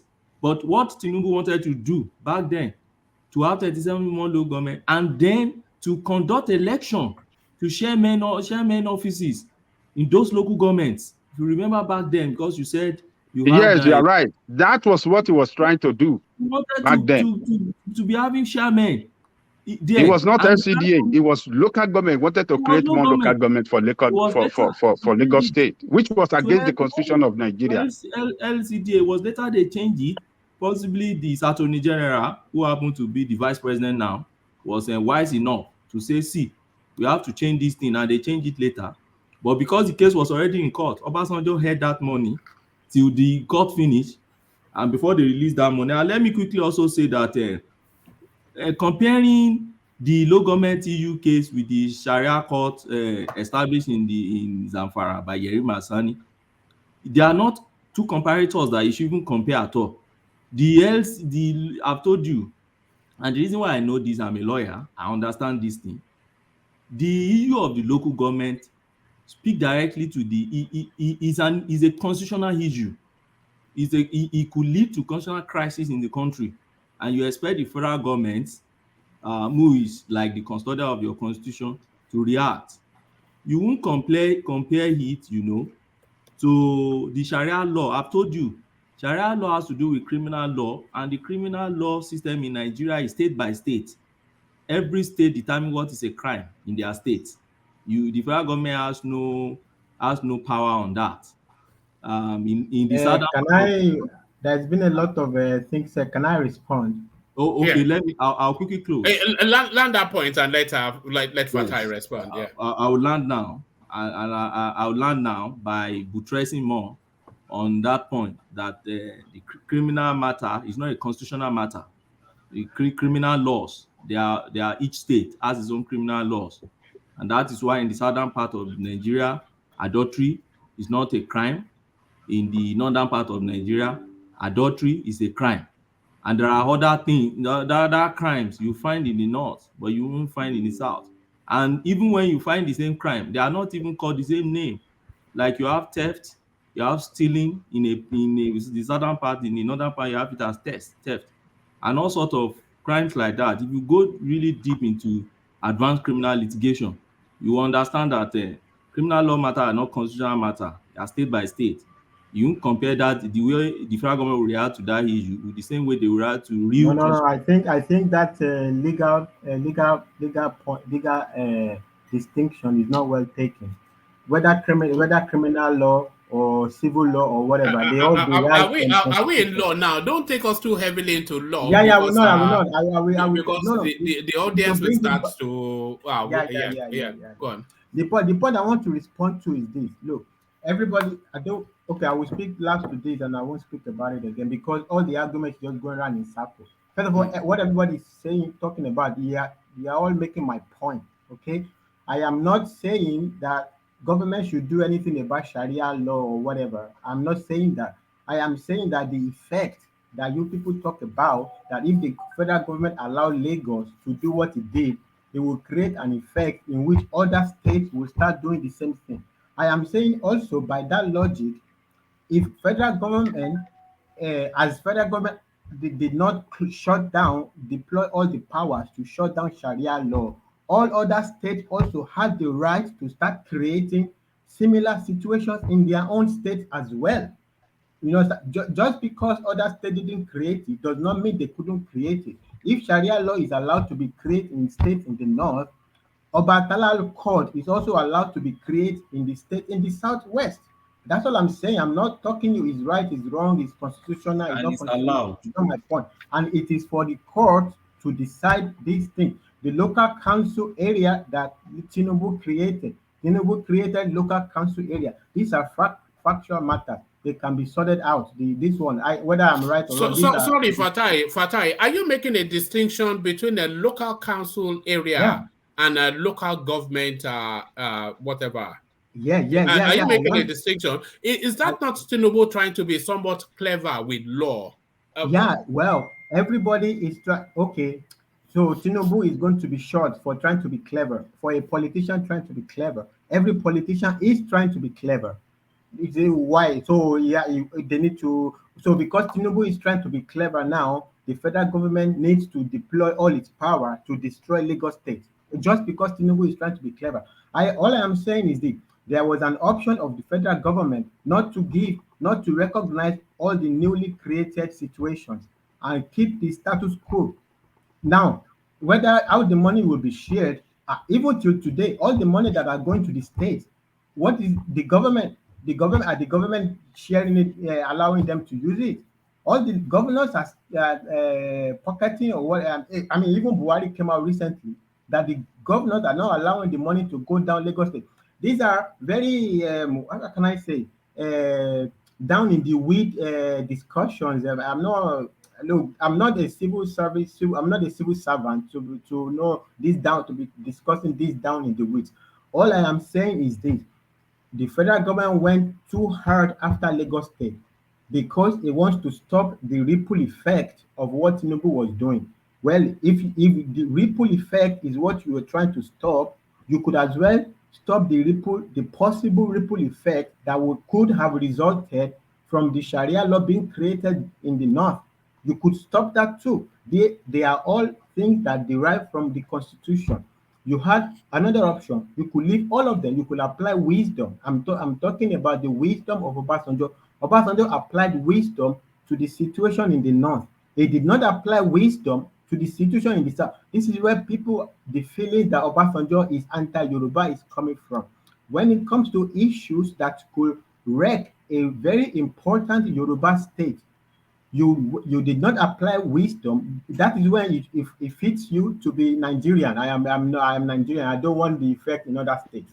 But when it comes to other places in which if I mean you can imagine if other states also start creating different kind of religious codes all over the places. Imagine I mean it would destroy Nigeria also. They both have they both could result in bad situation for Nigeria if they are allowed to spread. I am saying they are both they both have this situation. And in one case, Obasanjo applied elderly wisdom. In the other place, he did not apply elderly wisdom. He went on to fight Lagos State. He didn't have, he had other options. He could give them the money from before. He could choose not to recognize them. How they share the money? Oh, does Obasanjo know how all the other government? Is he talking? Is he man managing? What is that word? I can't remember. Man managing how every state governor is distributing the money. All these state government anyway, they are all stealing all the money. Tinubu is trying to be clever. Of course, Tinubu is, that's not even it's not newsworthy. Of course, Tinubu was trying to be clever. He's trying to be now as people, the negotiations, they can see whether the cleverness will have any positive benefit for Lagos State. Or I mean, if he's trying to be clever and it's going to have positive benefit for the Lagos State, of course he is allowed to be clever. If that is going to benefit him, of course, what politician is doing something that is not to benefit them? They do so, of course, we are only hoping that as much as they are calculating their personal benefit also trickles down to benefit the society. There is no politician in the world that is not trying to be clever to benefit himself. You cannot remove what politicians are doing from their personal benefit. They are all doing everything for their personal benefit, for the protection of their personal power and their personal pocket. But at least in doing that, let it simultaneously also benefit the society. That is the point. I'm not saying Tinubu was not trying to be clever. Of course, he was trying to be clever. But the question is Tinubu? So Tinubu is the only politician in the world that is not allowed to be clever. Is Tinubu the only somebody even raised the point that the Sharia was something created by one governor to test Obasanjo to make it. That's also being clever. So a governor devised Sharia law in order to be clever, but Obasanjo applied wisdom and left him. Tinubu divided some things, local council areas, to try to be clever. No, that one we must go and punch him. But the other one who devised a serious situation in trying to be clever also divide a very serious situation. He applied wisdom. Here, Tinubu devised something cleverly, I don't know, for his personal benefit, but also, as he claims, we don't know his conscience, but as he claimed, also to benefit Lagos State more. No, we have to fight him. Only Tinubu we must fight for trying to be clever, but we don't fight other people for trying to be clever. And that is the point I'm making. And that's the last I'm going to say about it because it's getting circular All right, brilliant. Let's swiftly move it on there. This is the thing that's just politics, isn't it? We from the same optics we see different things, and that's politics from the same optics. It's only because we look at it with prejudice, and that's really it. There is no space in life more prejudicial than politics. We look at everything from the optics of our prejudice. So let's take it from there and stay with you, Fatai. So let's hear your prejudiced view on this. So there's two main stories making the rounds now. So the Atiku space, they've come out to confirm that Tinubu did meet with the G7 governors. Or the G5 governors rather. So they've confirmed to push back at that meeting did take place. But then the greater breaking news, 11 APC governors, 37 senators, 15 reps working for Atiku. So ordinarily, you dismiss this headline out of hand. Ordinarily, but then Yemsin Wike, he came out in his commentaries when they were questioning him about the meeting in London. He came out that he was aware that there were meetings taking place between the APC governors and Atiku in Dubai. And then Kashim Afegbua, apologies for how I'm pronouncing the name, he has also come out to confirm that. So this double dipping, 11 governors and nearly 50 something, almost 100 functionaries of the APC secretly working for Atiku. So do you believe those numbers, or do you believe it is possible, but those numbers are not as are being presented? And if you do believe it, what does this mean to Tinubu, the treachery of it all? So all of that, Fatai. First of all, of course, I personally I think it's overinflated number. It's not unbelievable. It's over inflated number. Actually, oh yeah, of course. Also, the believability. Also, we can, as you said, Wiki, what Wiki was say. We could also link what Wiki was saying and give it believability from there. But this is not news. You see, this is a recycled news. This news came out before the primary. APC governors were meeting with Atiku, including Lawan, according to the news. I mean, I was not there. According to the news, including Lawan, the Senate president, all of that.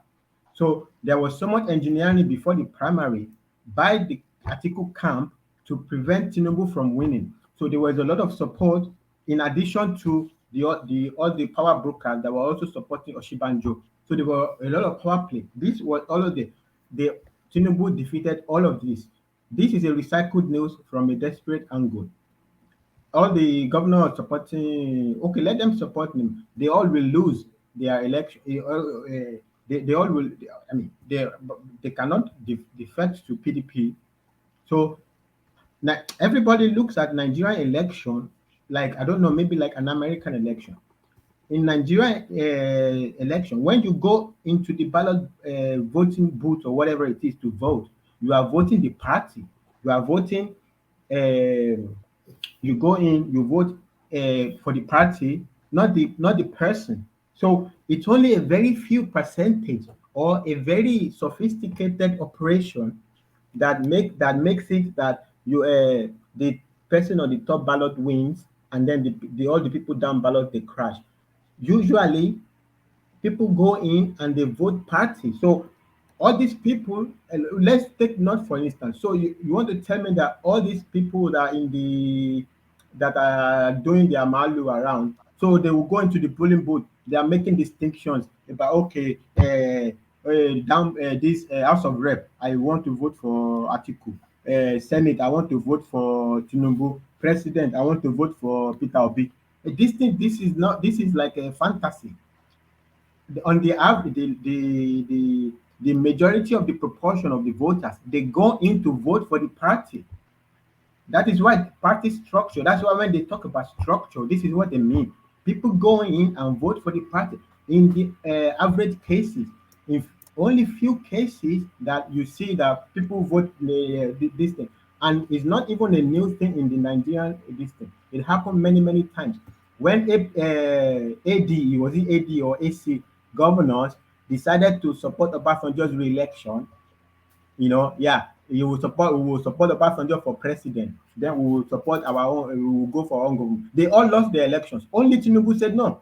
No, I'm not supporting anybody. I'm with my party. And only Tinubu survived. It's a very complicated things to do.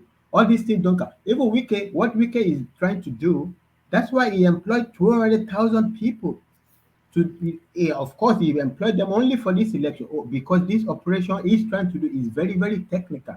That is why Atiku also is sitting back. He doesn't care about the G5 because he knows if the G5 try to, because they are all running for election apart from Wike, or even Wike has his own candidate. If they try to do like that, they will lose also their own election.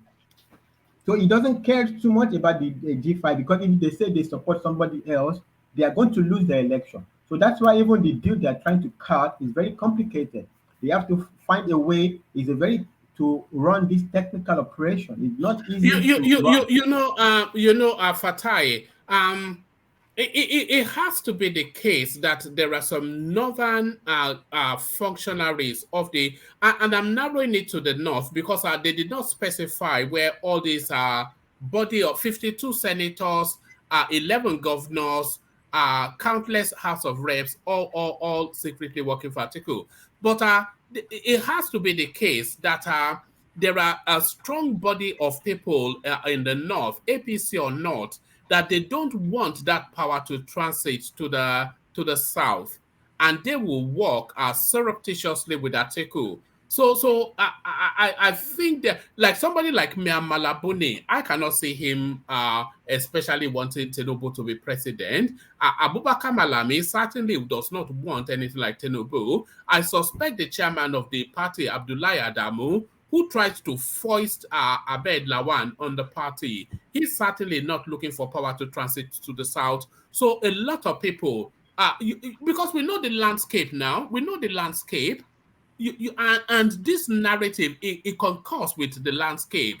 The Northerners' blood always thicker than water. So there is some veracity. No, I'm Fatai. not. No, I'm not saying there is no veracity. There is veracity there. It is believable, and also what Wike is saying also led to the Sorry. Stephen, mute yourself for a moment. Okay. what All right. Wike also Carry on. Yeah. Wike's retortion also lends to its believability. I'm not saying it's not believable. I'm saying only two things. The numbers are Overhyped. inflated. Yeah, Yeah. overhyped. Number one. Number two is a rehashed story. This story came out before the primary. It came out before the primary. So it's not like it's new. I think it's just Fatai, sorry, can I interject? sure. Anyway, I've been listening to your analysis. Well, I will take it that's your opinion, and it's not good to underestimate your enemy. In battle of war, everything counts. You need to analyze everything and take everything as a threat. Anyway, the number is not overhyped. The number is even over downplayed, and the numbers is even reducing now. There are a lot of rep. I would say half 80% of the rep, northern rep before on the rep, they are backing their northern candidate, regardless PDP or regardless their party, either PDP or APC. The northern they don't vote for party. They don't vote for party. The northern ideology is more stronger than party, and there's a way their politics move in the north. They have like kind of all this Arewa youth and all that Fulani and Metala. They swing their vote to anywhere they feel would benefit them, not party.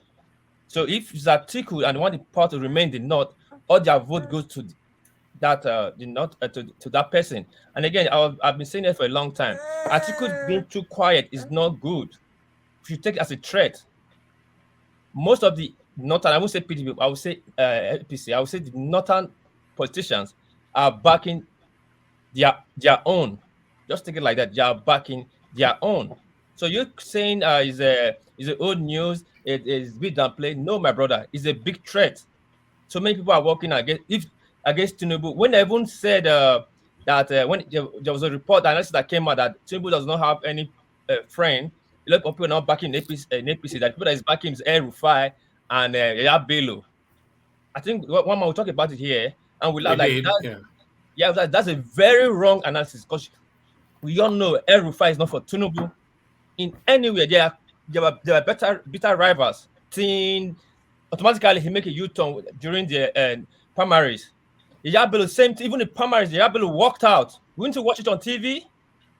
He walked out when they said the power go to the south. This is what the Northerners always do to make us to give us that impression that we are clever and they are clever as matters and will not be clever by half. No, we should take it very seriously. Take them away from their element. This is their element, and they are very powerful at it. We cannot play the game with them in their own terrain. Take them away from that terrain and play them the way they have never seen before. That's my assertion. Thank you. All right, thank you. Um, Back to you, Fatai. Back to you. One piece. Hold on. Hold on. So I beg your pardon, Fatai, but I think that's a new voice, and we always try to celebrate new voices. Who wanted to come in just then? Yes, thank you, one man. This is Iken. I've always wanted to join. Thank you very much. All right. Thank you, Kenna. Good to meet you. Yes. Yeah, you wanted to insert something. Yes. You see, in fact, I cannot. I can't agree less with what Chris. I think he just made my point. From the inception, when from the primary, when they had the U-turn after projecting Ahmed, the current Senate president, and they had a backdoor meeting, and they came back and said, no, we can't. Okay, we'll no longer go with Ahmed based on the not.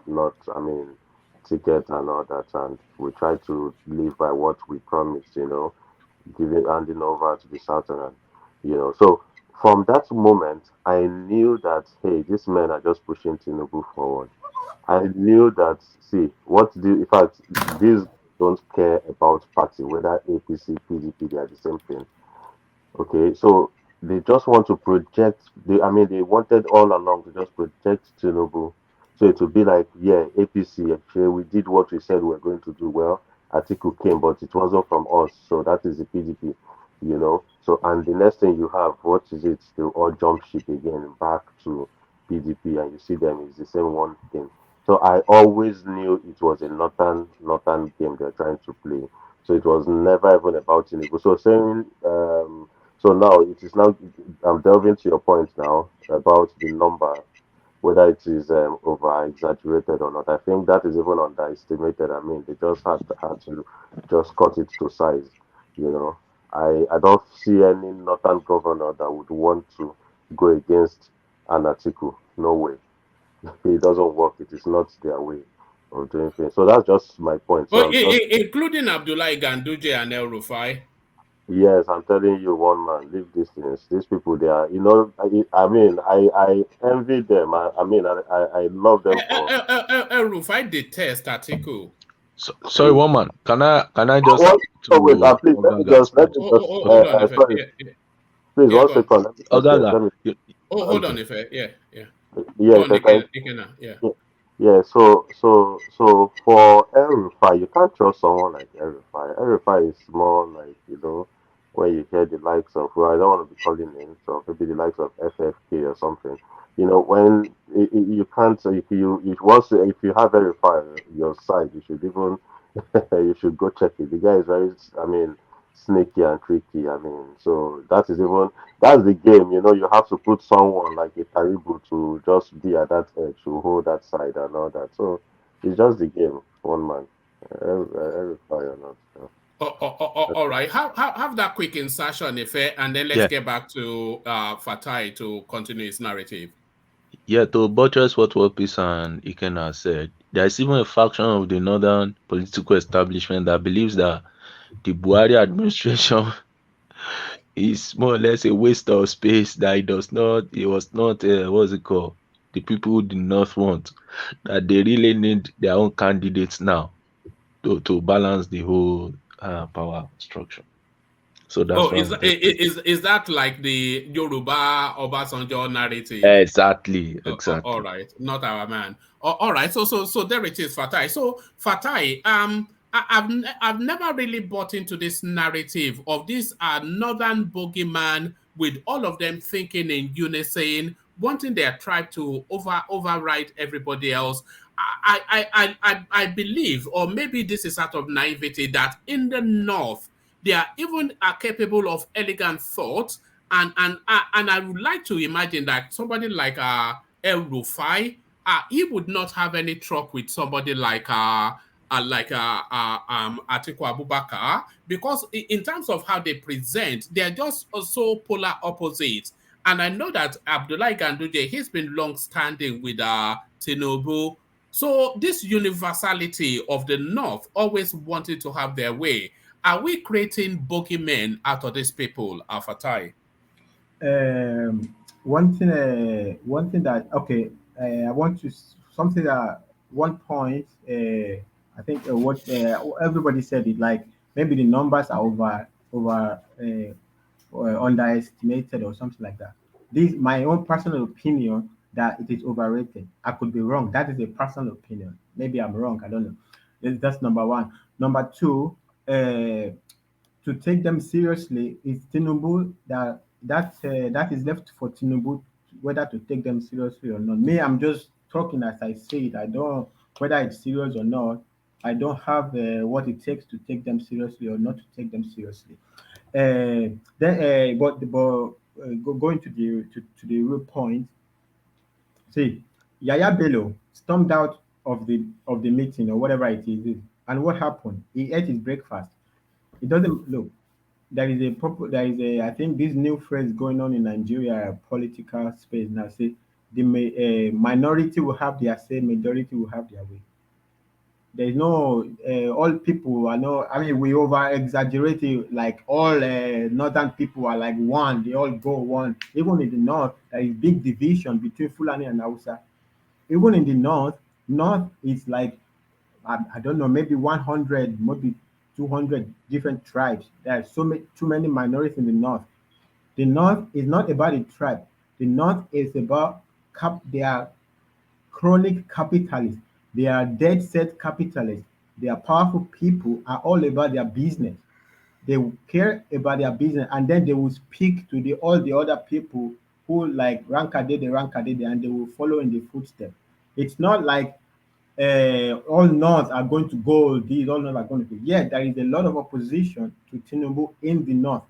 Even in the Yoruba space, there are opposition to Tinubu. So this doesn't. In the East, there are opposition to Peter Obi. There are many people that love him. There are some people that are like here and there. Same. This is same everywhere. Every space is the same thing there. Now, whether these people, whether they are many or whether they are little, the most important thing is at the end of the day in politics is everybody's advantage. So Atiku, Atiku is not like the total angel in the north. So if anybody thinks everybody just going to hands down and support Atiku, that's actually not the way actually it works. Atiku also stepped a lot on many We lost northerners, him. like they are big boys around there, many of their toes. Have their fight, they have their. No, Can carry you on. hear I me? thought we lost. Yeah, we can now. Carry on. Carry on. Yeah. So these things are complicated issue. Me personally, I don't like to exert all my sweat on palace intrigues. These are all palace intrigues. Yaya Bello stormed out. Yaya Bello doesn't storm out. At the end of the day, all of them deliver their delegate to Tinubu. So the point I'm making is whether maybe it's serious, maybe it's not serious, but the point is they all will lose. It's the same thing Atiku's calculation. Atiku doesn't care about the G5 because Atiku knows if you go against me, you are going to lose also. This is the reality of the voting system of Nigeria. Only a very small percentage, 20%. If you want to be extremely generous, you will say 30%. That people go and they select down ballot this, up ballot that. When every time that has happened in the Nigerian space, maybe only one time or something like that, it ever it was successful. They all lose. So people don't usually do that. And El Rufai is not going to. These people are very, and what we are seeing is the fact that these people are very hardcore power players, and that's also when people are saying, "Oh, microzoning to this, microzoning to that." There are even people that even it is their own zone, they still want it.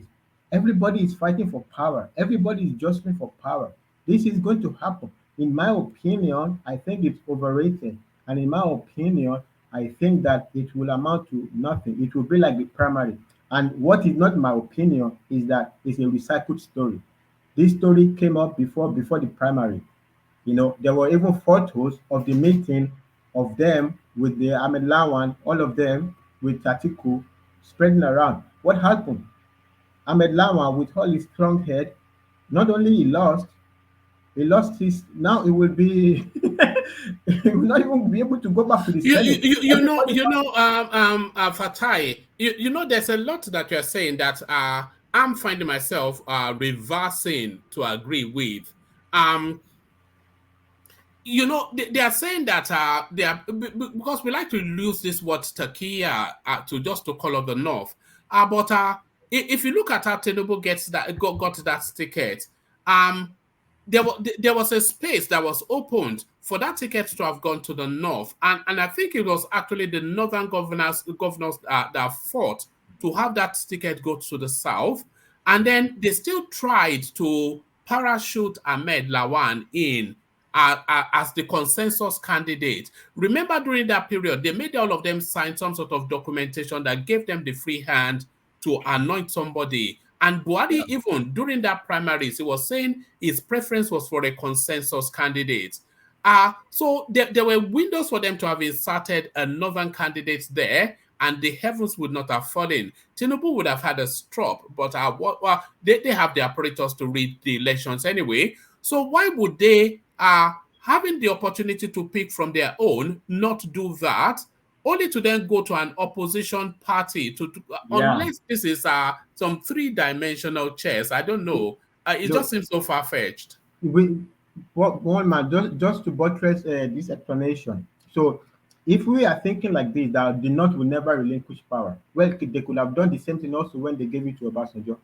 Well, even that, by that logic, they don't care. They will just take it. Obiala died. Okay, we take back from Abacha to Abdul Salami or whatever. We take it back to the North. They also factor in problems.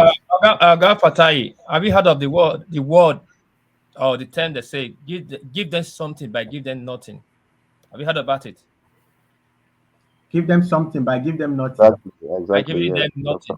Have you heard about it? Do you know the analogy? Do you know it's play out? I understand what it means, even though I don't understand the etymology. You know it plays out in everything, in business, in politics. I won't use it in my business. I can give you a certain thing due, but I didn't really give you anything. I took everything from you.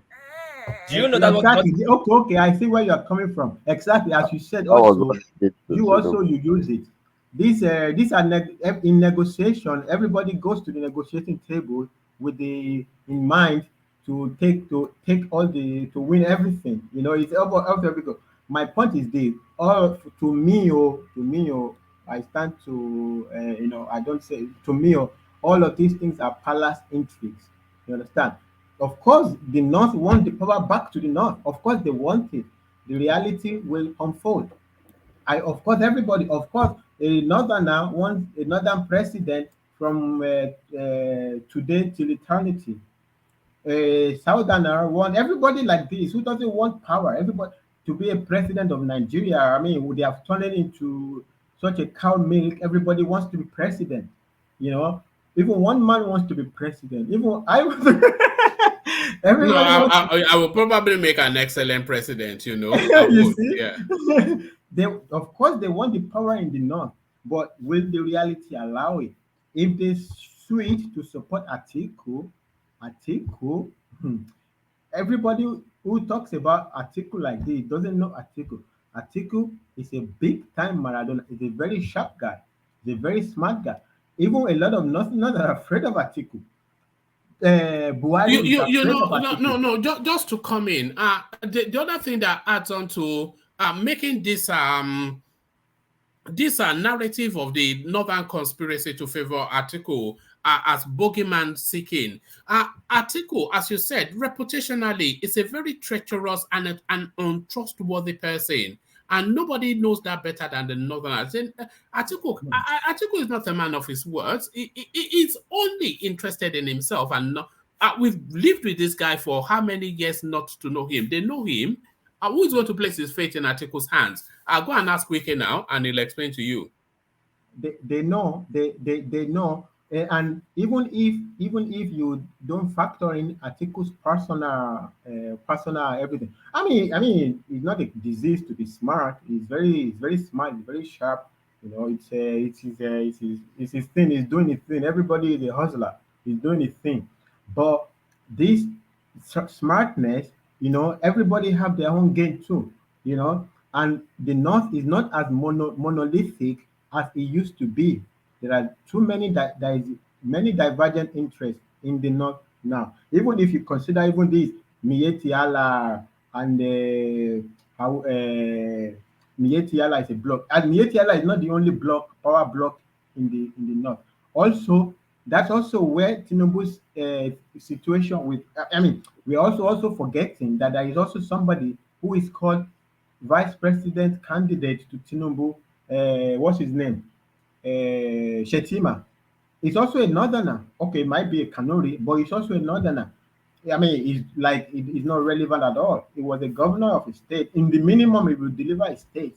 In the minimum, the reason also Tinubu, I mean, from my judgment, Tinubu picked Shetima, apart from the personal relationship or whatever, the calculation there is not, rather than picking a Christian from the northwest, is to cut Atiku's vote in the northeast. The northeast, you know, to deny Atiku a block vote from one zone is the calculation of APC. If Atiku cannot deliver one zone, it's very difficult to be president for Atiku. You understand? So you cut his zone, you cut him. they will battle Shetima. Maybe at minimum 1 or 2 states he will win. You understand? So the battle there in the northeast is Shetima's versus Atiku. Probably Atiku will have the upper edge. Who knows? I don't know too much about. But the northwest is a battleground. It's not sure for Atiku. Not for everybody. Okay, Kwankwaso. Okay, where is Kwankwaso? Kwankwaso does not like Atiku. Kwankwaso is not going to go back in APC. So what about Kwankwaso's votes? They are all Kwankwaso's vote also is just going to go straight to Atiku. My point is the space is very complicated. And all I know is that this particular story, all I'm saying is that this particular story is a recycled story. Maybe it has strong legitimate is strong now or not. We have to see how the story unfolds. But it's not a new story. It happened before the primary, and despite it all, everybody who was going Yaya Bello, he had his breakfast. He ate it with woto. He ate it with woto. Oh, no, I don't step down. Okay. You got 67 votes. You got half of the vote from your because of course this part, that's the only pathway for an Atiku presidency now, and that would explain why he's not so visible in the campaign trails. Atiku cannot be visible. The only pathway is for him to cut deals with his tribesmen. Everybody also is ignoring the desperation from Atiku, especially during that Arewa consultative forum, where he came out and said, "Oh, we don't need Yoruba, we don't need Yoruba, we don't need Igbo, we need only Northerners." I mean, I'm paraphrasing. I don't remember precisely, so I don't want to misquote. I'm paraphrasing. That's a statement of desperation. A smart guy like Atiku normally would not say that. He's smart. He's trying so desperately to hold the northern vote together. Now Buhari might not be on the ballot, but Buhari is for his own. All these people, when they retire to their zone, they are kingmakers. If Buhari cannot deliver at least Katsina to APC, is king. Would that not be a shameful thing if Katsina was not delivered? But then, of course, the emir of Katsina, he has endorsed Atiku, though. The emir of Katsina. Yeah. What's going on? Exactly what I wanted to say. The emir in Daura, Buhari's town. His own before Buhari became then Buhari's in-law is running under Atiku's PDP in Katsina. Before Buhari became president, all of the northern leaders, I mean, if you listen to that Tinubu's Emilokon story, these things were well explained by Tinubu there. Even all the northern leaders were against Buhari becoming president. They all endorsed, they all said to Tinubu, they all went to Tinubu group by group, all the Sultan, all everybody together, that Buhari does not represent we don't want Buhari. Stuff. So, don't support Tinubu. They try to say this, but Tinubu, look, I'm not the one to make Tinubu president, but I'm going to only give him my support. Tinubu did not appoint Buhari to be president, but he gave him his full support to be president. So this is where Tinubu excused himself. Look, I'm not saying you should be your president. All I'm saying is I'm going to deliver to him southwest. The other thing is up to him. It's up to him. It's up to you people. Even Buhari himself, they did not want it. And this actually was a game. If you follow that statement, it was a game. From my calculation, whatever it is, this was a game engineered by Atiku. Atiku wanted devised all the northern elites to be against Buhari, and they all went in. But it didn't stop Buhari from winning in the north. Fatai, yeah, that's the second question I wanted to ask you. Yes, up to Babangida, they were all against Buhari because Buhari clan of Fulani is the minority of the minority in the Fulani space in Nigeria. And they consider them as the Jamaicans of the Fulanis in Nigeria. But at the end of the day, when Buhari got the ticket, what happened? It was up to the article. All of them aligned with Buhari to put him there. He won. That is the face you're supposed to have. You might say Atiku is not liking the North, this one don't like him, they don't trust him. And at the end of the day, they will all align and do one thing first. The North first. This is what they always say. Nigeria, same malam. Ask any Northerner what it mean. It must be ruled by a Muslim. That's what it means. What piece I Well, don't. Tinubu is a Muslim. Not they don't consider us as a Muslim. Really? Not don't consider us as a Muslim. Not even the middle belt. Nigeria, same malam is there first. What piece? I'm not taking you. I'm not taking you. I'm not taking you on that. I don't. I mean, me. It, like I'm only saying my viewpoint. I'm not. I don't know. Maybe it's not impossible, but I'm not. I'm just saying the way that I see it. Despite all of these things, they still deliver the vote to Buhari. Despite all of these things, they still deliver the vote to Tinubu in the primary. This story came up before the primary. Now, the person that is supposed to worry about, and also, if Buhari will not be able to deliver a state to APC, I think it will be terrible legacy for Buhari. Not just a matter of legacy. It will cut its kingmaker's stature. It will hurt his stature. But all I'm saying is these are all to me, these are all palace intrigues. The election will go the way it will go. I don't believe that all the northerners will cut their noses to go for Atiku. Atiku will win a lot of votes in the north, a lot of block votes in the north, but I don't believe he will wipe all the votes into his pocket. I don't believe a Kwankwaso and his votes will be delivered to Atiku. I think the way I see it, the permutation that I see is that in the northeast, the battle will be between Atiku and Shetima. Perhaps Atiku will have an upper edge. That is designed to stop Atiku from taking all of the southeast at a block. You understand? In the minimum, Shetima will win the state. Maybe he will even win more. I don't know. And also, there are APC governors or whatever. But whatever it is, the northwest is a battleground. It's going to go the way it's going to go. Northwest, north central, everybody is going to fight their way. Atiku does not have certainty to win any one particular zone. The only certainty to win a particular zone is the northeast, and Shetima is come from the northeast, and Shetima will battle with him there. Maybe Atiku will probably have the upper edge, but I don't think he will win all of the northeast zone. So all of these other things they will go, and I don't believe Kwankwaso will collapse into Atiku.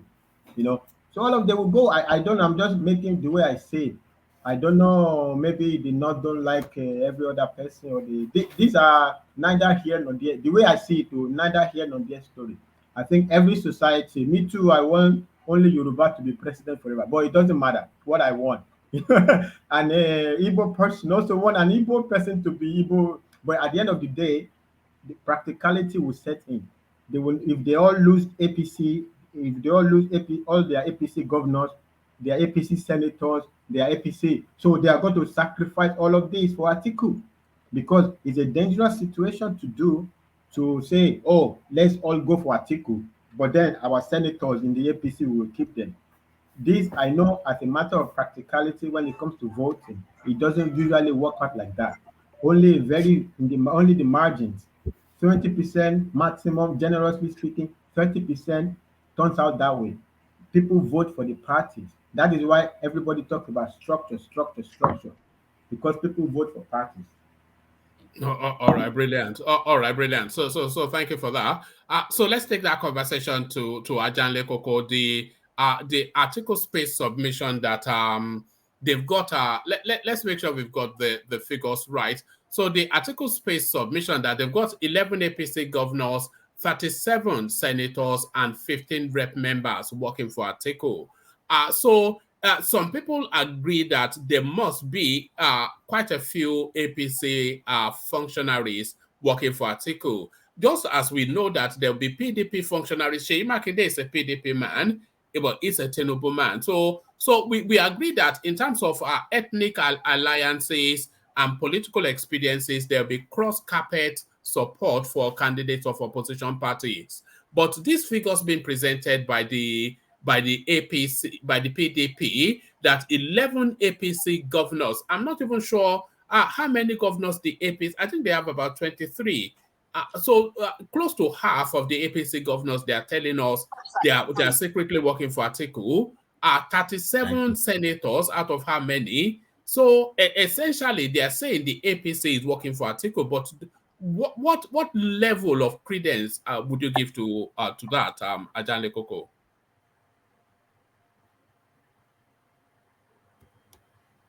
I don't think we have Ajanle Koko. Do we have your Ajanle Koko? All right. Let's take that to. Are you there? You're muting and then muting back. Yeah, one man, I'm here. Yeah. Do you want Can me you to hear give me? you?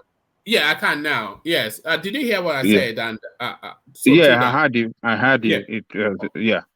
Yeah. Look, Go. let me tell you, one man is. I don't want to believe in that. I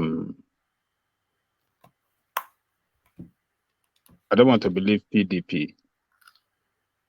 You can't believe in anything that PDP is saying right now. I think they are just trying to fight back a kind of psychological warfare against Tinubu base, the campaign team, and the support base.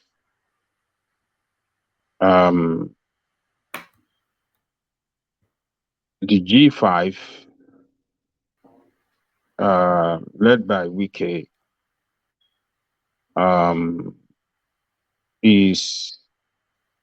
has rattled PDP very, very badly. Particularly Wike rhetoric. Every time that you see Wike commissioning project and Wike talks and unleash some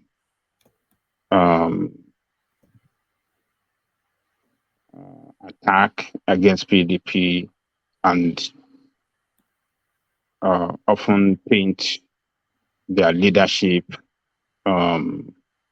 images bad before Nigerians, among which is what he said recently that Obasanjo have to, kneel down for Atiku to beg him for second terms in office. So this narrative, or rather information that have dominated the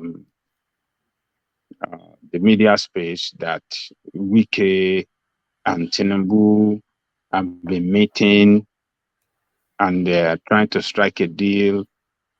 All these meetings outside Nigeria that, that we have seen throughout last year, and the recent one that they met in London, is really destroying the support base of PDP.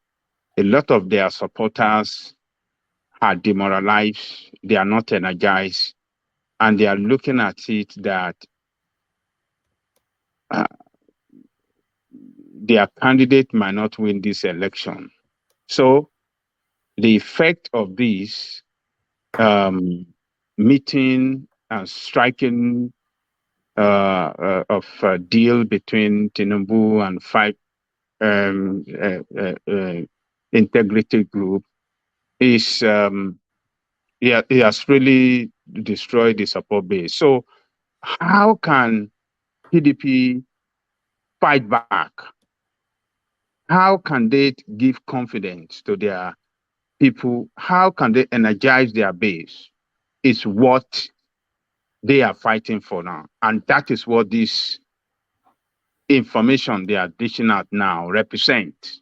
How can we counter all these, the narrative in the media space that has overwhelmed them? How can they counter it? How can they send fear back so the Tinubu team and their support base too. That is why they are coming. I don't want to believe this, what they are saying, that 11 or 12 governors are meeting with Atiku and 57 senator, all this. Sorry, Ajale Koko, are you Yeah. dismissing it completely out of hand, or are you saying the numbers are excessive? Are you dismissing that? Because I suspect that there are meetings taking place, but not to the level that they are presenting. Yeah, there could be meeting taking, but like you said, the figures they are giving out is too excessive, and we don't see it at all in the media space. We don't see any move or anything that indicate that at all. You understand? They are the one releasing it to us. Why must they release? Why must they release it to us if it is really working to the advantage? Because what is working to the advantage, to your advantage, that is not known to your opponent, you have to keep it to use it against them at the right time, But why must you release it now that 11 senators, 11 governors rather, 57 senators are meeting with us, they are working with us? You see, it doesn't make sense at all, one man. And if that is the case, sorry, Ajale Koko, do you think they are doing it to counterweight the Wike narrative? Because of course they are aware that Nick Wike has effectively packed his support with Tinubu. So now they've suddenly now come, and it's not even politics, is it? Because if 11 governors and all of this retinue of people, if they are working secretly with Atiku, then I would have thought that they will want to keep that as quiet as they can. That's quiet. That's what I'm saying. Yes. So is this really just to throw some sort of jab at the Wike narrative, just to that is what they're trying to do, one man. To what I down. That is what they're trying to do. That is what they're trying to achieve. Sorry to interject. Yeah. We all know right from day one, right from 1960, but northern politics has always been quiet. They do what they're going to do. You see the body language, but you won't hear them talking about it. But at the end of the day, it play out like that. Let me make a quick example. Tamba and Atiku they were great rival till the day of election of that primary. Do you know that? Atiku was trying to stop people in Sokoto. But on the election, on that day, Wike was dead surprised that he cross-carpet, he decamped for Atiku that very day. And there was rumor about it before then, but we dismissed it, no, Tamba will not betray Wike. But he did it. This is the one thing I agree with you. This is the first time the South are playing the North the way they play us the South. Because every time since election, we only hear so many so people, how many governors or so Kaba are decamping for so person in the North or backing so people in the North. This is the first time the Southern governor 5 came up openly and said they are going to back their Southern governor. That is what is making them fear.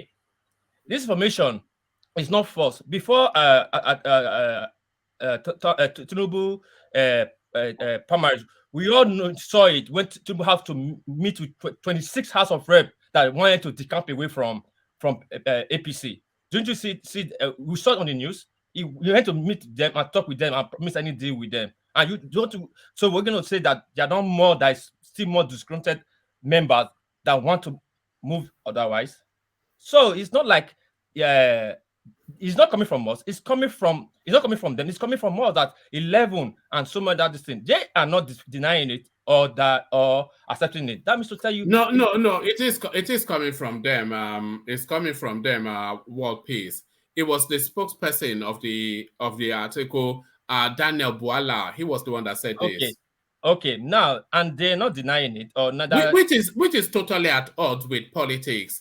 Somebody from an opposition party is working with you, and then you go on national television and announce it.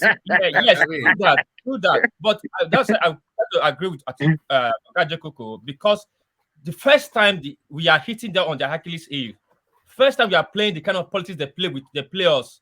Every time they not always handpick how they want to do the South. This is first time this G5 movement is putting a knife into their cake, and it's affecting them. So they need to counter back. And like I said something before when I was talking to Fatai, I said the number is reducing now because the way things are changing. Some of them are now coming back to APC. They're not having change of mind.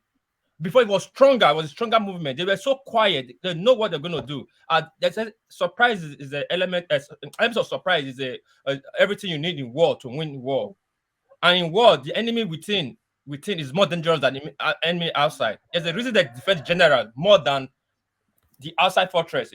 So yes, I will agree with that, but we should not underestimate it. It's out there, it's real, and it's happening. If you that is speak with northern people, the way they reason, they never see us. They want to give us this power to us. That is my submission. No, nobody is giving power. By the way, power is being jostled for. So I really resent that. Not from you personally, but that language in the political landscape that the North are giving us power. It's not theirs to give. It's not theirs to give. Everybody, they're jostling. We are politicking, so, and by the way, it's not even the North, it's vested interest. But Ajanle Koko, yes, I think I agree with you that it's an attempt to counterweight what they know is coming from Wike, because nobody goes on national television to tell you that somebody is about to betray somebody for you. Ajanle Koko. It's just the most ridiculous of things. It's just the most ridiculous. Babaja. Yes. Yeah. Ekrole, sir. Báwo ni? Yeah. Mi ò ní pẹ́ bí mo kàn fẹ́ mo láwọn àlejò. Ọ̀ya sọ̀rọ̀ sókè mo jẹ́rìí ẹ̀ sọ̀rọ̀ sókè. So first of all, Happy New Year to everyone on the platform and those who are listening and those who will be listening or probably having their time to rewatch. We appreciate everyone. We appreciate your membership all this while, and we will continue to appreciate you coming on the platform. 2023 shall be a year of outstanding achievement and success in all our lives, in all ramifications, in the name of Almighty God. Amen. Thank you for being there. I just want to make something very clear.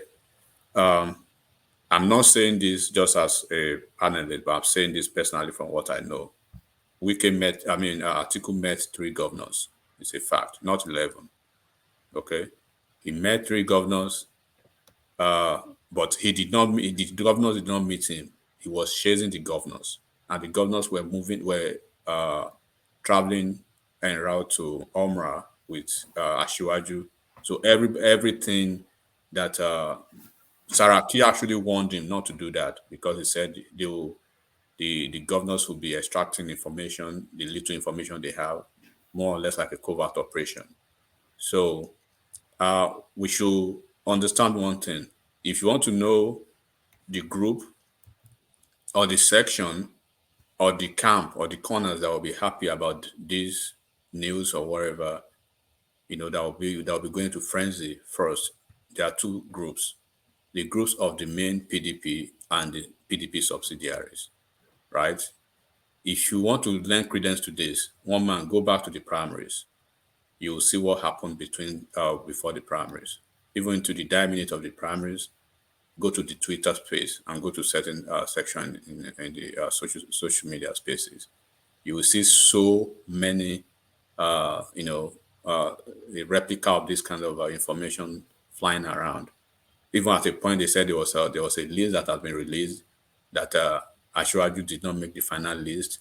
So it's people who do not actually expect him or do not actually want him will be happy about this information.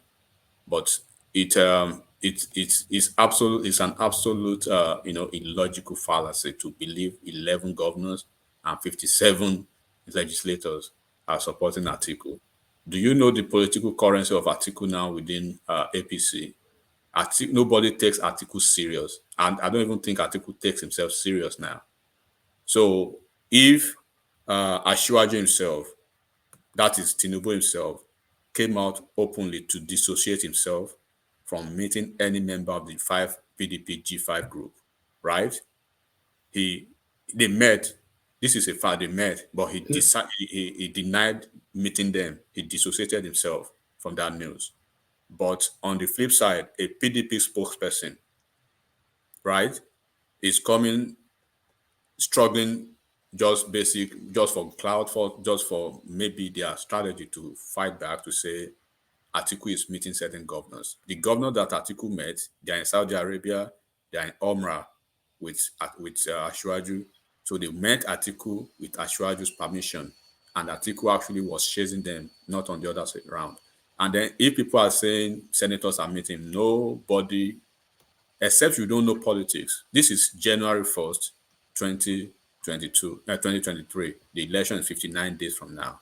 If you do not know politics, you can believe in all those bunkum. Okay? So Atiku does not have the gravitas now to earn the respect and the trust of anyone. Because even people within Atiku's corner, just like Saraki now, Saraki is working half-assedly with Atiku because he has broken the promise already. Atiku is a man that you cannot trust. He has broken promises. He's a serial betrayer.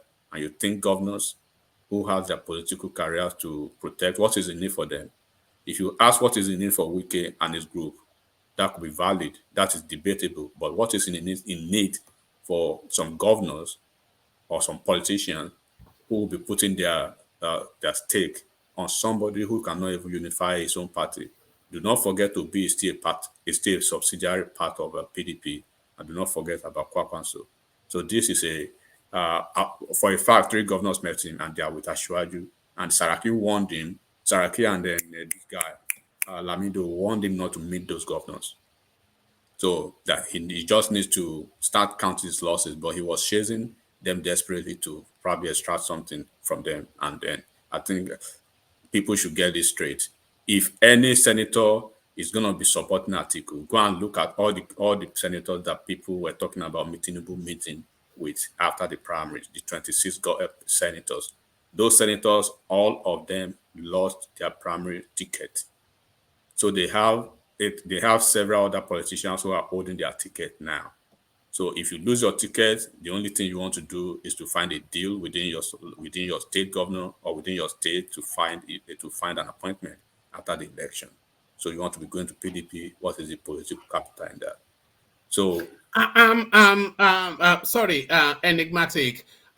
Yes, a lot of what you're saying, I'm not far away from it, but it's really one. Is almost anti politics for you to go on national television to go and reveal details of meetings held in dark, shadowy spaces with your rivals. So it's almost anti-politics, and because it is anti-politics, then that tells you then it is politics at its most guttural. So it's gutter politics, but a lot of people, and the conversation really, Wike, of course, he met with Tinubu, as you said, in London. And it looks as though that, because they've been meeting in London, not for the first time, but it looks as though that final deal has now been struck.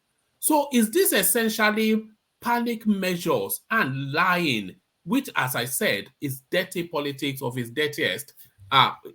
What do you make of that, enigmatic? One man, seasoned politician wouldn't make that gap. That's a big political gap. It's a statement of I would say an idiotic statement, right? From more or less like a brain of deficit buffoonery. That's who that kind of statement would be coming from. Even Dino Melaye, as erratic and loquacious he is, he wouldn't make such an erratic statement. It's coming from Boala. Go and look at Boala very well. He's not a seasoned politician. He's not a politician. You do not do that kind of thing. Even if, let's assume, even if Atiku met behind the scene with all those folks, right? 100% politician will come out and deny it. That's what they would do. Wike did not say they met Ashwaju or they never met Ashwaju. He said, even if we met him, right? He said, even if we met him, he didn't actually categorically confirm the meeting. And Ashwaju came out to say he debunked it. He dissociated himself. But you, Boala, you are going on TV station to say that, and I believe he's going to get some backlashes on that internally from Atiku's team, because that's not a good, political marketing strategy for Atiku. then by the side. And number two, do not forget PDP is in a precarious condition now. So there is like they are holding on to every straw, and then anything goes. Take it or leave it. One man, I say it again. This election is not the election we are looking at in 6 months. It's an election we are looking at now in 59 days. So political actors now and political gladiators are basically consolidating on the gains of what they did last year by way of sealing quote unquote sealing deals, sealing agreements, and then you cannot seal agreement with somebody you do not trust. You do not seal agreement with betrayer, someone that has not even perfectly organized his own political family. Peter Obi is there, Kwakwanso is there, G5, they are there, the group is there. So your party is hemorrhaging here and there, and then who is that political, Lilliputian that will be coming to your corner to make a deal with you? You have a reputation already, a sad one at that, a bad one at that, right? And then somebody will be preaching the gospel of irredentism about. So it doesn't make any sense. So they now from now to the end of January, right? They will be peddling their influences and that's what you'll be seeing. Peter Obi, it started already very earlier than even the remaining two guys, Atiku and Tinubu. So he has met OBJ. OBJ has come out to endorse him, right? They will seek for endorsement now of socio-cultural groups, of certain sector part of the country where the numbers will be aligned, and that's what they will be doing now. So Atiku, unfortunately, this is not his. I don't know if probably this karma is too big for him to handle. And I think this electionary cycle is just a karma for Atiku. People are coming out. Jonathan is out for him. Atiku, OBJ is out for him. Jonathan is out for him. A lot of people that he has crossed over the years. I think this is just an eclipse of that karma for him now, and it's not looking good for Atiku. So 59 days to the election. There's no more time for obfuscation. There's no more time for conjecture of lies. What I've just told you is a fact. He met 3 governors, and the governor did not meet him. He chased the governors, and they sought the permission of Ashwaju to see him. The governors were in Omra with Ashwaju, and I think they are back to the country the same all together now. So these are fact. So all this Boala, I believe somebody will caution Boala with that kind of statement he made, because it was more or less. Do you think he would have made that statement without authorization, or do you think they want to put that narrative out there? It's part of political. One man is they have to embark on a series of PR now, right? Reputation. And then they have to basically wind up their base. So this is New Year, 59 days to election. Wike's group is going to make maybe their announcement anytime soon. So they are preparing the ground for the base for PDP disciples, PDP followers. They have to give them something to chew on. They have to give them something to bite on. When it was very apparent that Trump was going to lose in America, they embarked on, massive PR, campaign for Republican and Trump, because everybody knew at that point it was done.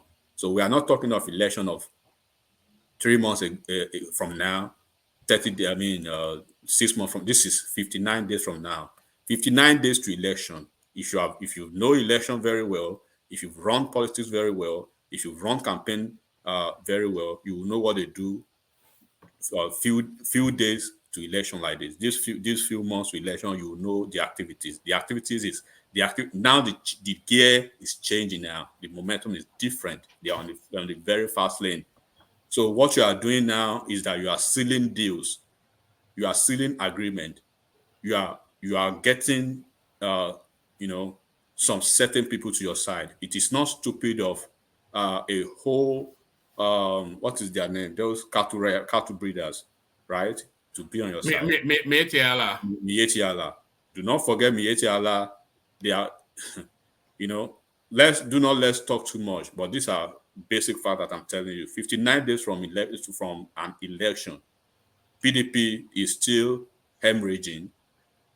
PDP is still divided. Wike and his group, they are still giving Atiku headache. Peter Obi in the southeast is taking his votes. Kwankwaso is depleting his votes. And you think they will not find a desperate means to cordon their base? Of course, they need a story, they need a plan. But the plan is a very amateurish plan from Boala. All right, enigmatic. I know you have guests or you are in the middle of activities, but this open letter by Obasanjo coming out categorically now to state formally that is endorsing Peter Obi. So we've been talking about that. Nobody, of course, claims to be caught off guard or surprised. I think the whole political landscape knew that effectively the person bankrolling Peter Obi. But why do you think he has come out with this letter writing that he has this penchant for? Is forever writing letters. But why do you think he has come out with this formal declaration at this 11th hour, as you described it, 59 days to the elections? What do you think is in play here, Enigmatic? One man, nothing is in play than the fact that jungle is maturing. Okay, Obasanjo is a seasoned politician. Is a respected elder statesman. So they know what it. They know what is happening. They know the hour now. It is the hour of coalescing. It is, like I said, sealing deals, quote and unquote, agreements. What is in it for me? How do we go from here? You know, what is my political career in your cabinet, in your government? That is where they are now, right? That is where they are. Politicians do not waste their time and energy, right, obfuscating about emotional tendencies. No, they are looking at the numbers. If I'm pitching a successful maybe a project to you now, right, one man, you are not and you have maybe your investment team with me, and you have maybe the DFO and all those CIO may be asking a different story, a different question within the technological space, but the CFO will be looking at the numbers. What numbers are we crunching, and what is going to be the figure? So where these people are now, they are in the CFO seats. They are looking at the numbers. What is in it for me? Your administration, your cabinet, what is in for South, for Southeast, for this and that. So about OBJ, we already know. We've said it, in clear terms. OBJ is supporting Peter Obi. We understand that he's been trying to preach the idea of Southeastern presidency. But when you go through OBJ's antecedent over the years too, he has basically not supported any Yoruba candidate, right? Irrespective of the skirmishes or the probably the issues or the history, the checkered history he had with Ashiwaju. We've said it would be very, very, it would be a surprising moment for me if OBJ supports Tinubu, and then you know why he wouldn't support Atiku. So the most objective person, the most objective choice will actually have to go with Peter Obi. So I don't want to talk about if he had the tendencies to support people he can control or whatever, because he challenged OBJ. I mean, he challenged Atiku. Atiku stood up to him. He challenged Tinubu. Tinubu stood up to him. So he challenged Jonathan. Jonathan coward. So he loves people like that. He challenged all the leaders, stood up to him. That was the reason he didn't give Oje the ticket. He challenged Donald Duke. Donald Duke stood up to him. That was the reason he didn't give him the ticket to. So he prefers people probably who wants he can maybe basically control. But I don't want to make such a lazy argument in that capacity. But I can tell you for a fact that OBJ is an elderly statesman that we respect in the Southwest. We respect his ideas. We respect his choice of candidate. He's not the man that we will want to disrespect for supporting a candidate other than the Southwest candidate. This is a Nigerian presidency. We are not talking of a regional presidency now. So we are, and we know we are very respectful in the Southwest. So we are not. We are on like a certain group of Just settle down, no. What now, Alale? a region that once you don't support the idea of candidates, then they will descend on you. They will resort to every derogatory language to define you. Basically, we don't do that in the Southwest. Pade Banjo is supporting Peter Obi, right? Nobody questioned his choice. Yeah. It's still the way they will say it, right? When Atoyeze was supporting Atiku, they said he had only one vote. But now when when OBJ is supporting Obi, does he have how many votes does he have? Right? 1 or 2 or 10. So when you want to rationalize these kind of things, you just have to laugh. And they say politics will teach you lessons. And in 59 days from now, people will learn lessons of politics, and they will know politics will be is a quiet departure from emotional tirade, and amateurish permutation.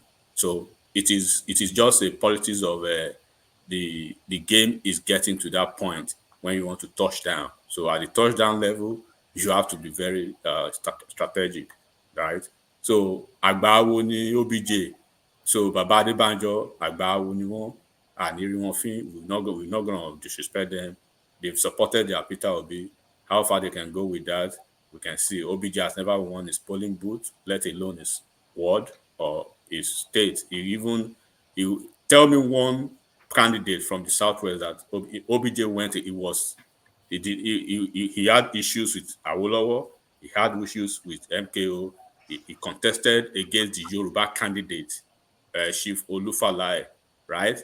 He had virtually supported other candidates than the candidate from, but we are not putting that against him. But we wish him all the best. He's our elderly man, and may God continue to bless his soul. Is there a part of you that thinks that in some three-dimensional conspiracy theory sort of thinking, is there a part of you that thinks that Obasanjo is actually working for a Tinubu presidency by using Obi as a bullhorn? Because I'm saying that I think even Obasanjo knows that Obi is not going to win, and he knows the impact of Obi being in play on the landscape. Is he actually working for a Tinubu presidency? Because there is enough to suggest that it might well be.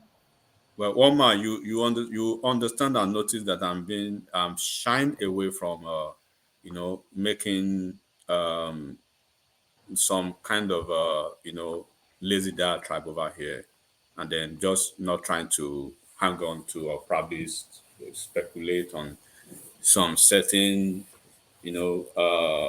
pedantic emotions. Now, of course, is it not clear that every vote gained for Peter Obi is a deficit for Atiku and PDP?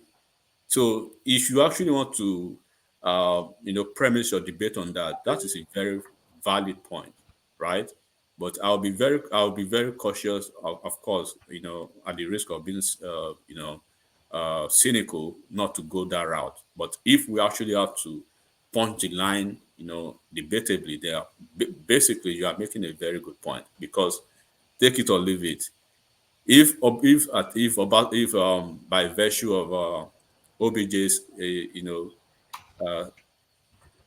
this is just a healthy. I see it being healthy for even democracy itself, right?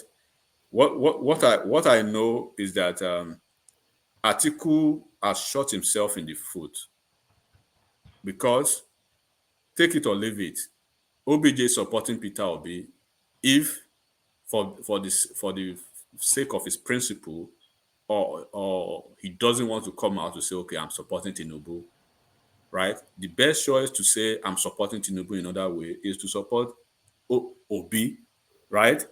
But that was the reason I said I'm not going to, basically give credence to such a premise, because that would be lazy on my part, and then it could look so pedantic and so pedestrian too. So, but yes, if you actually want to go that route, you believe that a support of OBJ to OB, right, boils down to the fact that it is a capital gain in terms of vote for for APC and Ashwaju, because we know for a fact Southeast they've been voting in bloc for PDP for 24 years, 24 good years, same as South South, right? So they have allegiance to these political parties. So the only electionary period that you will not see these two regions now basically tilting towards APC, PDP or Atiku in full force will be this electionary cycle now. So what does that tell you?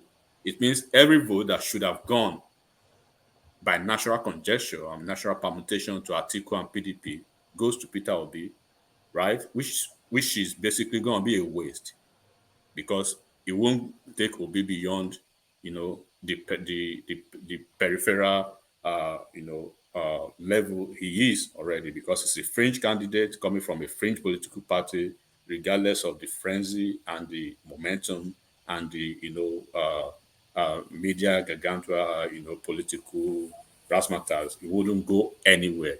So at the end of the day, it's equal to a vote against Atiku Abubakar and PDP. And then in the north, Kwakwanso is doing the same thing too in the north. So when you put all this together, then you can actually be drawing the line, because 59 days from now, the lines are already being drawn, and then people with with political intelligence, we'll be making a good graphical conclusion where the line where the dots will be combining at the end of the day. Enigmatic. Yeah, bro. Yeah. Do you think it's also a case whereby Obasanjo's endorsement will be like, if Tinubu becomes the president, he will be able to write another letter to say, oh, Peter Obi got some support from also the Southwest, so don't take it as an ethnic bias type of election. That I want to believe Tinubu will be magnanimous enough to carry all the regions and address any issues anybody has around the country. If we actually want to even discuss this OBJ's endorsement, right? And if we must be truthful to ourselves, because Obi's campaign is is on the premise of we are taking Nigeria back, right? Is that not? Am I right or wrong? Right? That Yeah, they are you're right. taking Nigeria back. All right. Okay, that means departure from the past. But when you look at when you try to reconcile this message with the actions, then you will see a clear departure of hypocrisy in this. The only bridge we see in that will be absolute political hypocrisy. Because I don't want to talk about Peter Obi's own now, because you can't say you are looking for a new guy who has been a part of the system. So whoever has been a part of the system cannot be a new guy in the system now, right?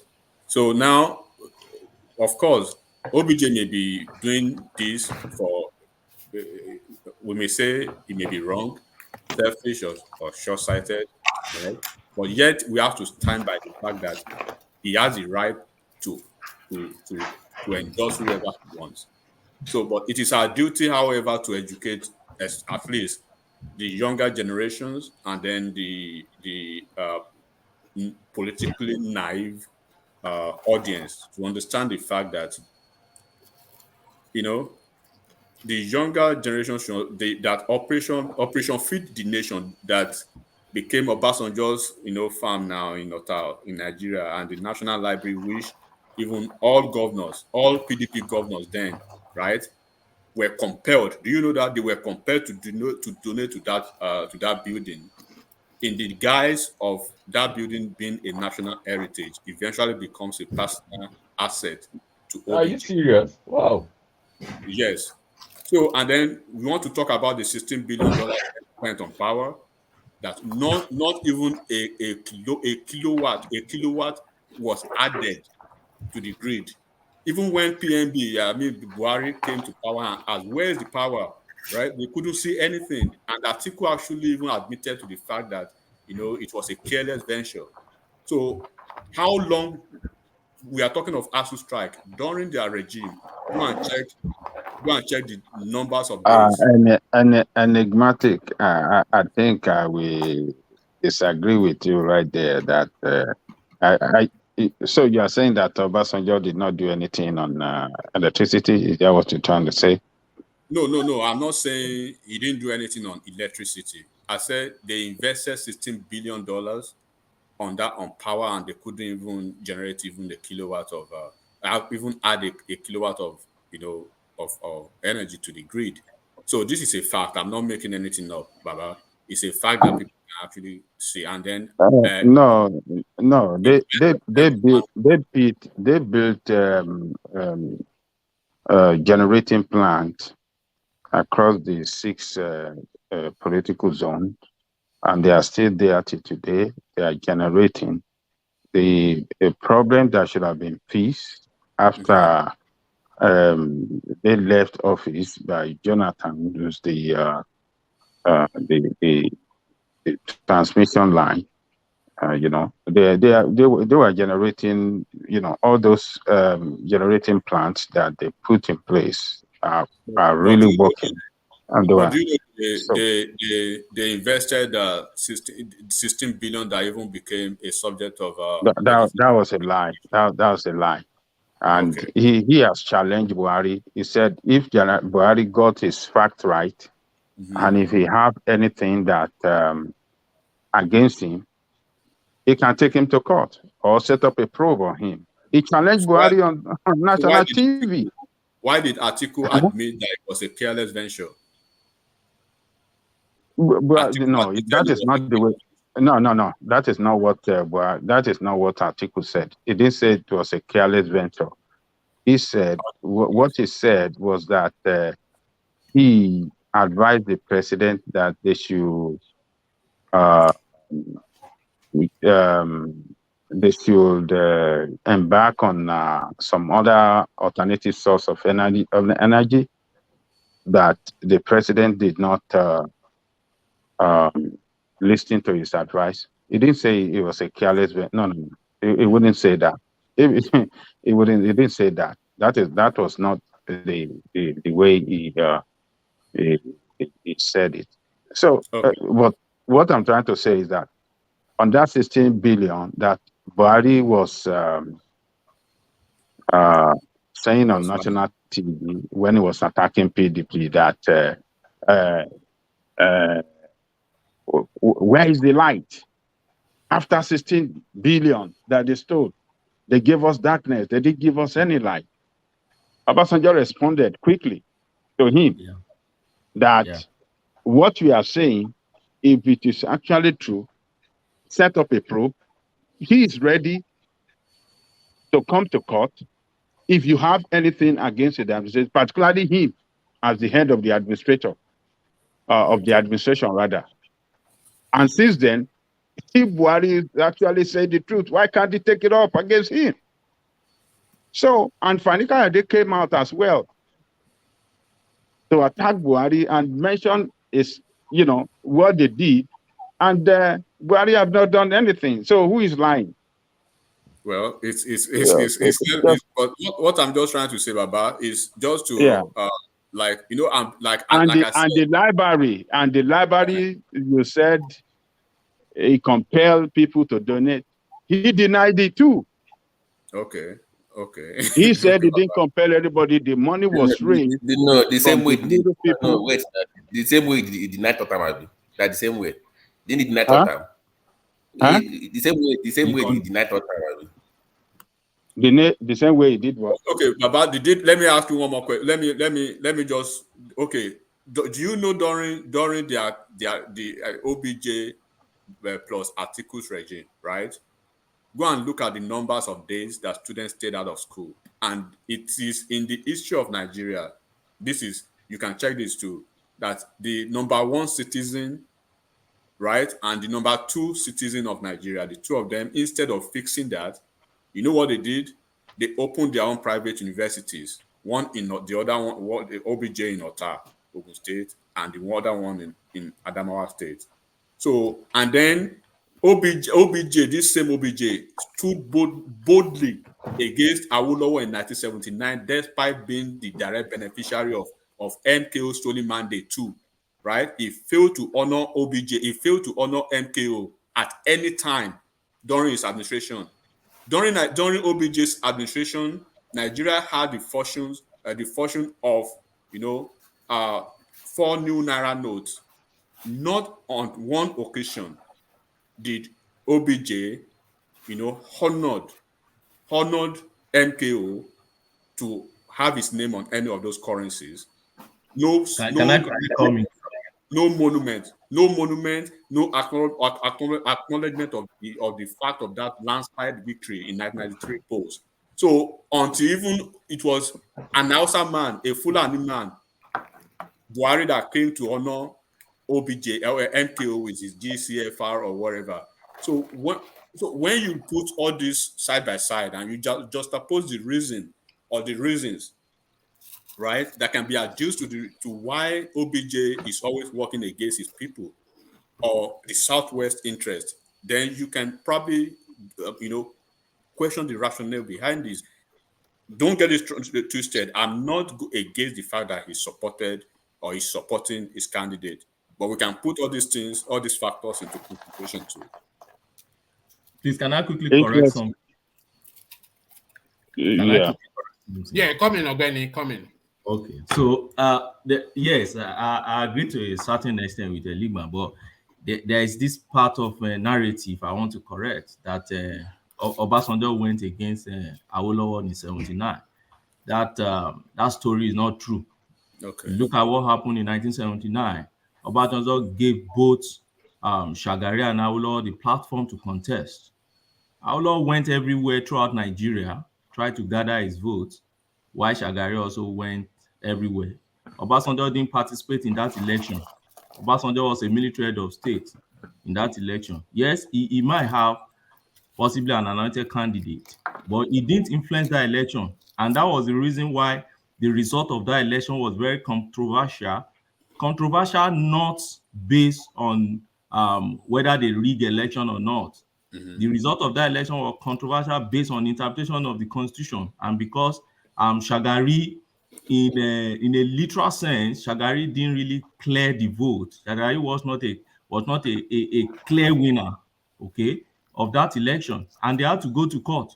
So the only area where the Yorubas back then thought Obasanjo could have intervened was when they thought Obasanjo could have said, okay, let's go for electoral college, which 79 constitution allowed. But Obasanjo refused to intervene, like you said, which I agree with you. Obasanjo is not a tribalistic person. Obasanjo is not somebody who come and meet and say, Baba, Shamokoro Yobani, will tell you, no, I'm a national man. Brother, okay. Let me interject. I think you are wrong on the fact. Hold on, let him down this point. But land that point quickly, and then let Fatai come in, and then round up the space. Thank you. And what happened after was they went to court. And don't forget, who were the judges? Sometimes when people push this narrative, I ask them. Probably because I work in the legal sector, and that's why I understand this. Who were the judges? The judges, we had 7 judges. 5 of them were core Southerners, 4 from Lagos, 1 from Oyo, and the other 2, 1 from Osun also. Kayode Shaw was there, Irikefe was there, Fatai Williams was there, Bello was there, West. Southerners. They constituted that the panel, and the Southerners who were on that panel failed their own kingsman, Awolowo, based on whatever reason. They interpreted the constitution. to favor Shagari, and Shagari became the president. So when people push this narrative of Obasanjo went against Awolowo, I always try to correct that impression. That's the only thing I just wish to correct here. Yeah, let me correct. let me support. Let me hold on, Fatai, please, 1 minute. Let me support Ogbeni for what he said. It was, I mean, what Yoruba wanted Obasanjo to do back then during the Awolowo, the Second Republic, was to allow the electoral college to determine the final result of the election when all of them could not meet the electoral requirement as enshrined in the constitution. But because Obasanjo did not do that, if Obasanjo has done that to say, okay, no court, let us go to electoral college, Awolowo would have won. Because Awolowo had the alliance of others like Aminu Kano, what's the name of this, Waziri Ibrahim, if they have joined together, Tuji Brathwaite, all their representatives, the congressmen, they have joined together, they will have surpassed that of what do you call that of Shagari. They will have defeated Shagari.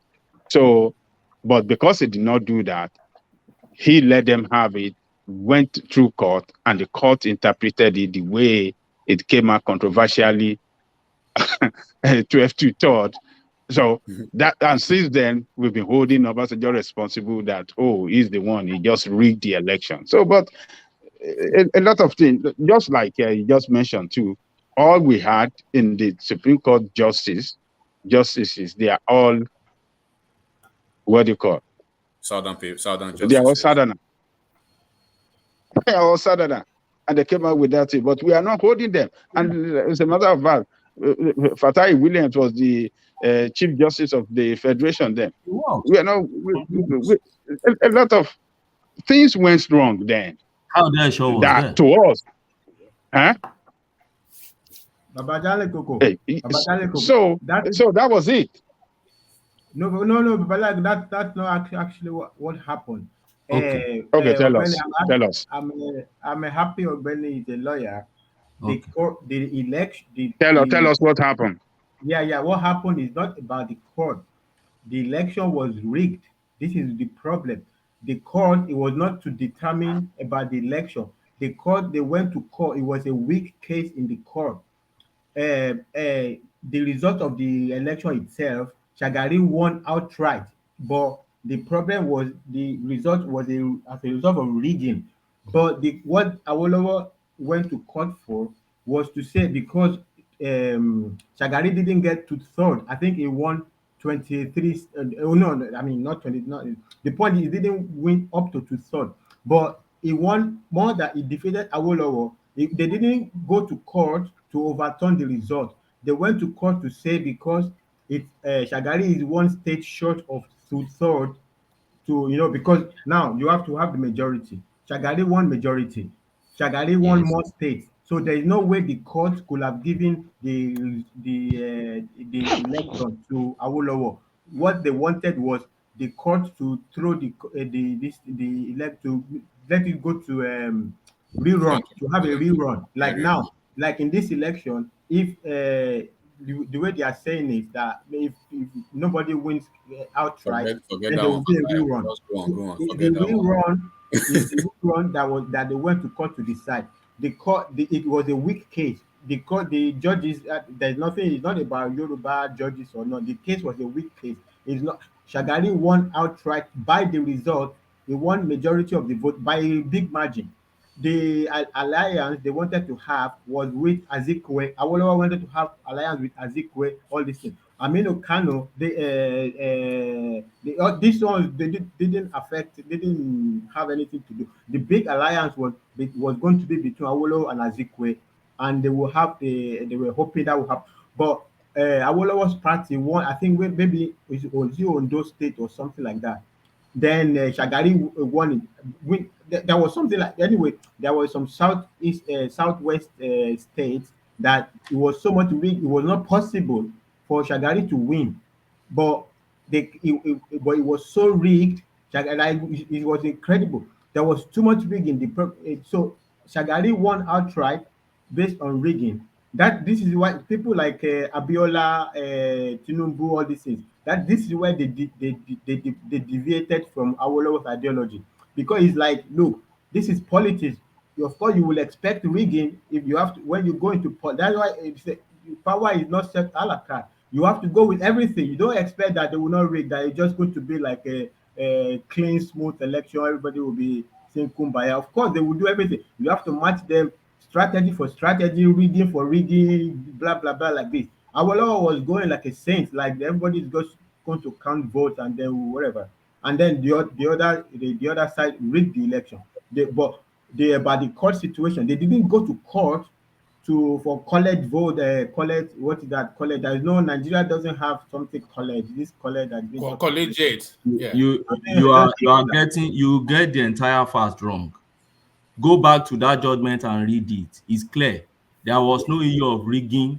They didn't take any issue of rigging. No, the court is not about rigging. I'm not the rigging happened in the election. The court situation was to take the election to make it a rerun, election, because even though Shagari won, he didn't want to third. The issue for determination what is the meaning of two-third. That was the issue for determination. We are saying the same thing. The meaning of two-third. It's like 12 2/3 of 19. That was the argument. That was the argument. So that has nothing to do with the judges were not for Yoruba or not. That one is it has a lot to do with the judges. See, there were seven judges. It has a lot to do with them. There were seven judges. If you two-third, if it's not two-third, it's mathematics. No, because Shagari was close. I think the factor was it was so close to two-third that it was impossible. Fatai, wait. I think what Esho is trying to tell you, right? When in this kind of scenario, the judges will have to make their call at the end of the day, and they will count for and against, right? Yeah. So what he's trying to say is that the southern judges probably would have or could have gone as 4 instead of the route they actually went by. I get the point he's trying to make. My point is, even though some things are discretion of the judges in court, so many other things are not discretion of the judges. It was not a case that was going to give Awolowo the victory. Awolowo was not going to get the victory. It was a case to send it back to a rerun. You understand? The judges couldn't even do anything about that. Excuse me, they could do a lot of things. It was a novel case. That case had never happened in the history of Nigeria before. It was a novel case. Of course. It has never happened. 19 states we have in Nigeria. Their decision was to decide whether 12 states is 2/3 of a 19 state or 13 states. And the Awolowo group said it must be 13. If you did not get 13, then that is not 12. Your 12. How many states did Awolowo have? Awolowo had maybe 4 states or 2 states or whatever. Fatai, that's not the cross of the matter. Hold on, Fatai. The cross of the matter is the legality of that 2/3. The definition of that 2/3. I know. That is what I said. I said so in this scenario now, right? I think, and then not to be without prejudice to Nigeria judiciary system, right? Who was the CNC then? Was it not OBJ? Yeah, no. Okay. I'm actually enigmatic. It was OBJ. It was OBJ. It's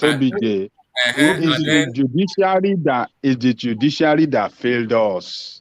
Is But that hence, judiciary? I'm trying to conclude on that now. Judiciary that failed us. This Judiciary judiciary rule. that we are speaking to now, right? Baba Huh? We saw what happened. We saw what happened in Imo State, right? We can probably, maybe incorrectly infer that judiciary was controlled somehow to give that judgment in favor of the wrong guy. Is it not possible in this case? Influence. Yes, the judiciary can, in this case, order a run or do that their nonsense interpretation. Yeah, which but on what ground now? On what ground? 2/3 of 19. 2/3 It's not of 12. 19 is 12 point. Is look. 2/3 of 19 is 12.6. That is it. 12.7. So, Yeah, but so that is 13. That is Yeah, 13. That's 13. Under the law, approximation now. That's 13. under the law, it works differently.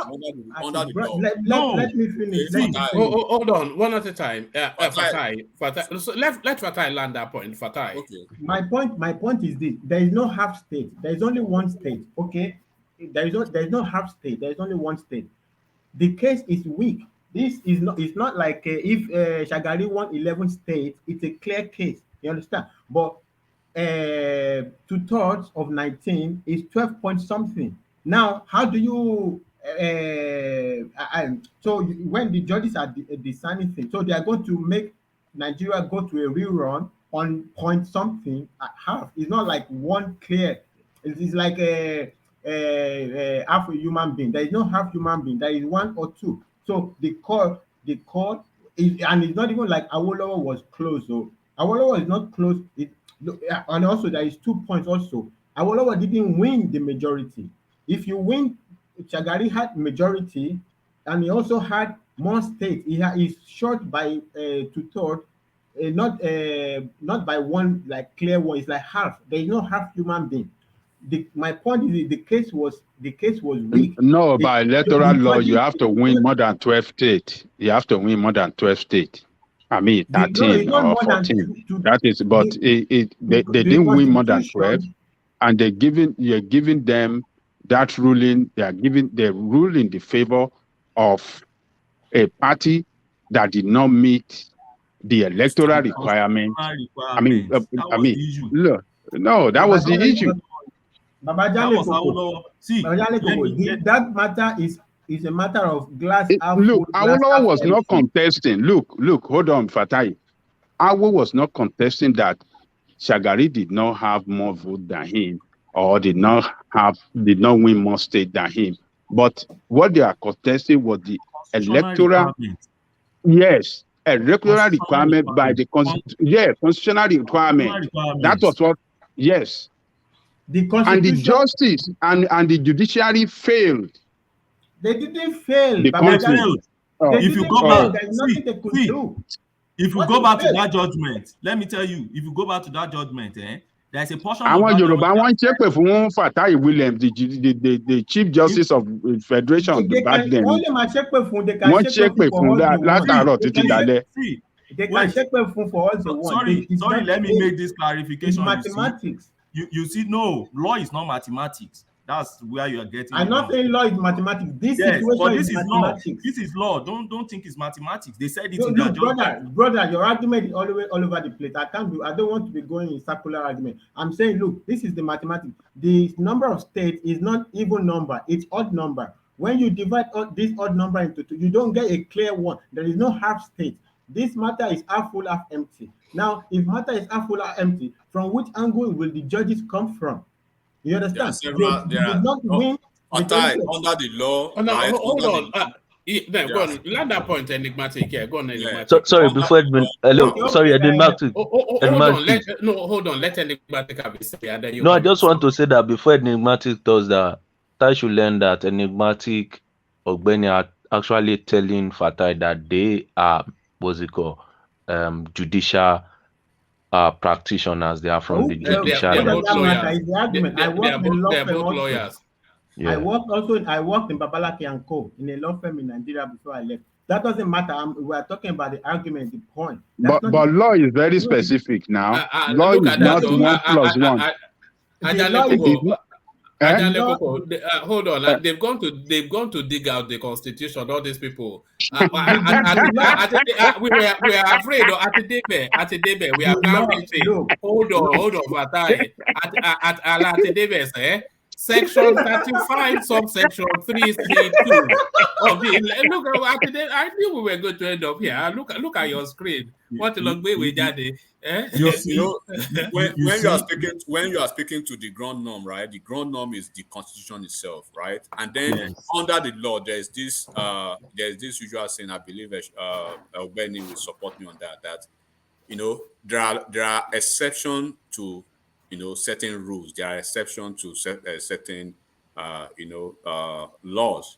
So in this, what I just want to conclude on, Fatai, you have a valid point. This is quite debatable, right? You have a valid point, and Esho basically is holding his ground. No, I believe you guys are making point, but the fact remains that mathematically that does not really factor well in law, right? And then there are certain premises that actually land rulings most of the time. And then the angle I want you guys to understand is, like I said, without being prejudiced, right, against Nigeria's judicial system or the judiciary itself now, do not forget to understand the fact that the judicial system as presently constituted, and even as it were, has always been an appendage of the executive, right? So when you put that into consideration, you understand the fact that he who dictates the tune, he who pays the piper, right, dictate the tune.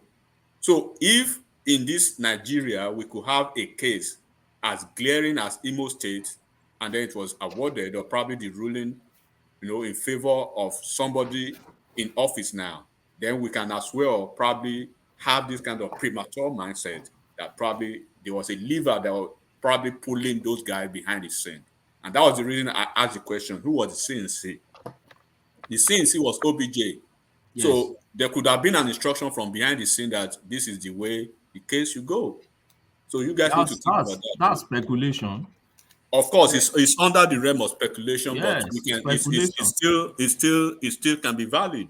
You have to think about that too. See, let me tell you. Can I just say this? If you read that judgment, let me quickly wrap this up on this. If you read that judgment, you will see the undertone in that judgment shows it's not a clear-cut thing. You see, the reason why I'm saying this is that so that the narrative we put outside there, we should make sure that it's clear. Now, the judgment, even there's a portion of the judgment that even say that we shouldn't even cite it as authority, because the justices know what they were doing. Okay, Ben, what does that tell you? What does that tell you? Yes, that tells you that what we are doing here, see, in court, there are some judgments that are just strictly policy judgments. Good. They are not judgment. Yes, they are just policy judgments. There are some judgments that are not straight in law. You know that this is the way it should go, but based on policy, you believe in order to avoid some messing up the system, this is a young democracy that is just coming up and all sorts. Okay, let's interpret it this way. Not the way Fatah is putting it as if it's that clear. It's not clear. There's a portion no. So it's not a clear thing. It's not something. See, you do. I want to do some election petitions. I work with Afe Babalola and co. I'm still part of the law firm. What we are known for is election petition. Now, in election petition, when you are dealing, you know Babalaki and co. I know Babalaki cannot handle as much as election petition we handle in Babalaki is not an election petition. You handle election petition like Afe. It's basically more of a big boy cases now. So, but that's by the side. That's by the way. That's by the way. But this is what I'm saying. See, in 2001, Babalola is not oh no. All right. Okay. Hold on. Fatai, your legal chambers is bigger than the rest of them. So let's get back to look at that. It was Chinua Achebe that wrote the book. Oh, my man, say this is bigger than yours. Are you saying that your chambers is bigger than the rest of them? Yeah, carry on. Look at this guy. Okay, so but this is what I'm saying. This is what I'm saying. look at what Ayo Salami came to do in the space of election petitions in Nigeria. Ayo Salami removed about 3 governors. In fact, he was about to remove the 4th governor when they had to play politics to kick him off from judiciary. You expect those justices to do that back then. He removed Segun Oni in Ekiti. He removed Professor Osubo in Edo State. He removed Oyinlola in Osun State. And he was about to remove Sakoto when the year of Amako and Dingyadi came up. I was part of that case too. So, but this, you'll be expecting Obaseki was in that from Bende, Kayode Esho was there, Idigbe, Lagos was there, Irikefe, Lagos was there, Fatai Williams were there. All those guys were there, and they couldn't interpret it to favor their kinsman. Okay, but they interpreted it to favor Shagari.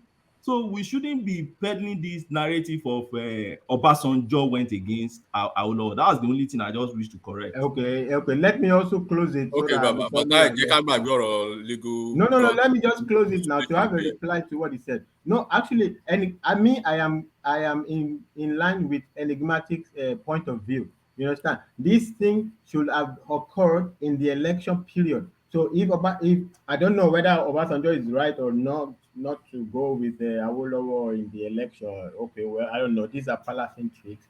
But it's not, the problem didn't occur at the level of the judges. The problem occurred prior. The problem was with the election. What they went to court was a weak case. Even the section that somebody posted that one mile you were reading now, is actually even making the point. You can't fractional. A state is one entity. You can't fractionalize it. So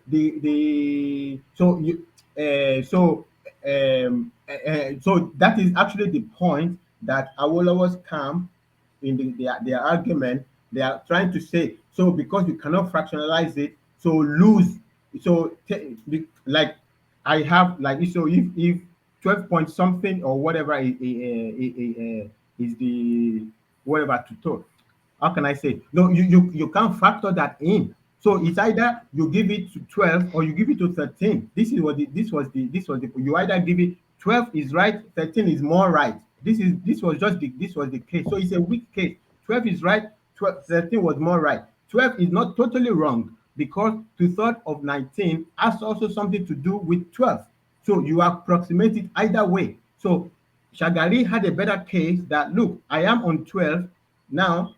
I don't know. 13 mathematically is not 2/3 of 19. 13 is more than 2/3 of 19. You are approximating it to say 13 is the 2/3 of 19, but 13 is not 2/3 of 19. 2/3 of 19 is 12 point something.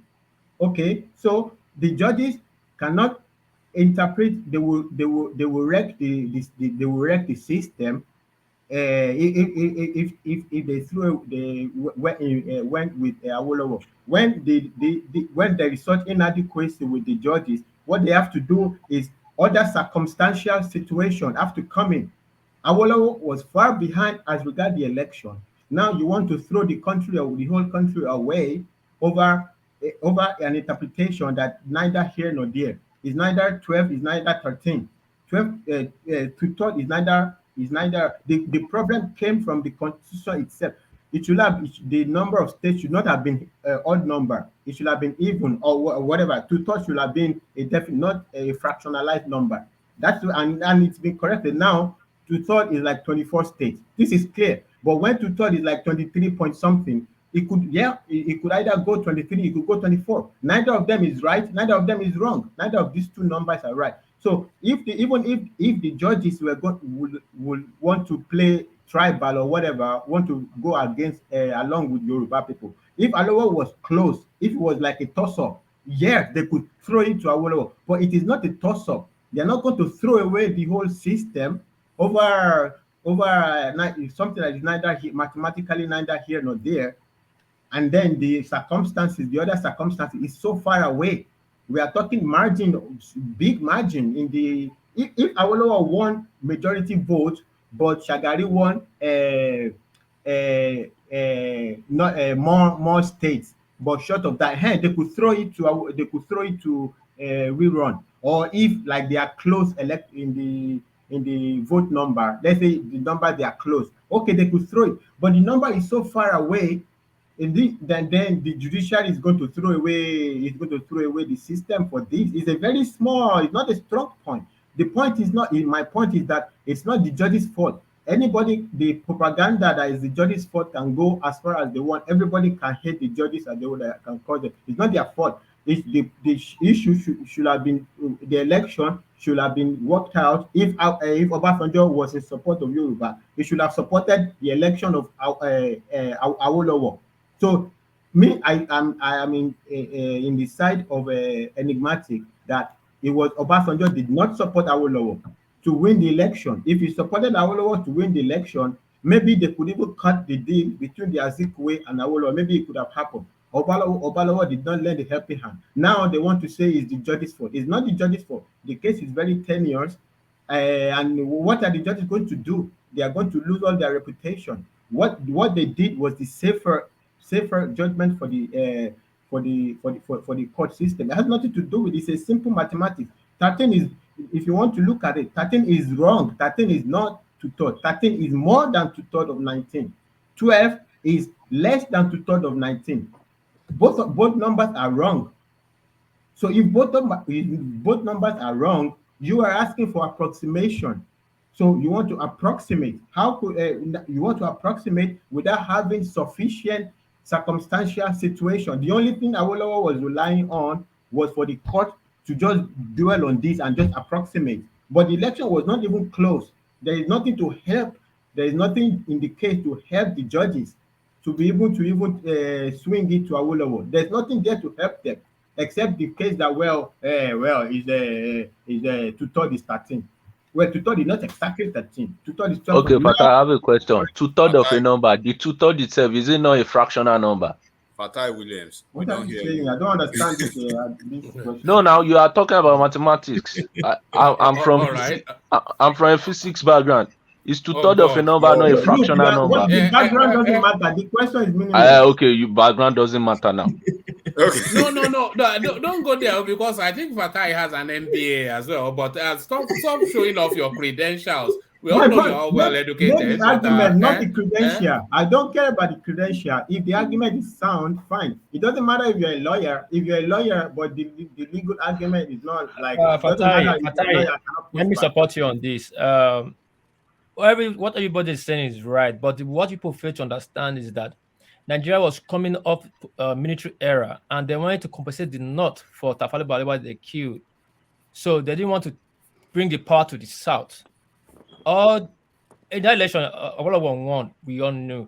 They ring it for Awolowo. We all knew. But they wanted to balance the power in a politics play, just like the way they did to Obasanjo after Abiola dead. They have to pursue the Yorubas and bring Obasanjo out. So they wanted to balance the power shift and calm the North down. That's why they gave the power to Shagari. So what you're saying, you are right. What other people are saying too, they are right. But there's no need to fight about it. It's just the power that No, it's not a fight. It's not a fight. I'm not even arguing. All I'm saying is that the problem is not the judges. You understand? The other thing, it doesn't. It's neither here nor there. I don't even know whether I was not alive then. Whether Awolowo was trying to shoot Awolowo, Obasanjo was trying to shoot Awolowo. I don't know. All I'm saying that it's not the judge's fault. Just give the power to the North to. Yeah. That also could factor in. They wanted to give. They didn't want to throw the country into a turmoil over a very tenuous because argument. Obasanjo was a Southern president as a military dictator. You cannot military So over a tenuous argument, over a very tenuous argument about approximating mathematics, they are going to throw the country into a turmoil. This is why it's not that they are against the judges. It's not the judges' fault. That's my point. You will blame the judges more than you will blame Obasanjo. That's my point. All right, brilliant. So we've had about 40 minutes, but we've not landed on any space. But round off what you were saying, enigmatic. Round off your spot, Janle Koko. Let's hear from Ikene, and then we start to wrap it up. So back to you, enigmatic.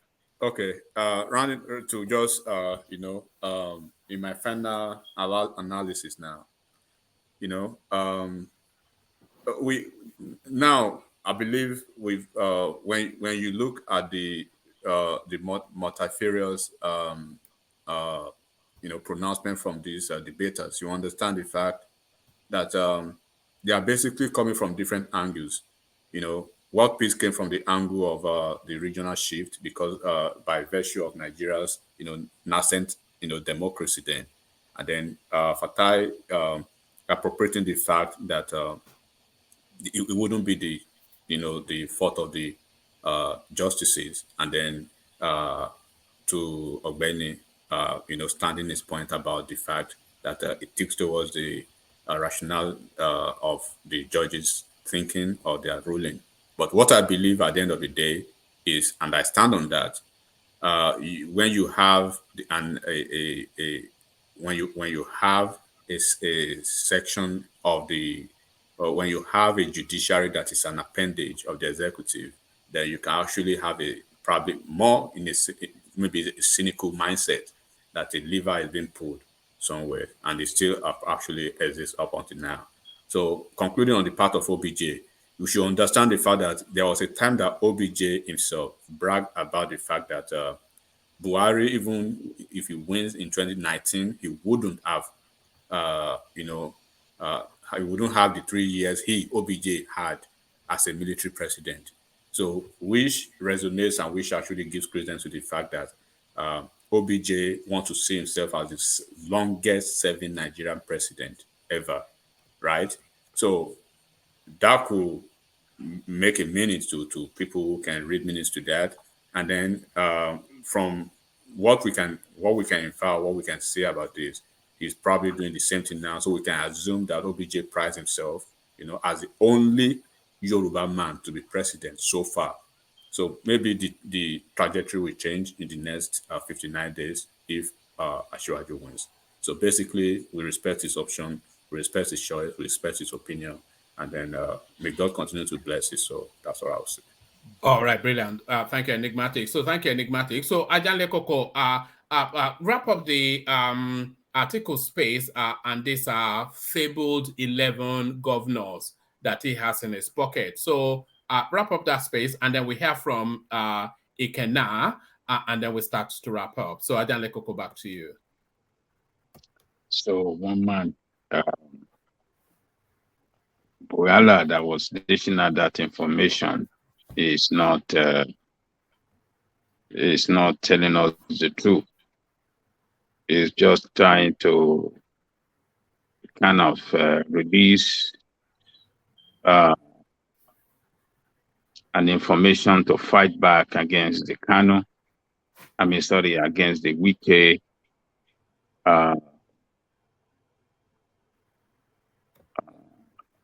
against the Wike's group. There is PDP is a big problem. They are not. They've been badly rattled by the Wike's group, and Obi has killed them in the east. In the north, they've been killed. They have been. Kwankwaso is slicing them up there. So the only thing that can bring PDP back is when they get these 5 governors back into their fold, the Wike and the group.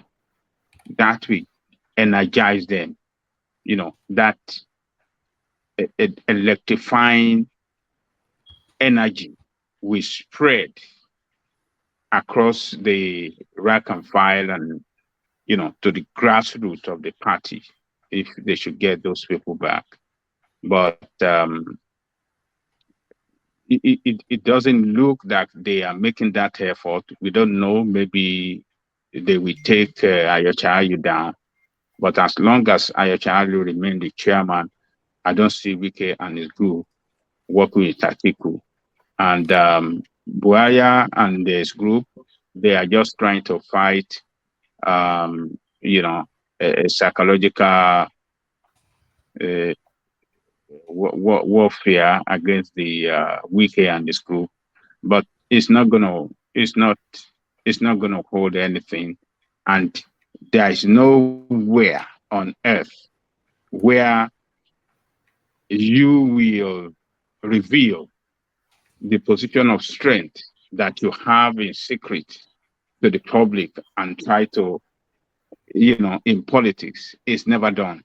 You will hold it to your chest and then effect it on election day. That is the way it is done.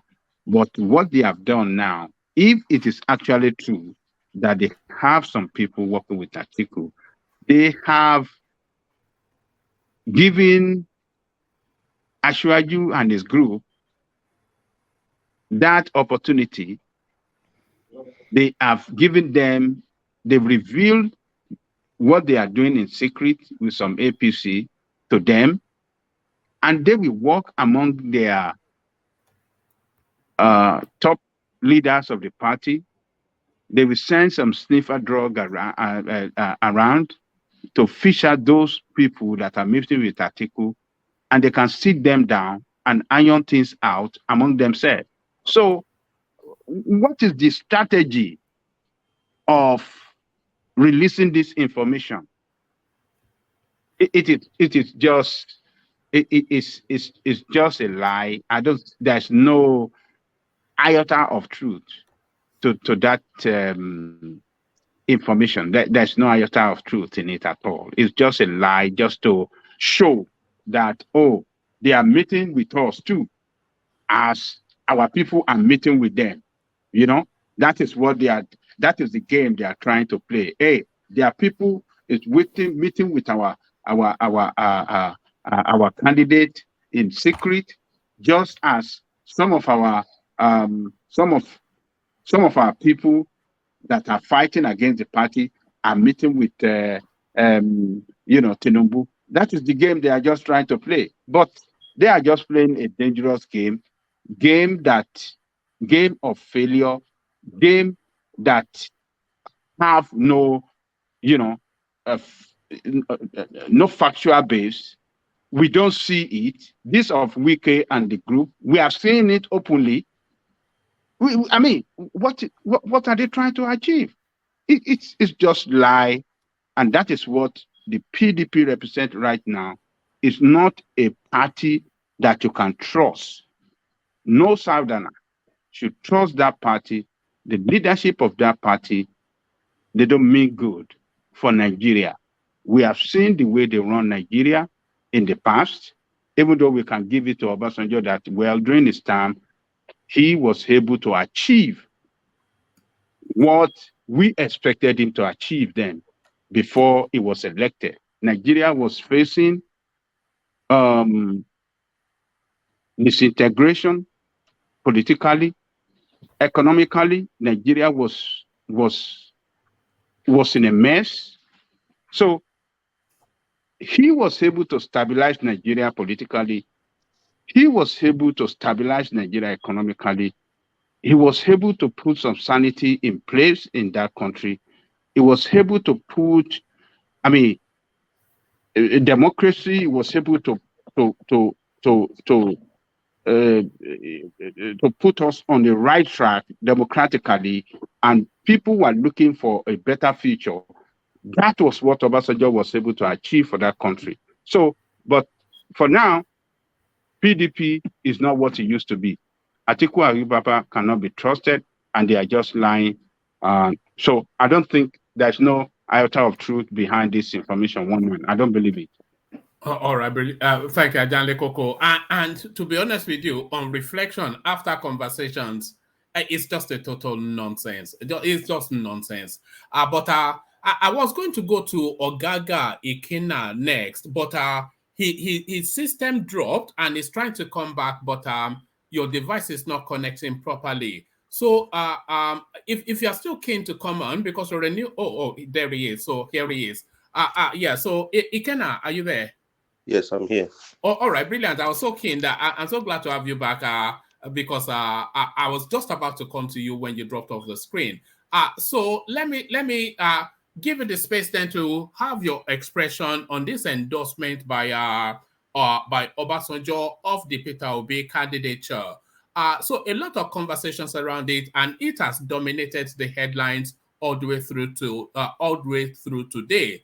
But so just a couple of questions. Were you surprised that Obasanjo has come out to formally endorse Peter Obi, or was this the expectation anyway? Did everybody already know that he was endorsing Peter Obi?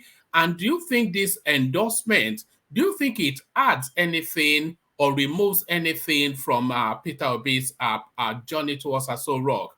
And if you do feel that it adds anything to Peter Obi's journey towards Aso Rock, what does it add? Good to meet you, Ikana. Okay, thank you, one man again. Well, it is neither here nor there, even though we know, of course, OBJ has always turned to the side of Peter Obi, and he has given his reasons, So, and for we that are obedient per se, or we like to, but we take that as a score. For us, like, so it is something is a win for us. For everyone that believes in Peter Obi, and that is what it is. And coming out at this point, at this time, well, we equally think it is okay, but but my fear is I would not want that to probably get into the heads of anybody, maybe particularly presidential candidate Peter Obi and all that, to see that as probably a major gain, because I don't think that would actually do so much, because he's already there, he's been aligned. But coming out publicly, well, I don't see so much impact it will have to make, So that's basically what it is. And well, moving forward for me, I think nobody really knows how this whole thing will go. I know you don't like to maybe bring Peter Obi into the picture, but me, I just feel we should not rule out Peter Obi really from No, this. you can bring him into the picture if there's an argument for him. It's an open space, by the way. Anybody can bring any, so long as your argument is strong enough. That's just it. Yeah. So that's where I'm coming from. We might just be saying all these things, this whole disconnect by the PDP, and coming out with the whole 11 governors and 56 or thereabout senators. This could make just the sound seeming like a damage control strategy for them, based on what's the impact of the G5 governors and the rest. But for me, really, not so much to say, because I think everything has been said here already by what the guest we have here already. But I think it's a good remark from OBJ, and I think, but I don't see the much impact. So, because that's basically what you asked, I don't see the impact it will do or any difference. In fact, I don't. But is it not if at the very least, is it not a good moral boost for the Obidati campaign? If nothing else, it will re-energize the space that somebody as senior as Obasanjo, he is investing his confidence in their candidates. At the very least, a good moral boost for the space. Would you say? Yes, exactly. That's exactly what it is for us. That's what I'm saying. But he has been there, so I'm trying to say the significance, and he might be right there though. At least coming out now, there are people in, other parts of the world, that hold Obasanjo to a very high esteem, and seeing his allegiance. The candidacy he's supporting and all that. So it could actually still spell right for Peter Obi. So in that sense, yes, very well, I think, because also even back here in our own space, Nigeria, he's an elder statesman, someone everyone, as an election period like this, we're always waiting to expect, we're always expecting to get something like this. This is not the first time. There were a couple of letters during the the rerun by President Muhammad Buhari and all that. So at this point, I guess the letter actually came at the right time, because I actually was expecting something from OBJ. So it is a very is a morale boosting um, gesture by OBJ for us, really. So yes, it is one man. Oh, all right, brilliant. So we are having you here for the first time. Hopefully, you've been listening to the platform all the way through, and this is just your cameo appearance. But because we are having you here for the, am I pronouncing your name right, by the way, Ikenna?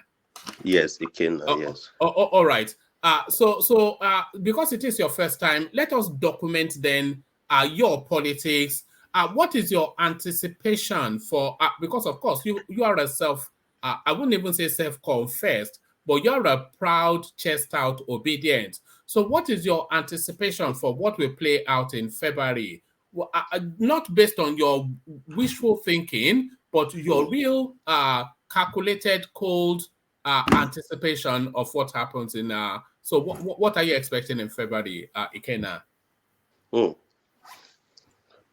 you know, I'm looking at the demographics. Yeah, I'm looking at the demograph of Nigeria, and I'm looking at the possibility of a Peter Obi presidency. So yes, to be honest, I enjoy the riff that is going on in the PDP currently. I enjoy it. So, and I hope it continues. You know, so it lingers longer for us. So that is what I see. So because of course when there is unrest in the house, of course, is bound to fall. So, and that is where my hope. I'm so much interested in that particular gist, you know. So that's for that, and for the APC, because, like I said earlier during my introduction, I do not think the APC really is all out for bat myself. I do not think so. You know, so but I see where the energy. I feel the energy is it's diverted towards diverted to Alhaji Atiku Abubakar. So, but at the same time, you know, so it's just like polls and what have you. So I'm saying, so that is why I'm very happy at the what's it called, the discord or the unrest currently that we have with the PDP. So what it means is that my two major oppositions, they are neither here nor there. So I'm looking out for, because if we can get majority of the South, well, then we see for the North Central, then whatever we can get from. But in fact, I'm very hopeful. I'm very hopeful of the outcome. Who do you think February the biggest? 22. Who do you think the biggest beneficiaries would be of this rift that is going on in the PDP? Who do you think it favors the most politically? Well, yes.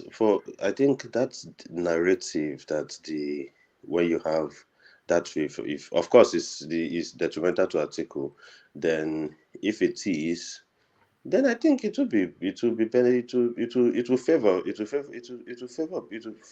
Peter Obi, myself. That's what I think. Yeah, Peter Obi and of course Bola Ahmed Tinubu. So both of them will be beneficiary. It will be shared.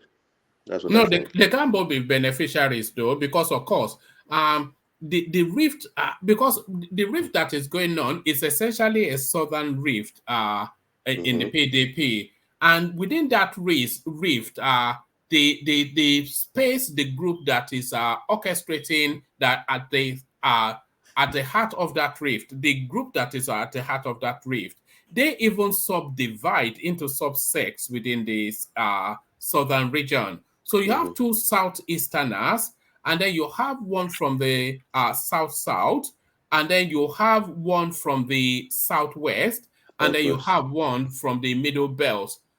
So in terms of the benefits, it doesn't necessarily favor either Peter Obi or Tinubu unless they act as a collective to favor one person. Am I right in saying that? Well, yes. If it has to favor one person, then who would that be? Well, I still think it would be Peter Obi. That's if I have to give it to. Maybe I'm coming from a sentimental point, though, but All right, but it doesn't favor Peter Obi, is what I think, though. Or it may well do, because the two southeastern ones, the Enugu and Abia, they will go. Whether even they endorse Peter, whoever they endorse, those states will still go with Peter Obi. So That's my point. yes, That's my point. Most of those states, people are almost decided already. So this G5 really, for instance, the Enugu guy, for instance, you can tell where the Easterners are leaning towards, And Ogwani, I live in Enugu for quite a while. Really, yeah, he's there. He's statutory, but to tell you, he does not really have the love of the people. Ogwani cannot even command that kind of authority in Enugu. Yes, I'm telling you what it is. That is what it is. So that's what you should look at. It's not just being the governor, it's the political strength. What is this person's political ability? What does it put the crowd really? But he doesn't really have that, So in Enugu we call him the billboard governor. He has billboards everywhere and all that. So he's of no threat to us. And who is the other guy? I think is it the Abia State governor? So yes, Abia State governor. Yeah, cool. So, and that is just exactly what it is. So the South, you go to Abia State, everyone is sympathetic towards the Peter Obi cause, and that is it. So it's very, very minimal impact. Then the only person would have been Wiki, but at the same time, so this is where maybe in Rivers, for instance, we'll talk about a Tinubu being a beneficiary of this, if at all. But you can see, we saw from Peter Obi's rally in the Rivers State how it turned out. And Rivers really, to me, I like to refer to Rivers as a mixed state. It's similar to Lagos in one way because you have everyone in Rivers State, but the Igbos, Ijaws, Yorubas, what have you, the Aquarius and all. So that's what you have in Rivers. So then the other one will now be Shea Makinde, which I think, of course, is a Tinubu guy from the onset. So that is where in this light now, I'll now still also give that to Tinubu. So but those guys would not really have, impact Peter Obi detrimentally so much. Particularly speaking from the southeast, really. So that's it. All right, brilliant. Thank you, Ikenna. So thank you, Ikenna. Ikenna, try and join us again and join us earlier. When next you turn up, because I feel somewhat conscious that I've not really given you the chance to fully express yourself. So when you join us again, join us earlier, and then I'll make sure you have more of the floor to give us a better feel of your politics. But gentlemen, 7 hours I want to take to start to round off. So you still get the chance to make a closing remark, Ikenna. Let's kick off the closing remarks with enigmatic. No, let me start. I'm going to Temple. Oh, you're going to Temple. What a pity. Look at that. And Edo man, look what they've turned you into. All right, I'll give us closing remarks so you can. Yeah, I have to go to Temple. You're supposed to go to shrine. You're supposed to go to shrine. Look at this one.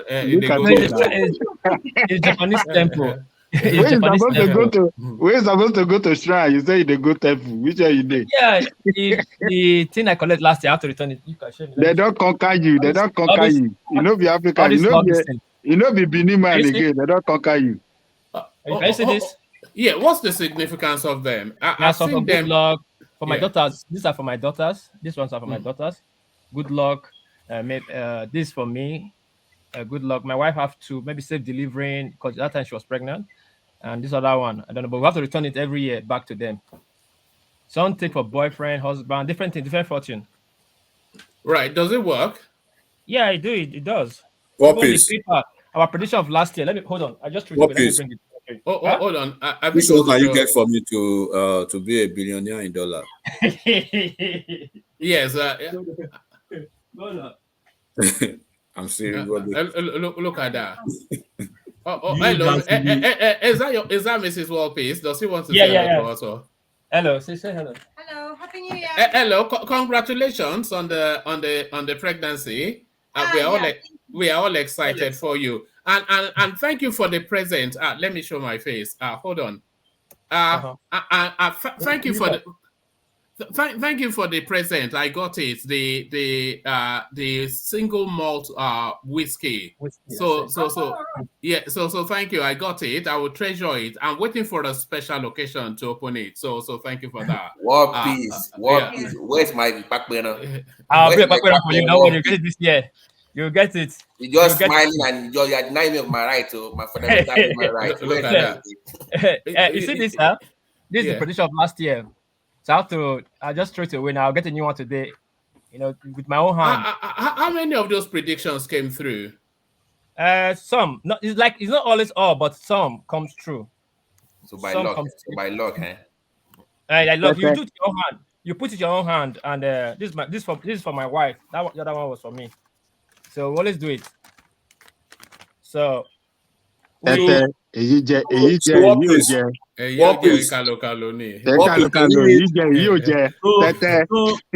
all the Bini Browns that that they are returning to Nigeria, you are rendering them redundant for no. This one, if you go to Japan, you see sago everywhere. They'll see start to the tie right red. Human all this start like sago, they're tight everywhere. It's on the road though. They're built to try for them. That's why I have this thing that thing you have on your wrist. Yeah. I will buy another one today from there. So when you get there to like this time we're going to now, you see crowd. Use your hand. The smallest coin. This guy don't turn Chinese finish. Another one bites the dust. Na Japanese, no be Chinese, na Japanese.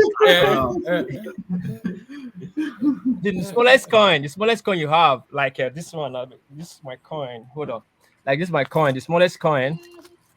You put inside the jar, then you shake it with your hand. You take a stick. The stick they write a number on it. Then you take that number, look for a box. You take the paper on that number.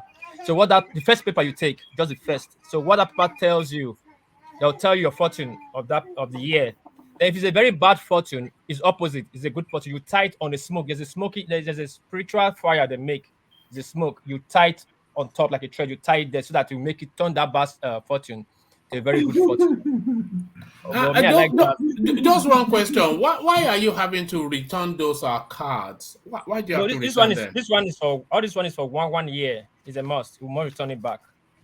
So you can't just throw them in the bin. No. You must return it back. They will run out of them now. They have to remove them. Recycle. If you don't return it, what is going to happen? I don't know. To their culture is maybe bad luck or they go find you.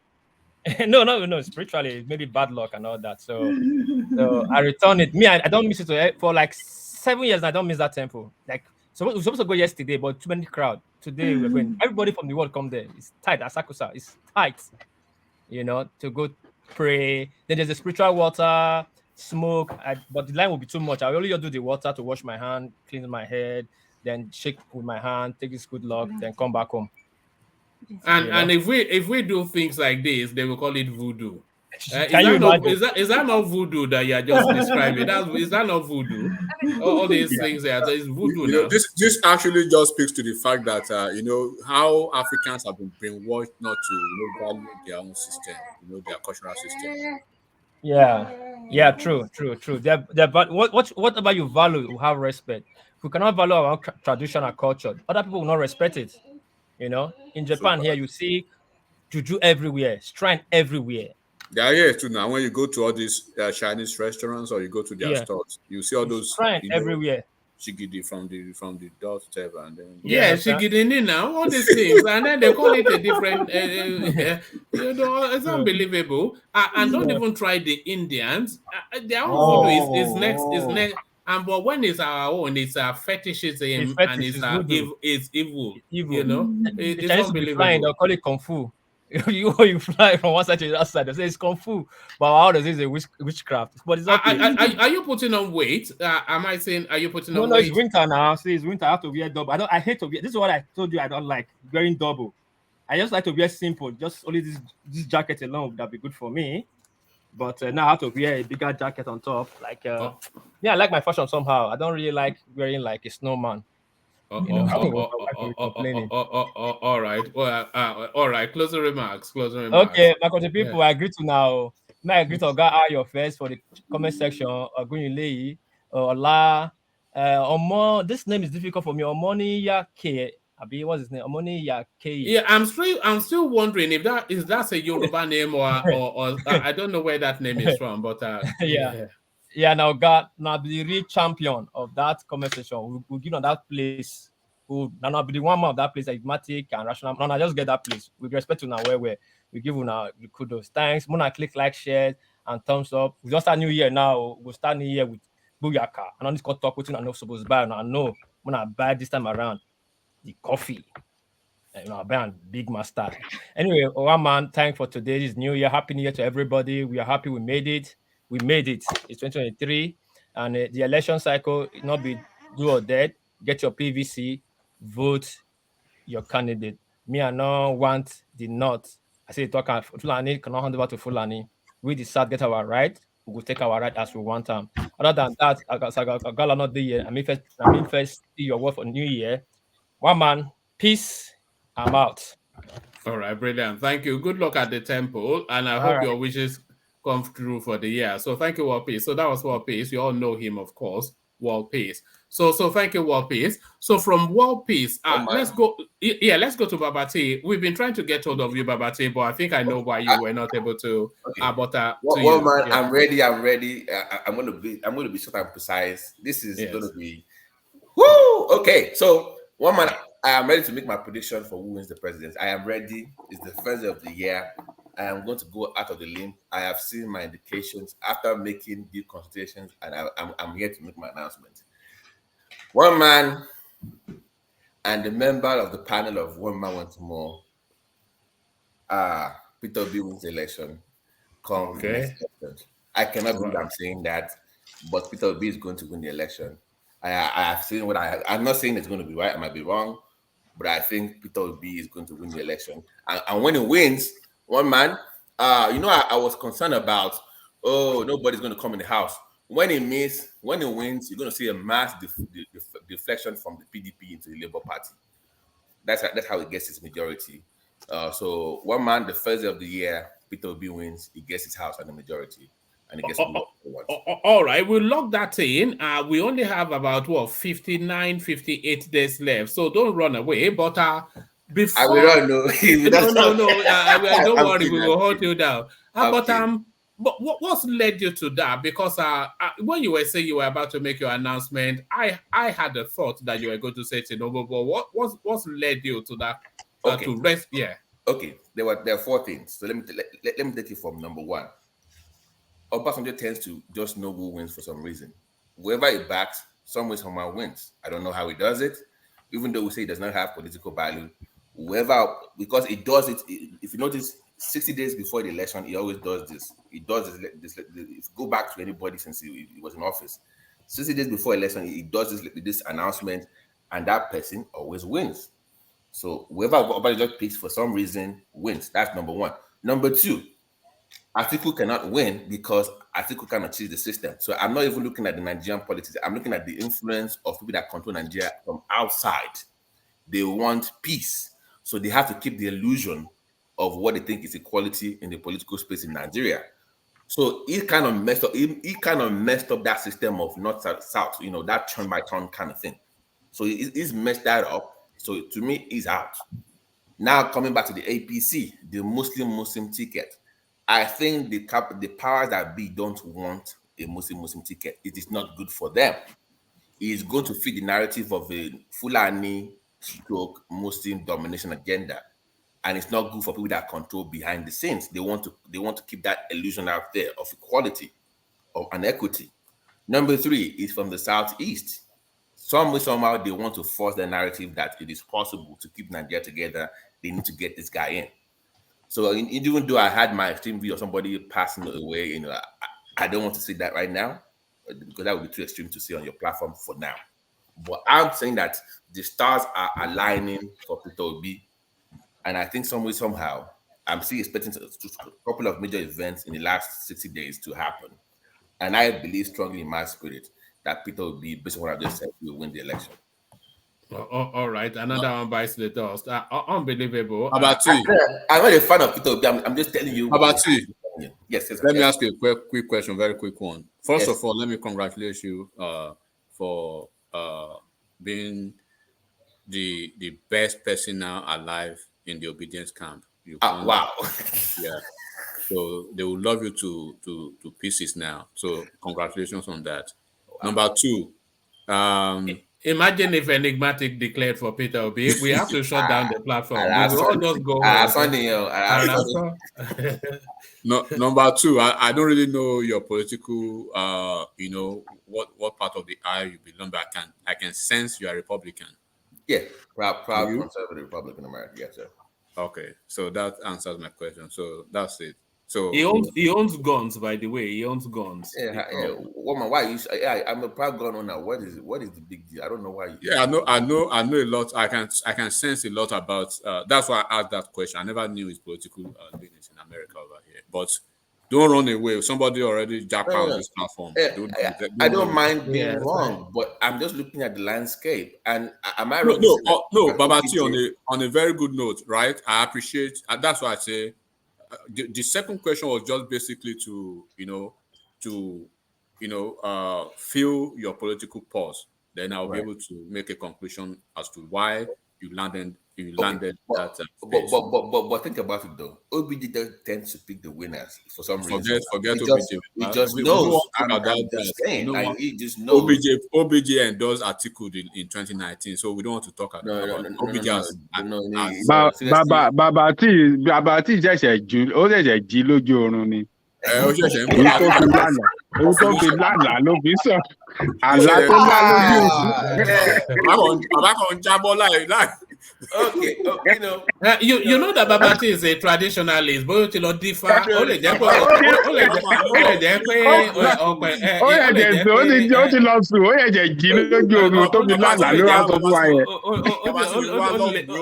ti lọ differ. Yes, you got him. Yeah. I'm just saying that the stars are aligning for me. Now, we appreciate you. No. What my if I'm wrong when I come back, but remember I said I'm still waiting for some few events to occur that will show clearly that he's going to win. So let's look forward to it. If I'm wrong, I'm wrong. I will own it. But I'm saying that for some way somehow they are going to get this guy. The powers that be in Nigeria and outside, they're going to get this guy in. Some way somehow he's going to get him. Okay. If Peter Obi does win, there'll be a moment in time in Nigeria. It will probably be the biggest thing that's ever happened to that country. Because that is the best thing that will keep Nigeria together. They want to get together. Those two, they are too divisive. If they win, if you have a Muslim ticket, it does not help Nigeria staying together. If you have Atiku win, Peter Obi is the only guy that within the three that keep Nigeria together, and that's what they want.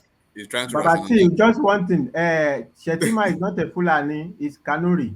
Babasi is just trying to it's like I'm looking at the bigger picture of the people behind the curtains now. I'm not speaking for like the general people. They want Nigeria together, and nobody in this election can keep Nigeria together or keep the narrative of that illusion together. For now, so they will try to get him. Babasi, we don't want to go there, but if you're actually talking about the person who can keep Nigeria together, right? I can tell you authoritatively, Peter Obi is not the candidate. Because I said the illusion of it. Okay. You are talking about the illusion of look at them. It's like the Obama thing. I can agree with that. With quote unquote the illusion, but in politics, illusion is zero, right? But illusion is delusion. Remember when you remember? I thought we had banned that word from this platform. Delusion. Yeah, look. Where is it? Just now we get angry again. We get angry again. It was Tiger in the city that came running in. But Babati, do please, don't run away. Somebody ran away on this platform already. No. Yes. Don't worry. I've put out a wanted poster. Please do not approach him, but inform the nearest authority. Wanted, alive, not dead. Wanted posters all over social media. Let me just repeat myself. Everybody knows Adewale is my candidate PDP because I love his plan for small businesses and he's been doing that in the private sector. So ideally, that's who I prefer. I think Nigeria needs that, but I have to also look at the realities also as well. So I'm saying that based on what I'm looking at, maybe I'm wrong in my own calibration of what I'm trying to get at. If I'm wrong, I will come and say, guys, I was wrong. Let's hope for the best and look at it. But I'm just saying that some way, somehow, things are just it's like a divine alignment for Peter Obi. 59 days from now, about 59 days. We are counting already. Okay, 59 days. I'm telling you, within these days, just watch. Yeah, I might be wrong, but one man, I keep telling you in the private side, I'm telling you something is just gonna come up in the last 50 days. I might be wrong. Nigeria too mature to him about my child mature. If you had mentioned Atiku, I would have probably said, okay, maybe Atiku is not going to win anything. That one I can tell you for sure. Don't write off Atiku. I'm just telling you, don't write off Atiku. Come on, Atiku is not going to win anything. I can give you maybe perhaps Tinubu has a chance, but I'm saying, one man, this is on record though. It's on record. Everybody heard it. Just don't do a play town and then go. I will come here. We will hunt you down. We are already hunting no play town. I will come here and humbly take my pie. Humbly defeat is damn wrong. But guys, one man. If I'm right in court, what we have. The crown is yours. No. I don't know. You must give me the whole day to hold the show. Like I would just say for this day. Yes. This show for yes, you run the session and say whatever you like because now you would have confounded all the predictions known to God and man that's some numbering element from Anambra. I told you 5 days, but I had to go back and look at those. I just looked at them like something is just. They want this guy. But Babati, you used to push very hard against the narratives, almost mocking in your tone. When somebody comes here to tell us that Obi will win, you narrow them down and push them hard. Right. Yes, that's what I'm saying. Like, I can't believe I've even come to this conclusion. It took me a while, but he has changed his position like 3-4 times now. No. Yes. He said Tinubu will win. He said Tinubu will win. Then he said during that time he said Obi will never win, and he was warning us. Then number 2, he said, election might not hold. Then number 3, he's saying that now Obi will win. I mean, what is this? Ajale Koko is also hiding behind some mysterious feeling that he will use as that would be his get out clause. Yes. That you say, I always told you that I have this feeling that something. That's his get out clause. He's playing Baba Jebu game. 3 from 5. That is what you are playing. Palm 3 from 5 game. You know why? Because people like me. Face to face. Which one are you playing? I'm very objective on like he and his show already, he see that. But unlike him, however, I change my opinion based on fact. If I have new evidence, of course, I will recalibrate my again. Baba, no, this one don't be fact. One way wrong issue for you, Baba. No. I'm saying that I'm looking at the landscape and I'm saying that I will make recalibration. Oh yeah, too Ogbe yeah. Wọ́n ti gbé owó lọ fún bàbá. Àwọn òbídíẹ̀tì ti gbé owó lọ fún bàbá. Bàbá ti pòun dà. Bàbá ti pòun dà. Wọ́n ti bribe rẹ̀. Bàbá ti gbowó ẹ̀yìn. Bàbá ti gbowó ẹ̀yìn. Public killing in the comment. I'm not even reading right now. Public killing in the comment section right now. But nobody is killing you. I can tell you are going to be the darling of the obedience for the next. Obedience not the good issue. All right. Round it up, Babati, and then we go to Ogbeni. Yeah. Okay, so let me just round it up. I think that regardless of whoever wins, Obi, Atiku, or Tinubu, Nigeria is going to go through a 3 to 4 year painful, very painful, difficult time. And it's not because the person will not mean well for Nigeria, but to actually put Nigeria back together is going to be a very daunting task, which I think the person that goes in there, we have to redo a lot of things damage done by the Buhari administration. So it's going to be a very tough year. I'm also I think that the naira will cross over 1,000 naira. So I'm looking between 1,000 to 1,200 for the naira next year as well. So it's going to be a very tough year coming. Thank you, one man, for having me. Look forward to sharing my opinions with you guys later. Good night. God bless. All right, brilliant. Thank you, Babati. Always brilliant every time it turns up. Anytime it's just you always just say brilliant when Babati speaks. So that was a brilliant Babati. But a man of equal cranial functioning. He joins us for the first time, hopefully not for the last time. Ogbeni, who is steeped in the history of Nigeria. Ogbeni, closing remarks. Thank you very much. Thank you. So for me, you see, I love the way I do my own politics. I've involved in partisan politics a bit before I withdrew from it. And for me, from the reading of things for now, there's this saying in politics that even 2 days is still a very far journey for you to call it a goal. But for me, for now, if you look at what is happening for now, I will give it to Tinubu. Not because I'm supporting Tinubu. I've even booked my ticket 6 months ago. I'm going home. I'll land in Ekiti and I'll give my vote to Tinubu. Whatever happens, then let it happen after. And I have my reasons. Yes, I should go. And I have my reasons for that. You see, I love to be very practical. And then how many of us in diaspora will go home to vote? And this power game. You see, like when Tinubu said the power is not giving out a la carte, the guy understand. He understood what he's talking about. Peter Obi is not going to get this thing easily the way people permutate it. No, it's a power game. You don't expect APC governors, say 11 APC governors, and I wonder, who are they talking about? Are they imaginary human beings? Is he El-Rufai or Ganduje or Zulum? Or who? Is he Atiku Bagudu? Is he Masari? Who? That will go and be doing meeting with Atiku. We should forget all those things. They are psychological warfare. They are throwing out. And I don't think it's something someone like Tinubu will buy. Okay. So for me, I look at it.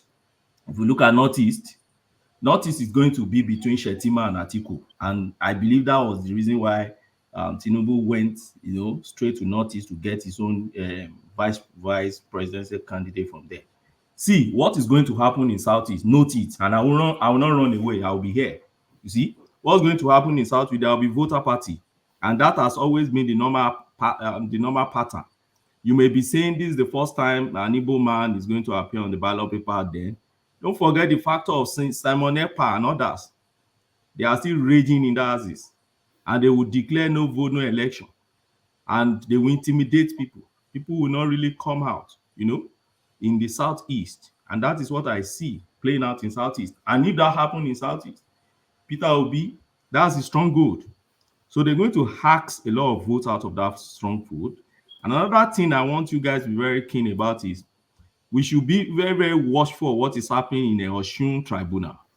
You see, Osun Tribunal has given us one signal now that people are not conscious about. BVAS is not a magic wand. People think it's magic wand. It's not.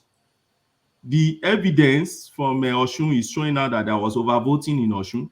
Baba, are you keenly watching the proceeding from Osun tribunals too, right? No, the Osun Tribunal, I'm following it because we are part of it. Yeah, my office is part of it. Good. Even though we are in support of, we are handling the case for Adeleke. I'm watching what is happening. INEC came to court to admit the fact that there was overvoting. Yeah, I think I said it here maybe some few days ago. And INEC is telling us that because the data did not synchronize. Let me tell you what will play out. In the north. That BFAS is a failure then. It's not a magic wand. And I wonder why the people who always, BFAS is there, so the indices, everything, matrix is going to change. Nothing is changing in Nigeria. This is power game. My brother, sorry, let me talk. One man, if you remember the other day I was saying that it's a glorified placebo, the BFAS. Yes. It's a good disguise for these guys to say, we gave you a perfect election, so why are you complaining? We won this thing. INEC came and said the data did not synchronize with the database or the backend. Why? How will data not synchronize? Let me tell you, in the northern part of Nigeria, that beavers will work perfectly in their own sense. And you come to the stronghold of Obi, those beavers thing will not work perfectly. That's my prediction. I don't know, I may be wrong. And when you now cross to northwest, you go there to face Kwankwaso. What's Kwankwaso going to do there? Kwankwaso is going to hacks a lot of articles votes. Gandoje is going to retain his own folks for Tinubu because Ganduje understand power politics and he understand the cake is going to cut from the next government. He will not allow that to slip from his laps. So he's going to hold his own. And don't forget you have your Rufai in that region and others. And those guys, you see, like somebody said, what they are doing presently is they are consolidating their agreements. You see, they are sealing agreement. That is, if you understand politics very well, you will know that is what they do in this period. This period is not the period when you are constipating. It's the period when you go and consolidating. What is for us? What do you have on the table? Then you consolidate whatever you want to do. Some of them even go to swear oath this period. You do whatever covenant you're going to do on it. Then you see your deal and then you have a rest of mind, you know. So that's the way I see the politics play out. Southwest, Tinubu will not have Southwest clearly, but it's going to get a lot of sympathy votes from the Yoruba people. Okay. Now, finally, I wish Tinubu well in this race, and but ultimately I will pity the next president, like somebody said, because the next president is going to face a lot of issues. But there is this project I always wish that whoever becomes the president should we should keep a very keen watch at, and is this transatlantic gas pipeline that Tinubu is planning to lay the gas pipeline from Nigeria across 13 countries, then to Morocco and down to Europe. And he's very strong. He has a very strong opinion on why that particular project should go on. For me, I expect Tinubu government to run that thing that he has been talking about. And see, if this thing happen, it's going to be a major power change in the world. Nigeria is going to re-emerge as the giant of Africa that it is. You know, Europe has been looking for a way to cut the ties with Russia. And the major thing Russia has been using to dominate them is that gas supply thing. If Nigeria is able to do this thing and achieve that thing down to Europe, then Nigeria is going to emerge again, and give it some time. Nigeria is going to become the giant that it is. And I expect that whoever becomes the president eventually, we should also prepare for eventualities. Whether you are Baptist, whether you are articulate, whether you are obedient, I think we should all prepare for eventuality, whatever happens in the election. Well, let's take it the way it is and plan our own life. Thank you for the opportunity given to me. I appreciate it, and I'll continue to be joining the program whenever I have time. I'm running down to conclude my PhD program now, so I may not be having time always. Thank you. All right, thank you, Ogbeni. So thank you, Ogbeni, and good luck with your studies. Well, we have the anticipation that you will do excellently well, only because we've seen a sample of your brilliance. So thank you, Ogbeni. From Ogbeni, we Otilo. Okay, sorry. Yeah. So from Ogbeni, we go on to Ikenna. Ikenna, good to meet you. So closing remarks, Ikenna. Okay.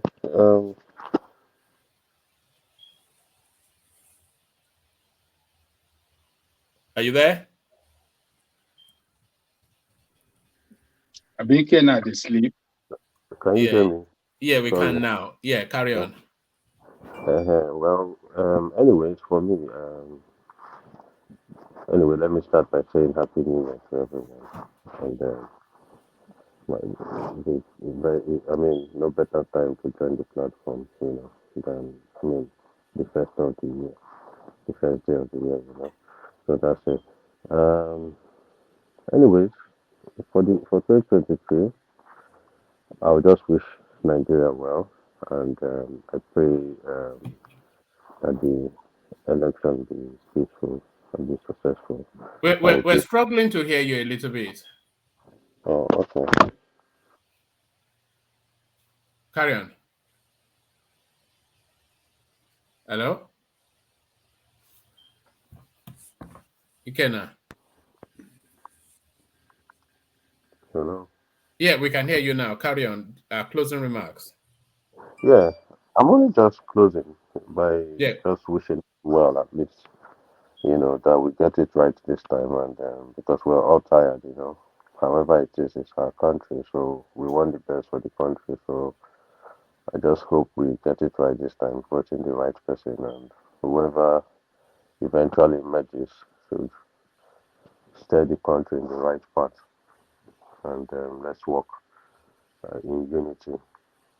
That's all I can say for now. This is my first time joining, so it's 5:30 a.m. here. So All right, thank you. It's 5:30 a.m. where I am too. I'm assuming you're in the UK somewhere. yes, I am. I'm in Northern Ireland. Yeah. Northern Ireland. All right, brilliant. Thank you, Ikenna. Join us again. So that was Ikenna, a new voice to conjure with. So thank you, Ikenna. From Ikenna, let's go on to Fatai. Fatai, closing remarks. So many fireworks here and there today. But so it is just like just a clearing the house on the. I think if Obasanjo is supporting, okay, first of all, I am one. I remember very well. We discussed this thing maybe two times or whatever. One time that Tinubu is a big game player. He's a big project guy. All he wants to do is take and our gas to sell to Europe. He wants to construct the transatlantic pipeline. Tinubu is going to do the transatlantic pipeline, and Tinubu is going to remove the subsidy. Tinubu is the only person among these people, the way everything is playing out now, who is able to remove the subsidy. Obasanjo going full all out to for Peter Obi now, it means that Peter Obi does not have the capacity to remove subsidy. The SAO we are easy, we will be able to be pulling the string or whatever was the comments there Obasanjo made in his letter there. They're not going to let him to remove the subsidy. They're just going to come and tell us some sweet story, but they will not really remove the subsidy because it was Obasanjo in the first place that introduced subsidy into Nigeria. Obasanjo introduced subsidy, and I mean, there's no time to talk about all the angles of subsidy. Not only subsidy for even the petrol, whatever, and many other things. Even now, now a lot of people criticize Buhari that a bag of rice is before Buhari came was 10,000. Now it's 50,000. Well, we should also have, I mean, okay, I mean, it looks on the surface that Buhari makes it worse, but if you look deep, why? Like it was not only petrol we were subsidizing, the government was also subsidizing many imports.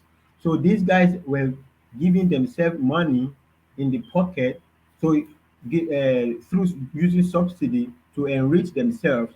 So Buhari says rather than doing subsidy, we give money to the farmers to be planting the rice rather than doing importation. So the importation when the importation stops, subsidy stops. So when all these things stops, of course the price, this thing will go up. The price of rice will go up. But that means that we are not subsidizing rice importation. We're not. That's why it goes. This is same is normal economic theory. Now, the there's also the factor that they are taking the rice into they are selling into the neighboring countries. All this, so Tinubu is going to do this. They call it commodity. What is it? I escaped me now. In which the price of the goods of the farm produces will be controlled through it's almost like a stock market for commodities, some these agricultural commodities. So these are so when that happens, these then also will try to correct the high prices of these stuff like rice and everything. But it's not that Buhari is bad, his administration is bad. That is why the price of rice and other things it went up. It's because there is a correction to what the previous government were doing, wasting our money, because it's Nigeria's money. I'm also in Nigeria. Wasting our money, giving it to in the pockets of their friends to be importing stuff. And now we have a new direction, and then everything. This is the flowery story they are telling. Like, oh, Buhari, history is going to remember Buhari better than everybody is giving credit. Everybody wants to cash out on Buhari's legacy. If Peter Obi will come out and say, "Oh, I will solve security decisively," well, of course, because Buhari already ensured we have to Kano jets and other a little bit sophisticated weapons. Of course, you will solve it normally. So you should give credit to Buhari and say, "Well, I will take it up from where Buhari started." They don't want to give him credit. They are pretending like they will go there and do a magic job. No, you will continue from what Buhari did. Buhari doesn't understand too much economics, but he's done some things he's done something to move away from the previous way the previous administrations were doing. And Tinubu will take it to another level. Tinubu will take it because Tinubu, thank God, he understands. He understands more than Buhari, the soldier man. So so that's that point. But Peter Obi is not going to be able to remove the subsidy. There were too many big boys benefiting from subsidy, especially petrol subsidy. The NNPC guy. There is no chance in the world Peter Obi will be able to remove the subsidy. He will just do some acadabra, tell everybody some story of acadabra. He will not, with Obasanjo backing him, he will not be able to remove the subsidy. The subsidy has to go, or the subsidy has to be fashioned in a different way. And then the last thing I would just say is this. Me personally, I don't blame too much Obasanjo for what he did with Awolowo, because those were an era that was very complicated with the civil war and blah blah blah, all these things. So a lot of people make mistakes here and there, but if you are thinking about it as a Yoruba man, I think it is wrong to pass the blame to the judges. If you want to say somebody who didn't support Awolowo, it was Obasanjo. It's not the judges. The judges, it's a range between 12 and 13. Shagari met 12. So within that range, it's a toss up.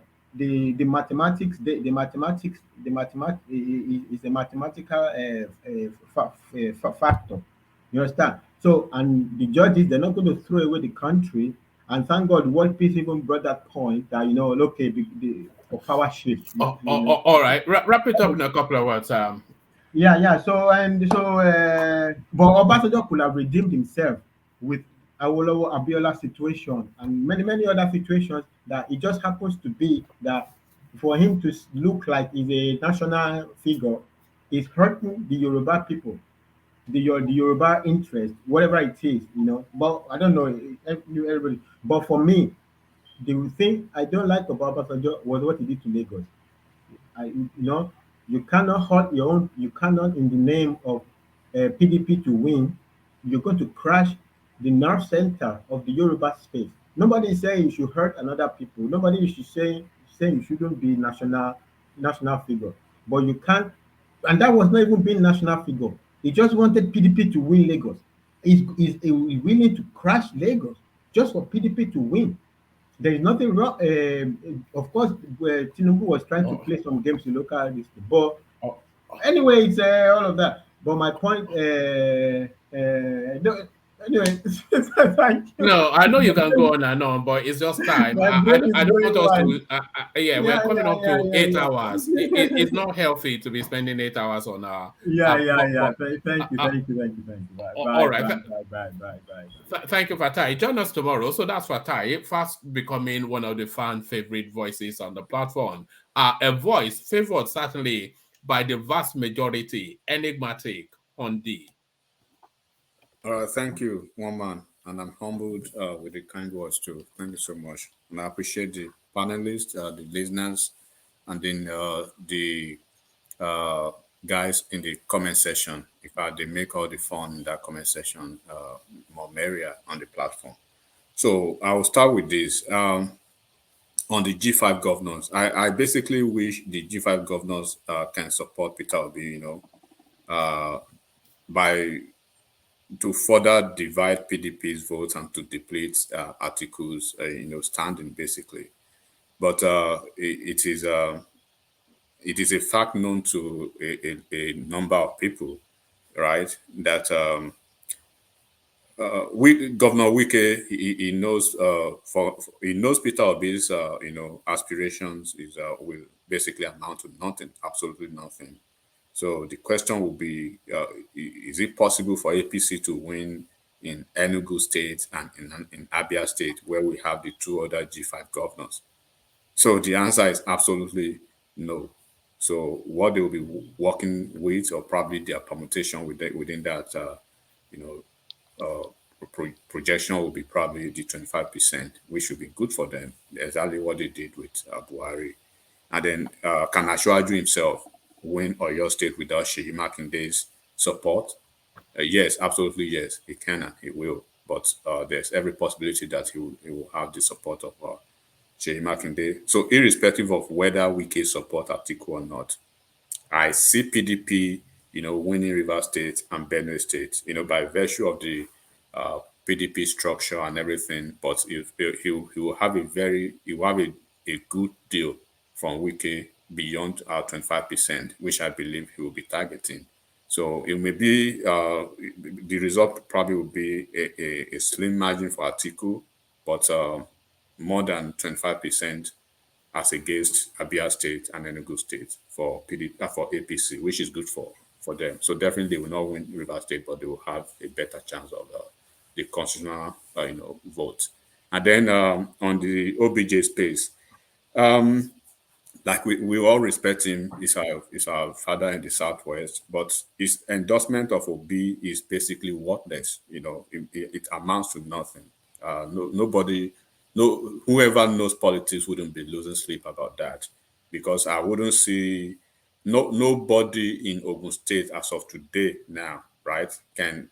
Not even in Ogun State at all, can anyone at all politically, either in APC or PDP, rely on Obasanjo's support or endorsement to become anything politically, even as least as councillor in Ogun State, let alone being a governor. So that basically defines his political strength. But of course, 59 days to election, we are counting down. I should say, one man, I'll be quite busy in the next couple of days, so I may be in and out, but you'll be having my support regardless. So I appreciate the time. I appreciate the opportunity. Let's have a very prosperous new year. Thank you so much. All right, thank you, Enigmatic. So that's Enigmatic, one of the foremost voices on the platform. So one of the foremost voices on the platform to the foremost voice on the platform. So we land where you usually land, the mighty one, Ajanle Koko, the closing remarks. Thank you, woman. And let me thank all the panelists for their contribution, particularly the two new guys that we have that came on the platform tonight, Ogbeni and Obena. Yeah, they contributed meaningfully, and I hope this will not be the last time they will come. We would like to see them often on this platform so that they can come and share their thoughts on political space, on the issue in our political space in Nigeria. Let me as well, on behalf of the platform, send a congratulations to Baba Kure for the new baby that just came in, added to his family 2 days ago. That's a big congratulations to him and his family. And I hope that God will protect the son, the baby, and the mother, as well as the household. And our own family as well. God will continue to protect us this new year, 2023. Other than that, let me thank our brothers and sisters on the comment section, Sister Bunksma, see Ola was there, maybe still there. Ola, Rational Mind, Oga, Tachi, and everybody, and Ayo, everybody. You know, first day of the year. Happy New Year to you guys, and to our listeners around the world that have been with us from the beginning to this time. Please use this very moment to click on the like button, share, and subscribe. That is what you can do. First day of the year, let us develop an habit to always click on the like button so that to continue to help the YouTube algorithm of the platform. And one man, Happy New Year to you and your family.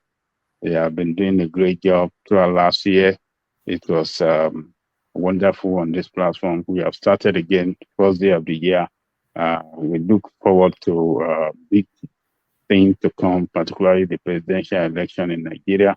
We shall all be here to continue to trash every information that comes from our political space. We continue to trash it out together. And I thank you, one man. Thanks for all the good job. And good morning to you in Britain. Good night, Americans. Good night, Canadian. Our friend in Japan and Australia.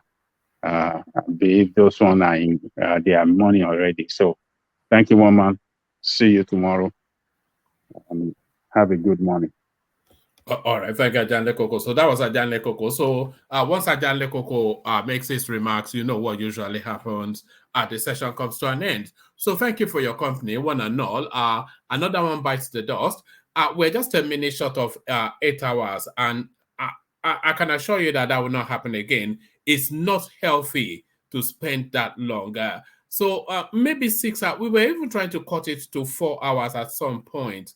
But now we seem to have doubled it somewhat just for the conversation. But I shall make for certain that we don't get to this really, because when it gets to run about 8 hours, you wonder if it's still fun. It almost turns it like to an endurance sort of a. So we must try not to get to those spaces in the future. But we have gotten to that space now. But thank you for your company. So thank you for the super chat, Kulata Engineer, Alexander Gomez, of course, and Desmond, who does that fairly regularly. So thank you to the super chatters. And to the coffee, I can say coffee buyers in this instance, because the mighty middleman joins the mighty Ayo in the Buy the Coffee space. So thank you to both gentlemen, and thank you for everybody that's joined. Thank you for your company. Even Facebook is now warning me that they're about to cut me out. So there it is. So thank you for your company. We'll do it all over again tomorrow. Of course, you know we will. So please make sure you're dialed into the space. And as Solomon has been encouraging you in the comment section, make sure you like, share, and subscribe. If you are not persuaded by me, be persuaded by both Ajan Lekoko and Solomon. So Solomon then he continues to encourage you. I'm just looking here. So Solomon then he continues to encourage you in the comment section to like, share, and subscribe. So please do that. And once you've done that, take a mini break only to reconvene for us to do it all over again. So I'll leave you here. Carry the conversation on with you in the comment section, but here I say peace.